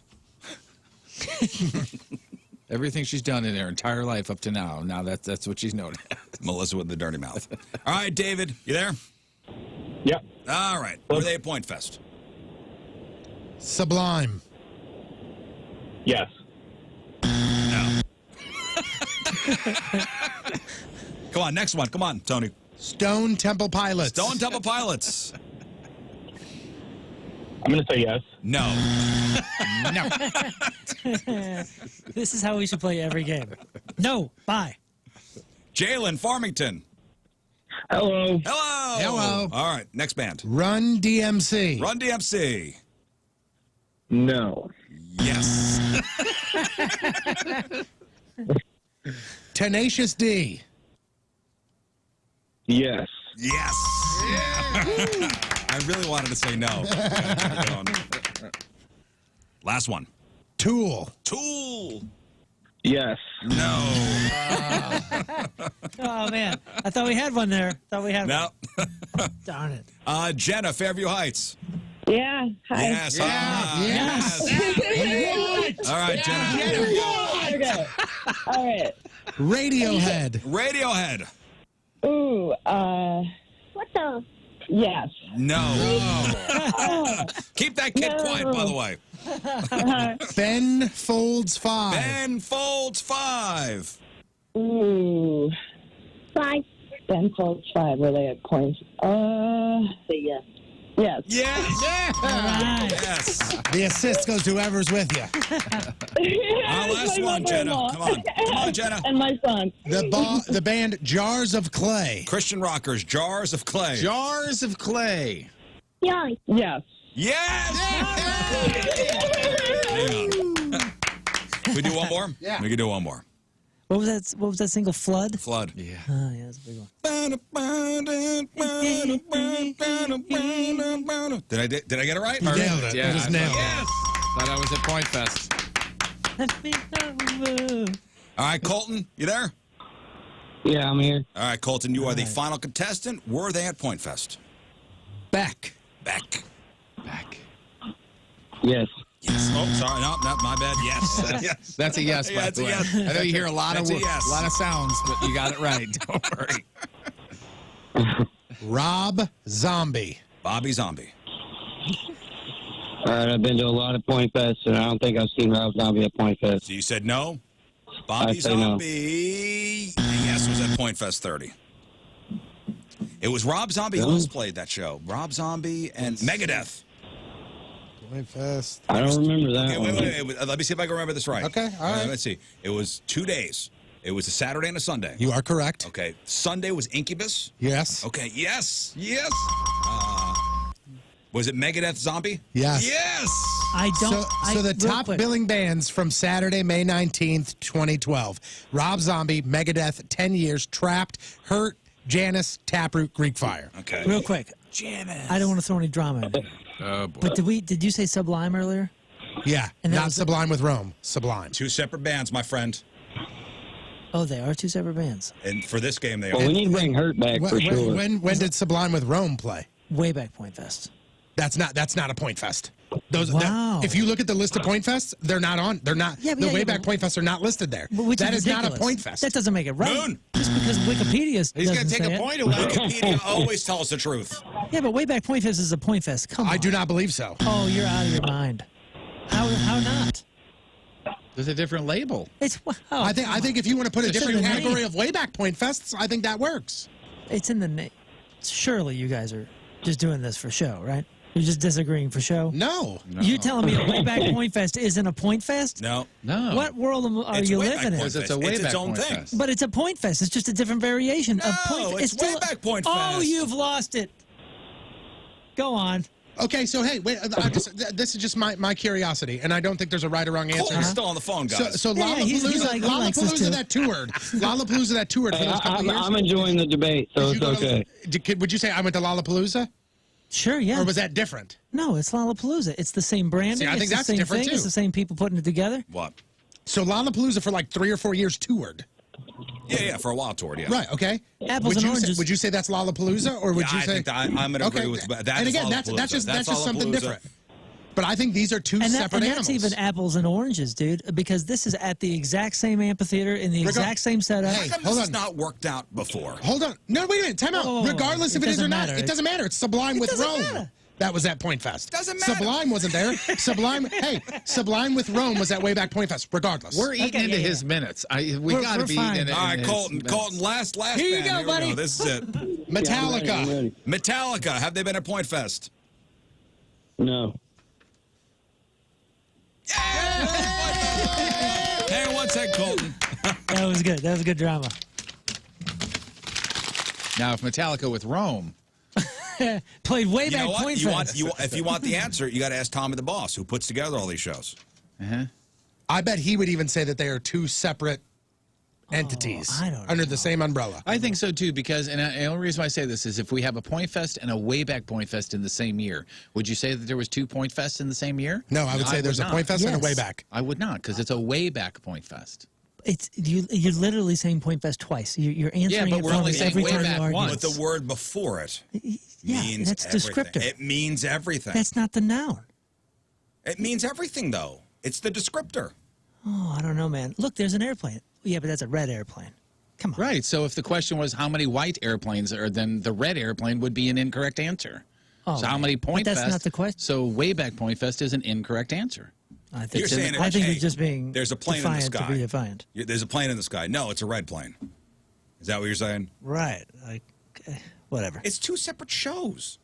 Well, yeah, so is 2 Point Fest, two regular Point Fests. We're gonna go. I've already texted Tommy the boss. I'll get you the answer when he gets back. He's the authority. He is the authority. We'll go by what he says. Yeah, and if he he's says, smart enough to if say he that says Point that, if Fest he is- texts back and he goes, yes, they are the same thing, the answer is still wrong because that answer would have been Sublime with Rome. So, Oh, right, that answer. Yeah. We all can agree on that. Sure, yeah. All right, after the break, we're going to make our real or fake picks. Actually, you know what? Yeah, we'll make our real or fake picks next. All right. 9:24, Tuesday. Another look at your traffic and weather. Here is Patrico. Oh, this sucks. Coming at you. I have the answer. He says, different. Way back has always been all 90s. Okay. I'll take it. I'll take the authority. I'll get into I it a don't know little if bit he more. understands I'll get what into it a exactly little bit more we're during the arguing break here. about. We'll have an answer when we come back. He doesn't understand what we're arguing. Yeah, of course there's different criteria. Your point traffic update brought to you by Ryan Kelly, thehomeloanexpert.com. Right now, right lane blocked due to an accident, southbound 270 right at 70. Your point forecast today, mostly sunny, just over 80 for the high tonight, clear and around 60 for the low. Right now, it is 75 at the Point Studio. Your point forecast brought to you by CarX Tire and Auto.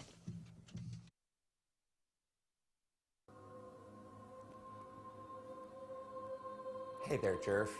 It's me, Jesus. I've been watching you from here. What you've been doing is really creeping me out. Dad wants me to tell you to knock it off.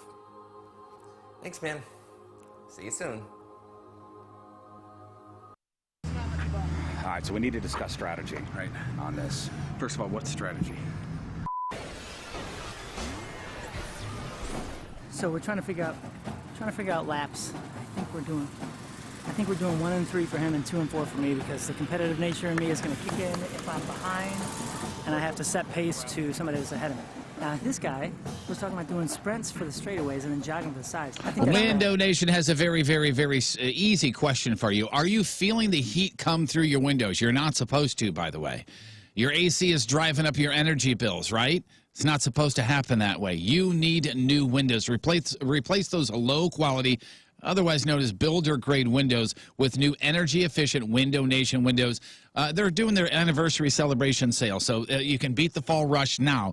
Get the paperwork in now, and you can get 2 free windows with every 2 that you buy. No money down, no payments, no interest for 24 months. And who are you going to have coming into your home? Well, they've installed over 200,000 windows this past year, 40 times more than the quote-unquote average window company. 96% of those requiring no follow-up service. You got to schedule people to come into your home. You don't want them to come back, right? 96% of the time, you don't have that with Window Nation. They measure each window 3 times to ensure the proper fit. And they only use top-of-the-line materials. A+ Better Business Bureau rating, over 10,000 online positive reviews. These are the people you want in your home. 97% customer satisfaction rating, 866-90Nation, windownation.com. What the hell are you doing here? What are you doing here, man? I told you to get out of here! Paparazzi, get out of here.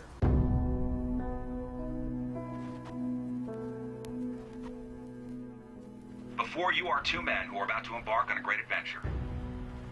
A great journey across the land. It will be hot. Their legs will get tired. They will want to quit, but no. These 2 warriors aren't quitters.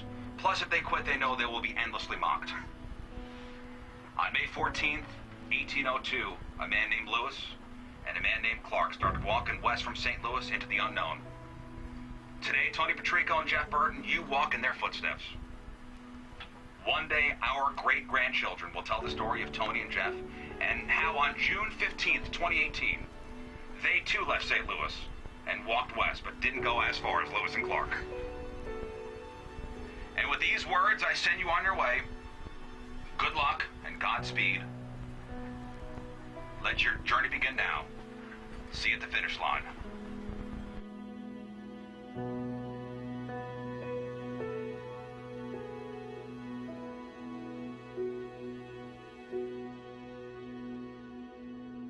From the get-go, people immediately, started to give me trouble, saying, we know your past. We know you're going to give up. We know you're not going to make it. A lot of people immediately hit up social media and said, this is a waste of a punishment because there's no way you're going to complete the whole thing. That's the GPS. That's not a good start, guys. That's not a good start. That is... When I knew I had to do it, I was okay with it because I like to run, I like to walk, I like to hike, all that stuff, and it was another challenge, that sort of thing. You know who I was concerned for? A guy named Tony Patrico. This is, even though I'm on this weight loss journey and I've dropped almost over 100 pounds, this is nothing that I was ready to do. This is nothing that I wanted to do. This is still nothing that I ever want to do again.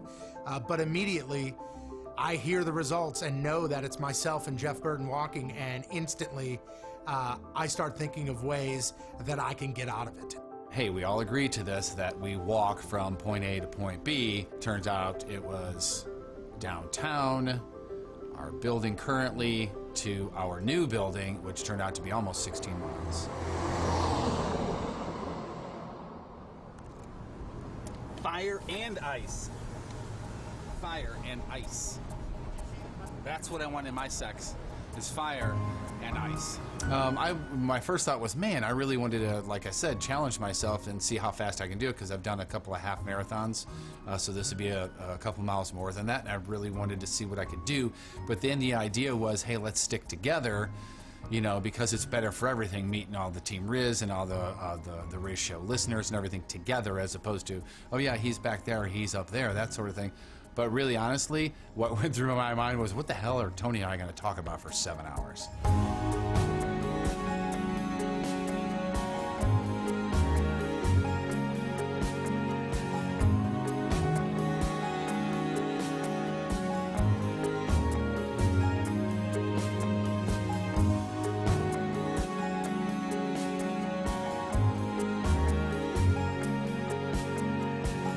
I normally don't do this, but I'm gonna curse. It's the motherfucking trolley. Dude, it's incredible the amount of support that we got from listeners. I think we got support from people that didn't even know what we were doing. Listeners and their friends and family, people that didn't listen. People were taking time out of their day to come up to us and say, here, I brought you, Tony, I brought you this sugar-free Gatorade. Jeff, here's a water. You guys want some bananas? It was crazy, even at that point, just a couple of miles in. Big, huge, giant trucks are honking at us going, you got this, man, let's go. And then 6 hours later, when they're saying that, I wanted to jump through the truck and strangle them. However, still amazing to see the amount of support at the beginning and throughout the whole entire walk all the way to the end.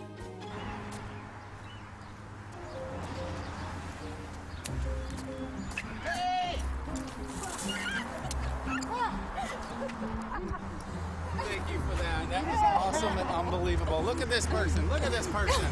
This one right here. It's with balloons and water guns. Oh boy. Oh my There we go. Awesome.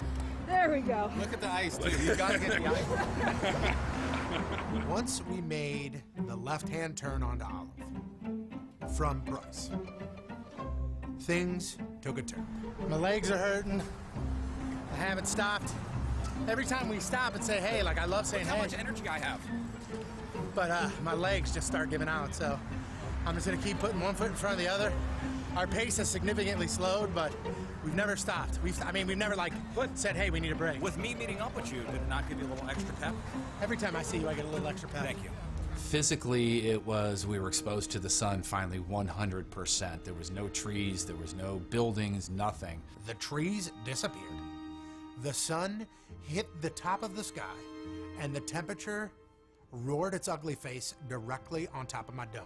I mean, it got hot, and it got hot quick. What's up, man? Congratulations, everyone. Thanks, man. Appreciate that. Yep. We're going to get there, brother. Good work. Thanks, man. We're going to get there. The other part of it, the mental part of it, it's the last actual road. So if you're looking at directions, it's the last street, it's the last road that it says we have to be on. But we still had like 2-3 hours on that particular road. So it was a kind of, oh man, last road, and you turn left. Hey, conversation with the people, my friends over at St. Louis Sinus Center, and fall ragweed season supposedly going to be getting here really, really, really quick. So if ragweed season causes you just misery, if ragweed season to you is congestion and drainage and the need for pills and the sprays, and just think about everybody in your life that has to deal with that too, I urge you, call these people today. They are the magicians almost. The St. Louis Sinus Center. Call them today.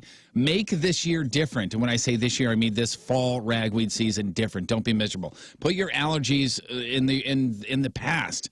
Put them to rest once and for all. St. Louis Sinus Center is exceptionally experienced, and they're waiting for you. So many radio show listeners have stopped by there and gotten their sinuses taken care of. One visit, and it's over with. They're ready to provide you with all those proven solutions that I've talked about. So call them today, 314-473-5433, 314-473-5433. Visit them online, stlsinuscenter.com.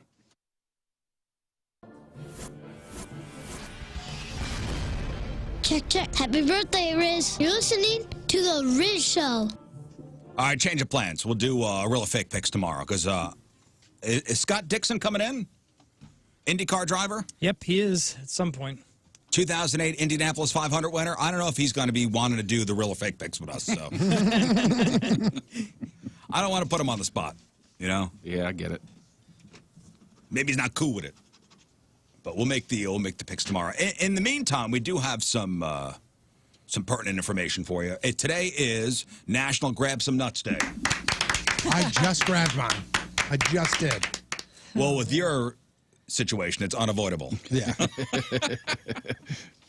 So today is National Grab Some Nuts Day, as in almonds, cashews, and pecans. What else do you think? Oh. Some quick stats, okay? You want some quick stats about National Grab Some Nuts Day? Sure, give me some nut stats. Yeah. America has more nuts than anyone else. 40% of the world's nuts are grown in the U.S., and we lead all of the countries in nut production, especially almonds. Number 2, women eat more nuts than men. It's true. Around 38% of Americans will eat nuts today. There he is. Oh, here we go. We're talking about it's National Grab Some Nuts Day. Oh. Welcome. That's a true story. Welcome to live radio. Yeah, Chuck, how are you? Ladies and gentlemen, IndyCar winner, IndyCar Series champion, Scott Dixon with us.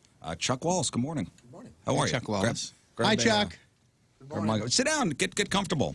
Sit down. Don't use the chair, though. Sit on the floor. It's This one looks good. I'll use it. Yeah, just use If I can. I should properly introduce you. 6-time IndyCar Series champ Scott Dixon is here. Yeah. And 2008 Indianapolis 500 winner Scott Dixon is here. And Chuck is here, too. Seems Good morning, about right. fellas. Let me just finish this National Grab Some Nuts Day real quick. I'm giving out some nut stats. I already mentioned that women eat more nuts than men. Okay. There's a world record for crushing nuts by sitting on them. Wow. Really? You got the stat? Yeah, a guy in Japan crushed 122 nuts in under a minute just by sitting on them. Wow. How is that not painful? The largest nuts in the world weighed over 50 pounds. Wow, that's some big nuts. Big nuts. And, by the way, gentlemen, grabbing a handful of nuts is good for you.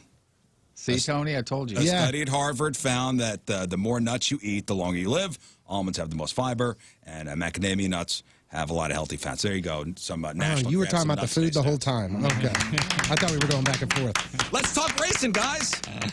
So That was good. The That was big good. Bommarito Automotive Group 500 is scheduled for Saturday, August 21st. I've gone a couple years in a row now. Some of us in this room have never been to an IndyCar race. Come on. That guy right there on. has Let's never go. been to an IndyCar race. This can be your first one, man. Yeah. Let's do it. I could do that. Do they all talk like you? Some of us. Some of us. Some of us. Now, he's from New Zealand, where the cars go the other way. around. Yeah. The toilet bowl. Nobody's ever all done kind that of joke to you stuff. before, have they? I'm sure. Yeah. We do race the other direction, though, which makes no sense. Yeah, why should he go to an IndyCar race? I'm trying to explain to these guys that going to the racetrack It's a fun family event. Who doesn't like watching cars go fast? It's an event, man, and especially at in St. Louis here at the Bommarito 500 is just the sheer speed, and it's a short track, so you get to see everything. But you've got 20, I think we had 26, 27 Indy cars, which is a pretty large field, and all piling into turn one at about 200 miles an hour, and hopefully trying to make it through. So it's a lot of craziness that's going on, and TV just doesn't do it justice. I think when you first go to an IndyCar race, you see it and you're like, oh my god, like this is totally different than to just watching on TV. So, but the atmosphere, 50,000 people are going to be there. There's loads of other things to do at the track too, which is always a lot of fun. So I remember as a kid, my dad used to take me to the racetrack when I was a kid, and I remember it just taking the breath away from me. For the first time, and even as an adult going to the races, seeing those cars go around for the first time. It's Jeff. It's breathtaking. How many racers are going on the track at one time? I think over 24, I believe it is. But you got 24 cars on the track, and then all those cars in the parking lot. Is the parking just horrible? It is ample parking. Parking is very good at this track. No. Rizz, I think we've said this every year that the Bommarito 500 is happening. Even if you are not a race fan, and you can sit there and go, I've never sat down and watched a single second of any race. There is such a party that goes on that if you want to go for the party and then just happen to be there for the race, you will fall in love with racing, and you will fall in love with partying at Worldwide Technology Raceway. I mean, it's without 100%. question. Yeah, it's a great event. Great event. You got to come out, man. I'm going to be there. I'm going to be there. I'm always there. For the past 5 years, I've been. This is the fifth time. The fifth year. Yeah, we're very proud of it. We're excited about it. Yeah, there's a lot more to do than just racing. There's the paddock out there. There's a lot of things to do for kids. There's many different events. It's just not IndyCar. You got Indy Pro, you got Indy Light, you got NASCAR Truck on Friday night. That's right. You got the finale with IndyCar at night. If you've never seen IndyCar under the lights, it's unbelievable. Oh, dude, it's great. And will there be fireworks? There'll be fireworks. There'll be fireworks. Chris always does the fireworks. But here, if you've seen it on TV, it's nothing like it. I've been doing this for years, chasing these cars. You're doing 200 miles an hour between two concrete walls with open wheels. You're not rubbing metal. They can't touch. Yeah, this is not rubbing as racing. No. No. Like NASCAR is. These are, you guys. It's quite the scene if they do, though. And your cars disintegrate. They do. They do. And listen, not like you guys need any more excitement on the track. I've been trying to lobby both NASCAR and the IndyCar series to just maybe for one race have one car go in the other direction. That could be interesting. That could be interesting. You driving that other car? Maybe you'd want to drive that one. Or just have one person, one lucky fan in the stands. Hey, how about this, Rizz? Instead of having the one car go backwards, one fan has in the stands a button, and when they push it, 3 of the cars just drop down to 35 miles an hour. Just put a governor on a race car. That'd be no problem. Again, not that you guys need any more added excitement because, you guys leave it all on the track. Kind of know what you're doing already. It's exciting.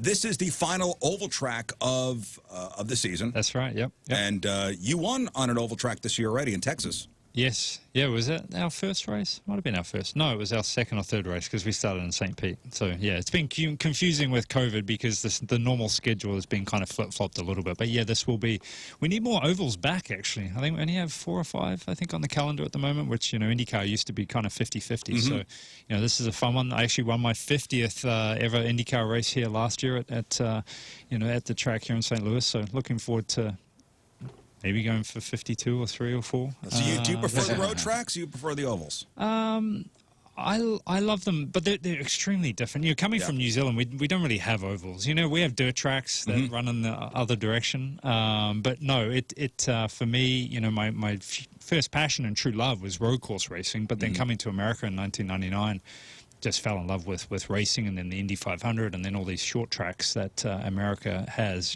Just so much fun to race. But it's so different. And that's what's cool about IndyCar racing is that you have all these different disciplines. You got street courses, road courses, you got short track ovals, and you got super speedways like the Indy 500. So it's it's cool, man, to be able to swap back and forth through these these different tracks. Do you guys in New Zealand? Do you have the roundabouts? Lots of roundabouts, man. Because we can't even figure out the roundabouts here. I see that. Yeah, I think we need professional drivers just to do the roundabouts. Yeah, they're not that difficult. We're trading paint on just the roundabouts, are we not? Indianapolis has gone, so I'm mostly based in Indianapolis now, and they've gone through the same kind of thing. And man, it's made traffic interesting because you just get a lot of people sitting at the roundabout. They don't know where to go. Out where Jeff and I live, they got rid of a lot of the traffic lights for the roundabouts. And man, every time I'm in one, I'm like, I'm open wheel. Don't touch me. I'm open wheel. But don't you feel good, man, if you just get it right? When it works out, it's the best. Yeah, it feels good. Especially whipping around a turn. I put my wheel up on the curb. They always got those nice smooth curves, right? Yeah, so they like do. half the car on it. They do. Just so you guys know that the track over Worldwide Technology is called Paperclip. Yeah. So four different right corners. Yeah. 2, 4. They always reference like ovals with 4 corners, but really it's just I'm not trying to reference it. No, but even there is because they have kind of a cool curb in 1 and 2 too that you sometimes can brush a little bit in the IndyCar, which typically they don't like. But it's a spectacular track. But 3 and 4 is almost flat out, like 170, 180 miles an hour, man. You're pulling like almost 4G through. Right. So how fast are you going down the backstretch? About so coming into turn 1 would be your quickest spot, about 200 miles an hour. Woo, man. Yeah. All right, so the Bommarito Automotive 500 is happening on Saturday, August 21st, Worldwide Technology Raceway, www.raceway.com for all the tickets and all the information. It's going to be a whole weekend of racing. It's going to be good, man. So we appreciate you guys stopping by. I know you guys got a radio tour going on. So Mr. Chuck Wallace and Scott Nixon. Thanks, man. Thank you very much. Appreciate it, man. All right, we'll take one final break. We'll come back, and we will wrap her up.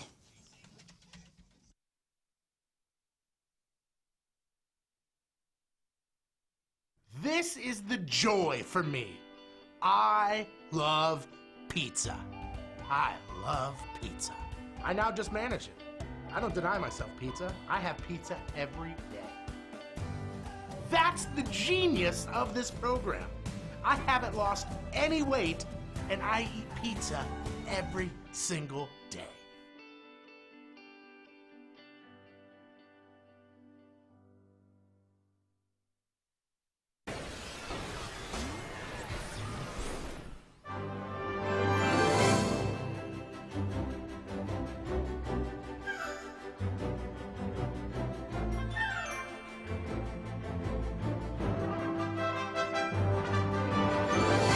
U.S. Open, the Masters, child's play compared to what we went through on that hot afternoon.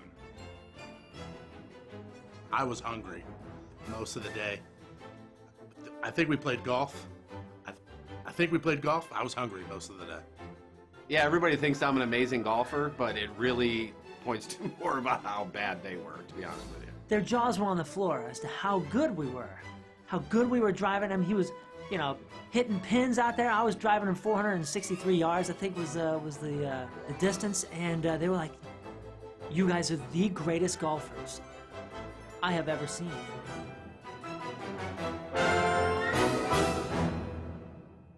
So we were heading down to Stone Wolf, and the backspin guys were going to meet us there. And I figured I'd wear something kind of casual, just like my normal sort of golf. So if you go on to Google and you look at any reviews for a restaurant or anything like that, if something has under a bunch of like 4-star ratings, you get a little suspicious and you go, I'm not 100% sure about this. Well, if you go to Victory Men's Health and you look at their Google reviews, they've got hundreds, and I mean hundreds, 5-star reviews on Google. And it's awesome to know that there are men just like you that want to go to Victory Men's Health. They want to get their lives back in control, and they find the right system for them. Like for Jeff, for me, for Scott, we're on 3 different programs. And my program is going to be different than your program. And they run your blood work, and they'll look at you, and they'll go, hey, okay, so we had you on the plan. We just ran your numbers. A few things have changed. Let's change that plan up and get you on an even better plan. That's the beauty of Victory Men's Health. They're going to check up on you. They're going to make sure you're doing okay. They don't just throw you some pills and go see you later. There's some places out there that already have your treatment plan set up before they even do one thing. Before they even see your face, they've already got a treatment plan that they plan on giving you. Not at Victory Men's Health. 2 locations, one in Town and Country, one in O'Fallon, Illinois. You can get all the information I just talked about and find out what they can do for you by going online at victorymenshealth.com. It's Victory Men's Health. Be you again.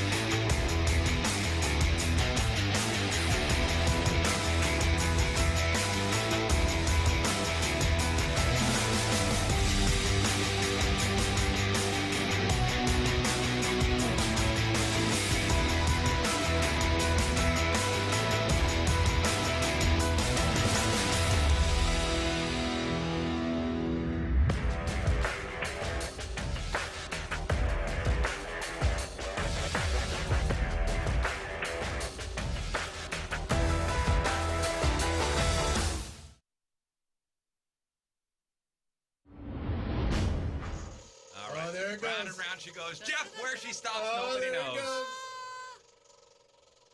Oh boy, I'm so nervous.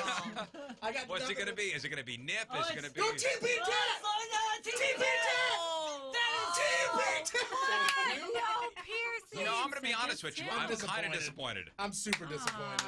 Put the needles Okay, away. Sorry. okay, all right, needles away. Darn it anyway. He got out of it. He got out of this again. Darn it anyway. All right, well, I guess, you know, ink is going to arm right here. This is happening. Jeff is serving out his punishment. She's actually starting with the TP. Oh, she is? Yep. Needle in Mike arm 5? right All right. now. Well, I mean, it's really happening. There it is. Hey, Good while tattoo Jeff then. is being tattooed, should we discuss the next punishment? I believe so. That's a great idea. I believe so. Jeff, can you have a conversation while this happens? Absolutely. Or are you one of those straight facers? So let's just. No, I'm good. I All forgot right, that let's I got a discuss the next microphone. punishment because we got to make our real or fake picks Okay. All right. in a couple minutes here. Where are you going? You're part of this too. Really? Yes, you are. You're part of this Pregnancy ain't team. gonna get you out of this one. Oh no, I don't know if she could. I don't know if she could. I don't know if she could serve it out. But you are. I don't know if- I don't know You're part of this why. team, so you have to discuss. You have to know if- discuss it. Listen, you have to. You're part of this team. You have to discuss Okay. the You have to punishment. But dis- I don't know I don't know if you. because you are with child. I don't know if you can participate in this punishment. All right, so In good conscience. Can Unless- we decide and see? Nah, I think you're gonna not want to do this. I'm just saying. Can we let her? Yeah, let her. First of all, decide? this is going to be difficult for everyone. I mean, anyone. This is going to. all right. We'll talk so it out. You'll Moon see. as the king of cans. The punishment for this new competition, real or fake, will be. You got to stay in this studio for 48 hours. That's it. You don't go anywhere. You got to 48 stay hours in straight. the Hey, studio the for guy with 48 Crohn's hours. disease has a question. Food is brought to you. We'll get to all the questions. Food is brought to you. You do not leave. Bathroom? You are stuck in here. Of course you could go. You You go to the bathroom in a plastic bucket. bags. Ben, the video guy, will I empty them just had for my you. colostomy again. No, of course you. There's a bathroom right down the hall. That's the only bathroom you can use. No, unless number 2. If you're number 2, you If can go you're number upstairs. 2, you go Okay, upstairs. All right. Wait, you talking about third floor upstairs? Or you talking about No, you go upstairs over in here. the No. everybody We're talking upstairs in the public bathroom. So you know when your car needs some service, you take it over to the, I don't know, whatever, dealership to go get it fixed. And they say, okay, Mr. Rizz, your car's going to take an hour and 15 minutes. Go sit in the waiting room and drink some awful coffee. Okay. Hour 15 turns into an hour 30, turns into 2 hours. Next thing you know, you've wasted your entire day. It doesn't have to be that way. Frankly, the service centers will pick up any make, any model from anywhere in the St. Louis metro area for any service. Even if you didn't get your car from Frank Lita. A couple weeks ago, needed some service done on my Jeep. Here at the office, somebody came pick up the car, and while I was at work, they did the work, and they dropped the car off. And they gave it a good wash, too, before they dropped it off. Get your car fixed. Don't waste your day waiting around. That's the good life. That's Frank Lita. And if your Honda or your Acura or your Mitsubishi need some warranty work done, Frank Lita Service Centers will do any warranty work on any Honda, Acura, or Mitsubishi. All the details at franklitaservice.com, franklitaservice.com.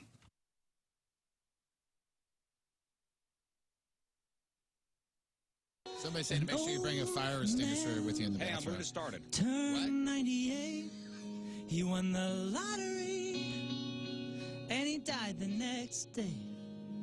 It's a black fly in your Chardonnay. It's a death row pardon, 2 minutes too late. And isn't it ironic? Don't you think? It's like rain on your wedding day. It's a free ride, and you've already paid. It's the good advice that you just can't take. But who would have thought in figures? Mr. Play It Safe was afraid to fly.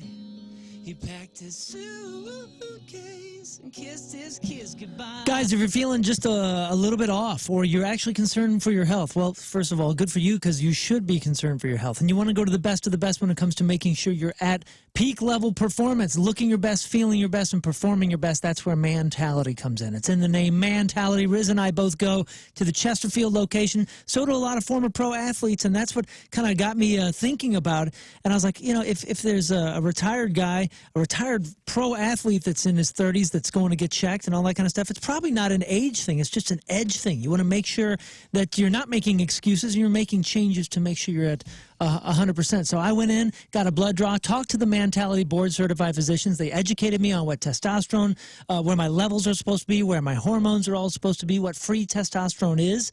I loved the education, had a blood draw, and found out my testosterone was okay, but I had low vitamins over here, I had low this over there, and I actually found something that was life-threatening with my prostate that I wouldn't have been looking for with my primary care physician. So that's my story. Rizz went in, found out how he was testosterone depleted, and got some service there with Mentality, and was sleeping better than he ever has in his entire life within a week. It was absolutely incredible. So get over to Mentality, see what's going. You got a West County and a South County location to make it easy. LowTUSA.com. All right, before we get to 6-time fun facts, kind of an extra here. I love these wedding stories. Love them. The Bridezilla stories, love them. Love them. Do you like them, or you know what it is? It's just that whatever it is just makes people insane when it comes to weddings. I guess it's the pressure, it's the society pressure, the friend pressure. Everything's got to be perfect, right? It's got to be the perfect day, and if it's not, oh my God, que desastre. Am I right? And it drives people crazy, and people do stuff so out of character. I love the stories. Or so in character, and it's just it just exposes it? Yeah, I think so. So it's getting more and more common for people getting married to have male bridesmaids or a female groomsman. And I'm sure, have you been to weddings like that? Mm-hmm. Bridesman. Male bridesmaids or female groomsmen. Man of honor. Yeah. And what are they? What the one of the latest weddings I did, not the past one. Groomsgal is what they called them. That's what they called her. So this 22-year-old guy posted on Reddit's Am I the A-hole board on Saturday. His 21-year-old female best friend is getting married, and she asked him to be a bridesmaid. But she had two conditions. He had to wear makeup and a dress. And he says, I'm extremely comfortable with my masculinity, but wearing makeup and a dress is something I'm just not 100% comfortable with. So he told her he didn't want to do that, and she got so mad she took back the invitation to be a bridesmaid and took back his invitation to the wedding. Is he the a-hole? Well, I think so. I think that's a little extreme. A little? I think you have your conversation with your friend, but I mean, come on, man, it's hysterical. So say it again. Say it again, Rizz. It's just funny. So let's put it in the scenario. I'm the guy that I'm now on the bridesmaid side. And what are the rules? What was? So you're on the bride side. The bride has asked me to be on her side. So for her wedding, you need to in order to be the bridesmaid, you need to put on a dress and makeup. And I say no. And you say no, and she gets so mad you're now not invited to the wedding. Sorry, but come on. Yeah. If you want me in your wedding and you want me to be a part of your special day and you want me on your side, I'm going to rock a suit. My tie's going to match the color, whatever these gals' dresses are. But I'm not going to put on a dress or makeup. Because guess what? That takes the focus away from you getting married, and now it's on me. See, as a redhead, if I put on any kind of paint on my face, I just look like Ronald McDonald, so I have to be careful. But you know what I'm saying? That takes it away. The wedding is now no longer about you. The only thing that's going to be talked about, it's not going to be, hey, do you remember Kevin and Tammy's wedding? Well, no, you're going to say, remember Tony in the wedding, or in the dress. Take that even out of it. Wait, so she uninvited him? She uninvited him. No, but there's issues on both sides here. Well, I don't think so. If I don't want to wear a dress, how is that on me? You should have a conversation, but I think it is a little bit on you too. If this is your friend's wedding and they're asking you to do something like that. But I don't. No. Come on, can't you just get out of your own comfort zone? It's not always about you and your goddamn rules. I'm sorry. Hey, everybody's going skydiving. I don't want to go skydiving. Yeah. You asked me. Are you equally afraid? Time out. You are equally afraid of jumping out of a plane. I'm throwing another hypothetical out there. Okay. You asked me to be in your wedding because I am close enough to you that you want me to stand up there and be by your side as you make one of the biggest moves in your entire life. Yeah. In your entire life. And you asked me to be there. And because I said I wouldn't put on a dress and makeup for you, you're going to then boot me out? We ain't as close as I thought. Exactly. I mean, that's ridiculous on both counts. As a wedding party, we're all going parasailing. Ooh, man, I'm not going to. Get out of your comfort zone, man. Yeah, if you're a good enough friend to be asked to be a part of the wedding party, it shouldn't be something like this that breaks that type of friendship down, where you're now uninviting them to the wedding. That is ridiculous. Yeah, the people on Reddit said this guy is not the a-hole. He is not. Well, she sounds like a worse person in this scenario. But at the same time, what my point is come on, man, like the whole embarrassment thing. And why are you blaming him for the way he feels? I'm not blaming him. I'm saying in general, I think we all take everything just way too seriously. Yeah. Way too seriously. See, just live, man. It doesn't matter. He doesn't want to live wearing a dress. I understand. I'm just encouraging anybody that's listening to just lighten up Francis. Yeah, because I asked a friend of mine, a really good friend, to be in the wedding, and he just said no. You can't. So you can't. I didn't get mad. More at him. Choice Jewelry, ninjabling.com, the exclusive jeweler of the Rizz Show. And listen, you're going to pop the question. You got some options. Option 1. Buy a diamond off the internet. Nope, no. Terrible. No. Option 2, walk into some street-level jeweler, Nope. and you have no idea. You've done no research, nothing. You walk in. Timmy the week before, who worked in sanitation, who now got a job at the street jeweler? No. Slang and jeweler. Or another option is I know a guy who's in an alleyway, and he's got a big trench coat on. No. But you're getting closer, because we do know a guy, but it's probably the best buying experience that you will get anywhere, not just in jewelry, but anywhere, because you will be dealing with a personal shopper when you walk into Moritz Royce Jewelry. You will be dealing with somebody that you go into a private office. You're not like corralled around like a glass case with all these twinkly lights and pointing to things, and one guy's helping 15 people. This is you. This is the person that's helping you out, and this is them respecting you and giving you the time that is deserved when it comes to making a giant purchase like this. Yeah, make the right choice. More Choice Jewelry, go to ninjabling.com, get the phone number, get the address, and make an appointment. See what we've been talking about for so many years now. They are the exclusive jeweler of the Rizz Show, More Choice Jewelry, where you get the jewels and not the shaft.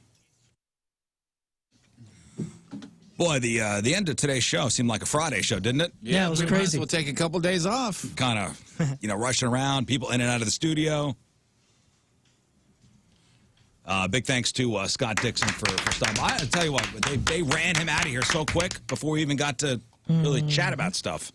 I know he's on that media tour, but if you missed anything on the program today, blog and podcast, 1057thepoint.com/Rizz. Moon, what do we got? The number one thing parents are looking forward to is getting kids out of the house. It's back to school time. We got a whole bunch of stats about that. A groom shot a friend on his wedding day because he was having an affair with his new wife. Interesting story. Good and bad marriage advice. You weigh in. And then Molson Coors is retiring 11 beer variations. 11 beers. Check the list. See if your favorite is going to be no more. And, of course, a little bit of food news here because it's National Grab Some Nuts Day. Yep. We have 5 nut facts that sound awfully dirty, which then, of course, inspired our title of the podcast today, and that's We Lead in Nut Production. All right. Follow us at our socials. We'll see you later, guys. Follow us on our socials at Rizz Show. That's Facebook, that's Instagram, that's TikTok, and that's Twitter, where there is a poll. Twitter has a poll on which is the best sun chip flavor. Regular, garden salsa, or harvest cheddar. There is a correct answer. I think that in your mind, the correct answer is not winning the poll. Oh, really? It was neck and neck. And I mean like fractions of percentages. We'll check it out tomorrow. Got to thank the sponsor on Jeff's hat. Yes, this is HomeMeyerTool.com is their website. They manufacture precision parts for the world's most demanding industries. That's right off the top of my head. It's not from their website. HomeMeyerTool.com. They gave me this very nice flex fit hat that I'm wearing all this week. And if you have a company that you would want to do the same thing, all you got to do is go to 1057thepoint.com/hats and make a very large donation to Kids Rock Cancer. We're giving them a whole bunch of money, and I'll wear your hat on camera here all week. Yep. Is Rachel Ray making chicken cutlets? Oh, no, she's scrambling eggs. To get going. She's scrambling eggs. She's way too far on the meal. for us to still be here. Rachel Ray is making chicken cutlets, Scott. Oh, man. All right, anything else? Seems like, That's, last minute blues podcast and a podcast about 1 o'clock, something like that. All right, we leave you with a selection from our Team Rizz member of the day, brought to you by Copper Fire Bar and Eatery in Belleville. Get your exclusive Rizz Show koozie to support Kids Rock Cancer at Copper Fire. John Vandahar from St. Genevieve. To this song, here it is, and we'll see you tomorrow. Done and next. Bye. Hey, this is Gary Valentine, and you're listening to The Rizzuto Show. Happy birthday, Rizz.